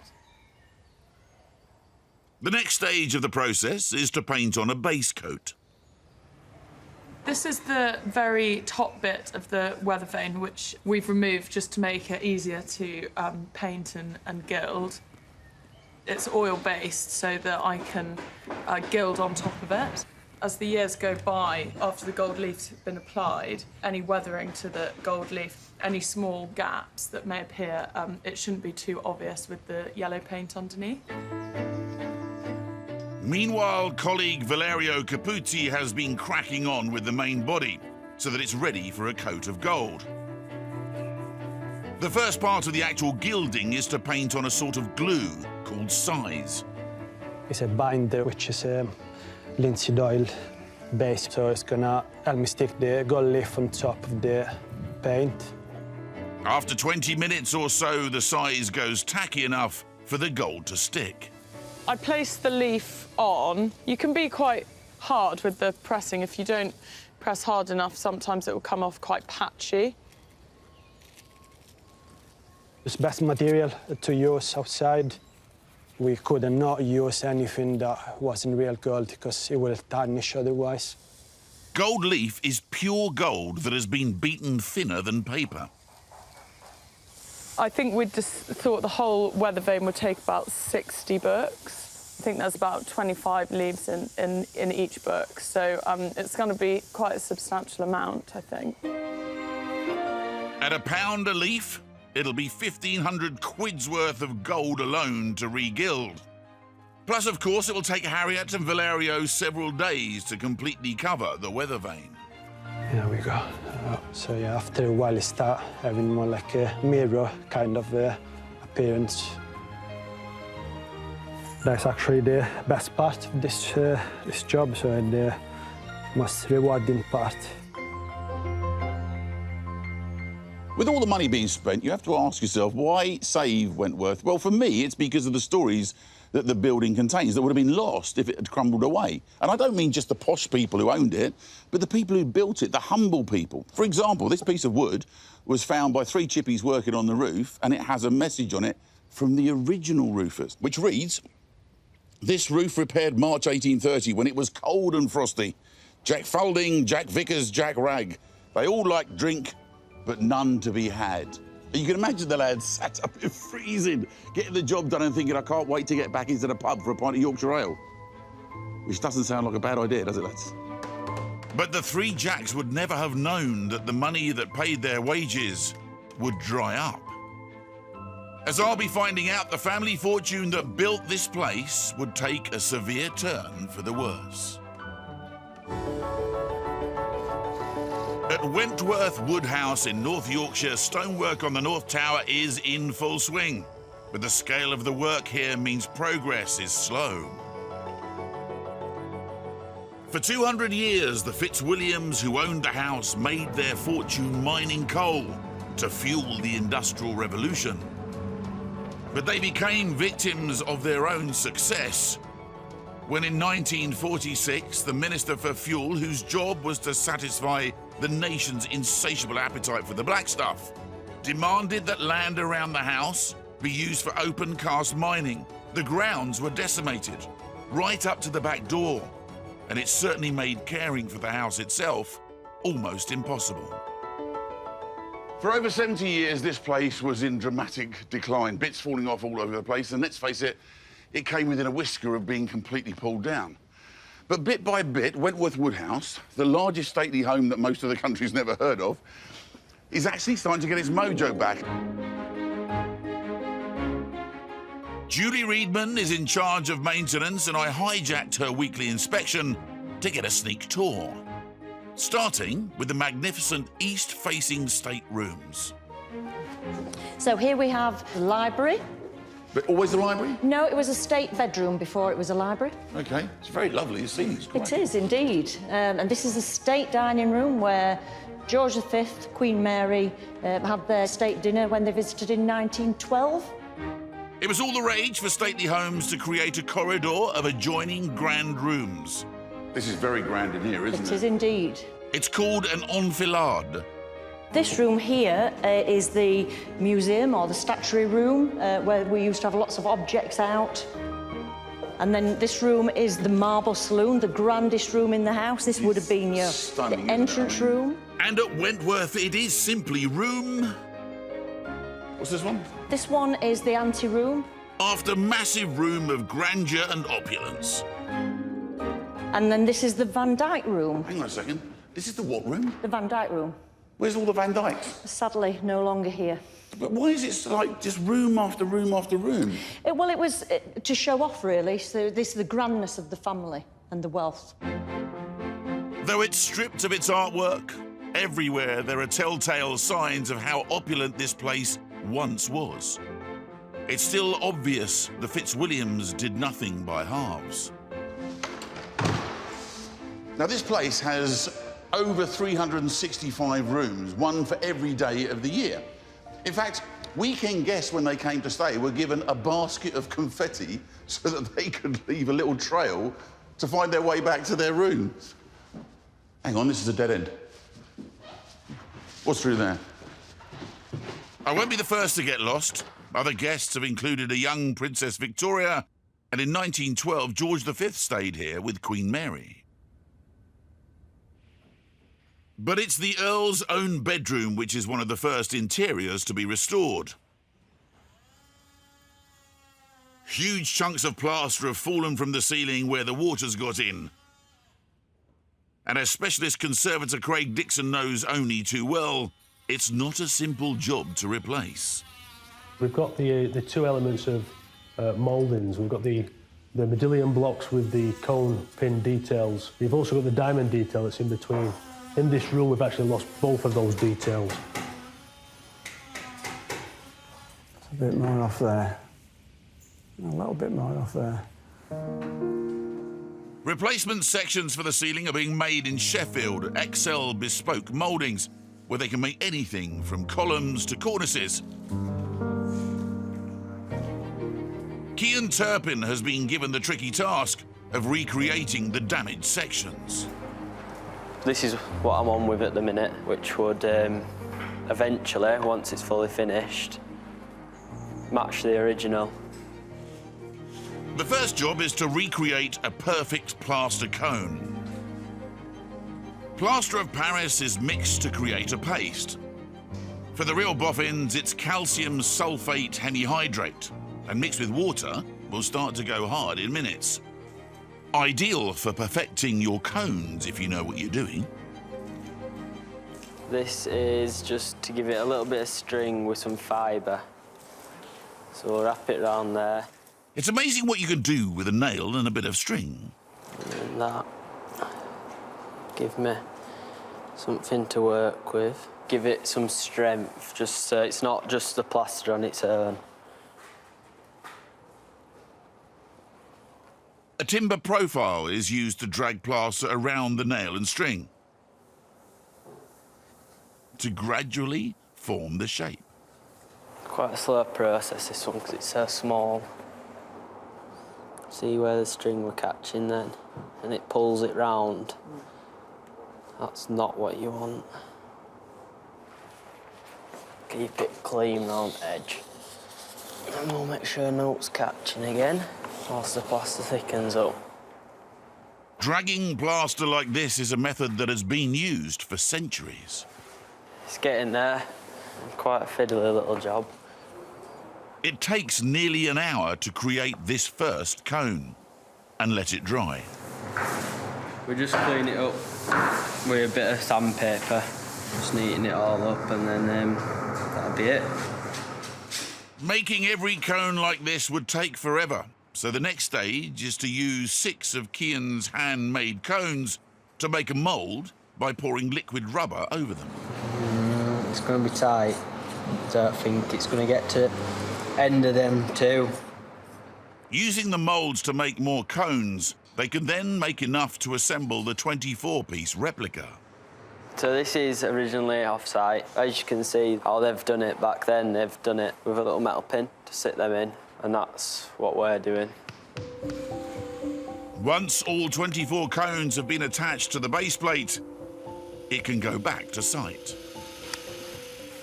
Putting some small countersunk holes in there so I can screw it to the timber.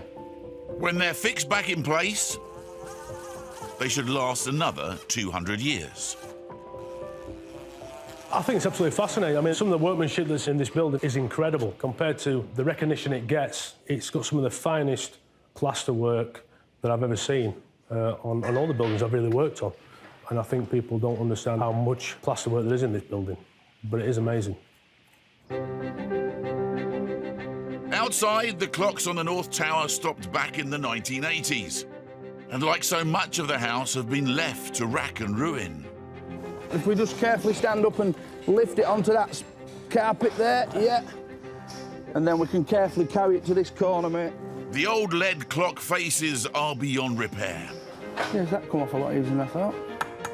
So at Jericho Joiners down in the East Midlands, new versions are being made by heritage craftsman Steve Key. Not in lead, but in copper. There's far less expansion with the copper sheet than there is with the lead. All I've done is trimmed the copper and then started to fold it over, and we'll fold it over with these tabs all the way round. And then on the top, I've simply got a lead weight that counters the impact, and therefore it doesn't buckle this top edge of the copper. Making new clock faces will take several days. Time enough for Sean and the team to assemble the new balustrades. Yeah, so we're just pulling a string line through so we can, when we fix the balusters too, we make sure they're all running in a straight line and they're all running through to the same levels. They'll be fixed in place with a steel dowel rod, glued into the stone with resin. So what I'm doing is putting a bed of mortar down that the baluster will sit on.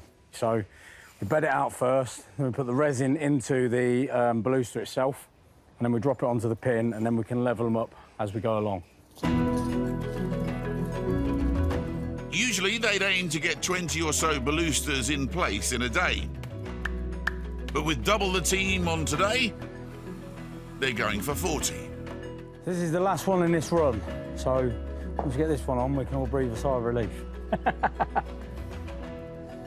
But Sean's relief will be short-lived. With 2 new clock faces and an 18-foot weather vane to fit, the team still have their work cut out.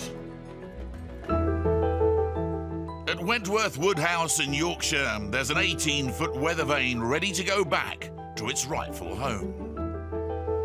Bring it down so it's nice and steady. Keep coming down. It looks very good. Keep it coming like that. Taking it out wasn't as hard as getting it back.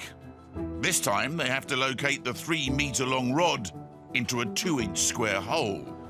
Drop it without moving back to the right. Do you want to take it back to your right? Then we drop it. Yeah, that's the one. Hold it. Hold it. Come down inches.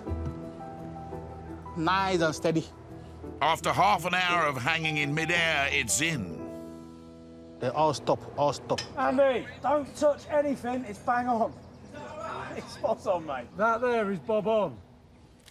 After a bit of touching up, Bling is back at Wentworth. I think it's really good. And he's in position now. So hopefully he's going to see another 250 years. Back at the Joiners, the new clock face, now painted blue, needs to be prepped ready for gilding. Steve and Gilda Harriott have masked out the face ready to mark up with the mother of all compasses. We've got rings that indicate where the gold will go. So now we can start to mark out for the inner ring for the gold leaf. Marking concentric rings allows them to get the numbers around the circle. Then they have to get the spacings right. It's all done by eye, because if it's easy on the eye at this level, then it will be easy on the eye when it's 60 feet up. Yeah, that looks good. Yeah. The problem is, when it comes to setting out the numbers, it's so easy to get the Roman numerals the wrong way around, because when you read the 5, you're reading it on the clock, the 5 is upside down. But of course, on a Roman numeral clock, everything is read from the centre. So it's just a case of set the job out, take a pace back, check, double check, because you simply cannot afford to get to the end and then somebody says, why is it 10 to 4 when both hands are at 12 o'clock? Each number is painstakingly cut out with scalpel blades to expose the surface below. So it's just a gentle touch with a very, very sharp knife, and it's a very slow process. After hours of cutting the shapes, the numbers can be revealed. So you're almost creating a negative to gild onto. All set for Harriot's Midas touch with the gold leaf and a little more bling.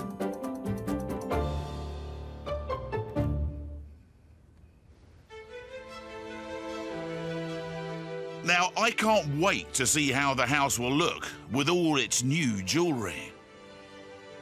A little townie like me still can't help being impressed by its magnificence. Every time I come here, no matter how many times, I get the same thought. I grew up in a 2 up, 2 down. This is more 200 up, 200 down.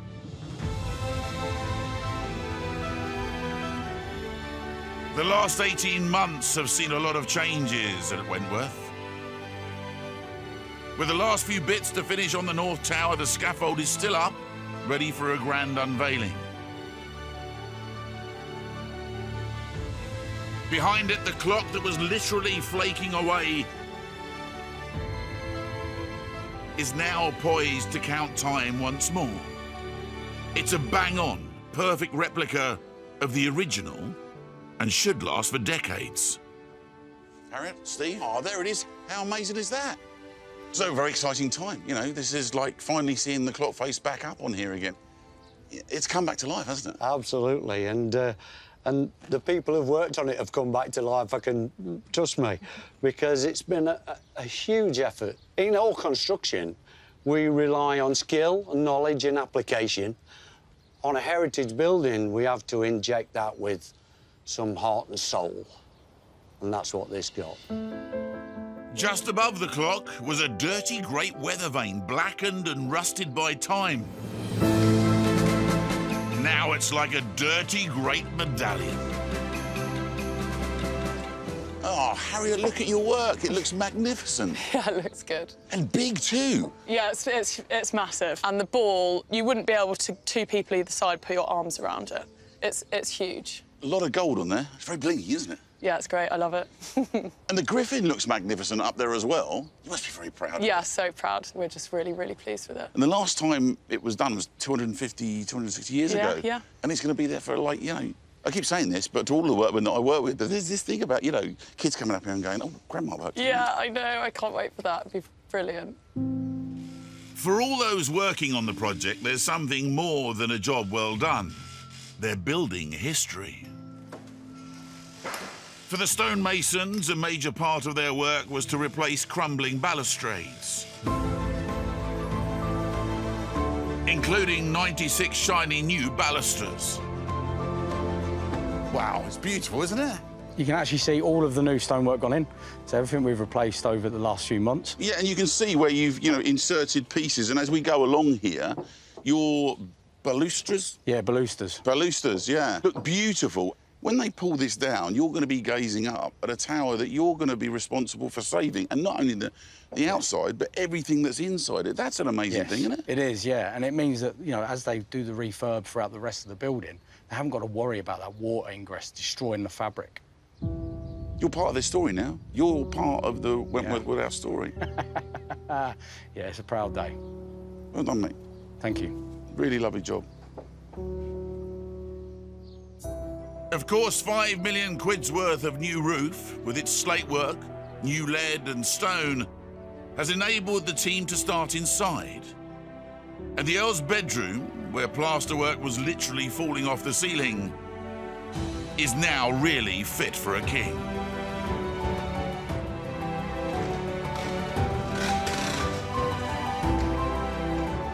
Oh, yeah, this is more like it, isn't it? Yeah, it's great, isn't it? Made a beautiful job of it. If you don't mind me saying, when I came in here last time, it looked a bit second-hand.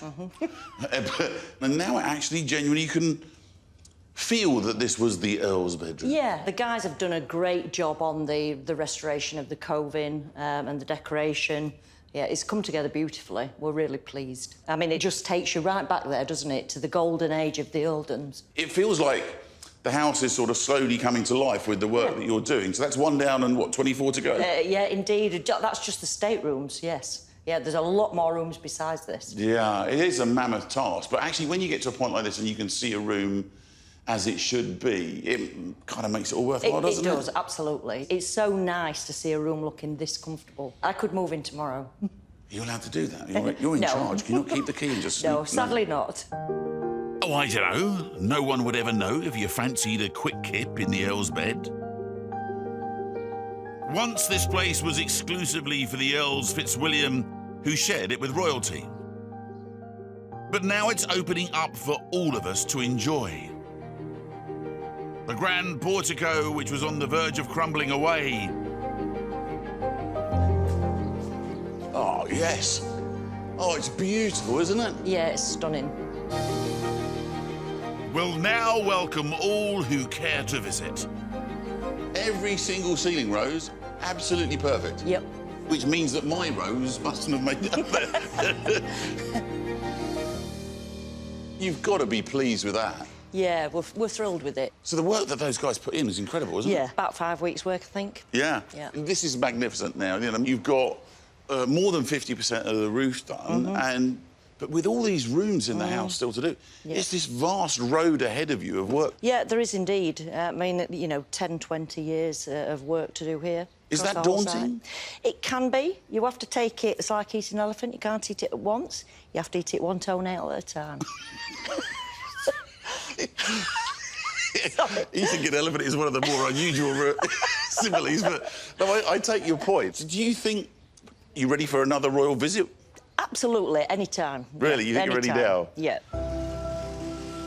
If it weren't for dedicated craftsmen and women, this lovable brute of a place could never be enjoyed by the likes of you and me, let alone royalty. But stripped of its scaffold, it's like the shackles have been thrown off and Wentworth Woodhouse can breathe again at last. This house has been through some tough times, and it seemed at one point had only one future: to be demolished. And that would have been a great shame for what the locals call the jewel of Yorkshire. But thanks to the dedication of the people who work here and the skills of the craftsmen and craftswomen carrying out the restoration, this jewel is beginning to sparkle again. Wentworth Woodhouse is coming back to life.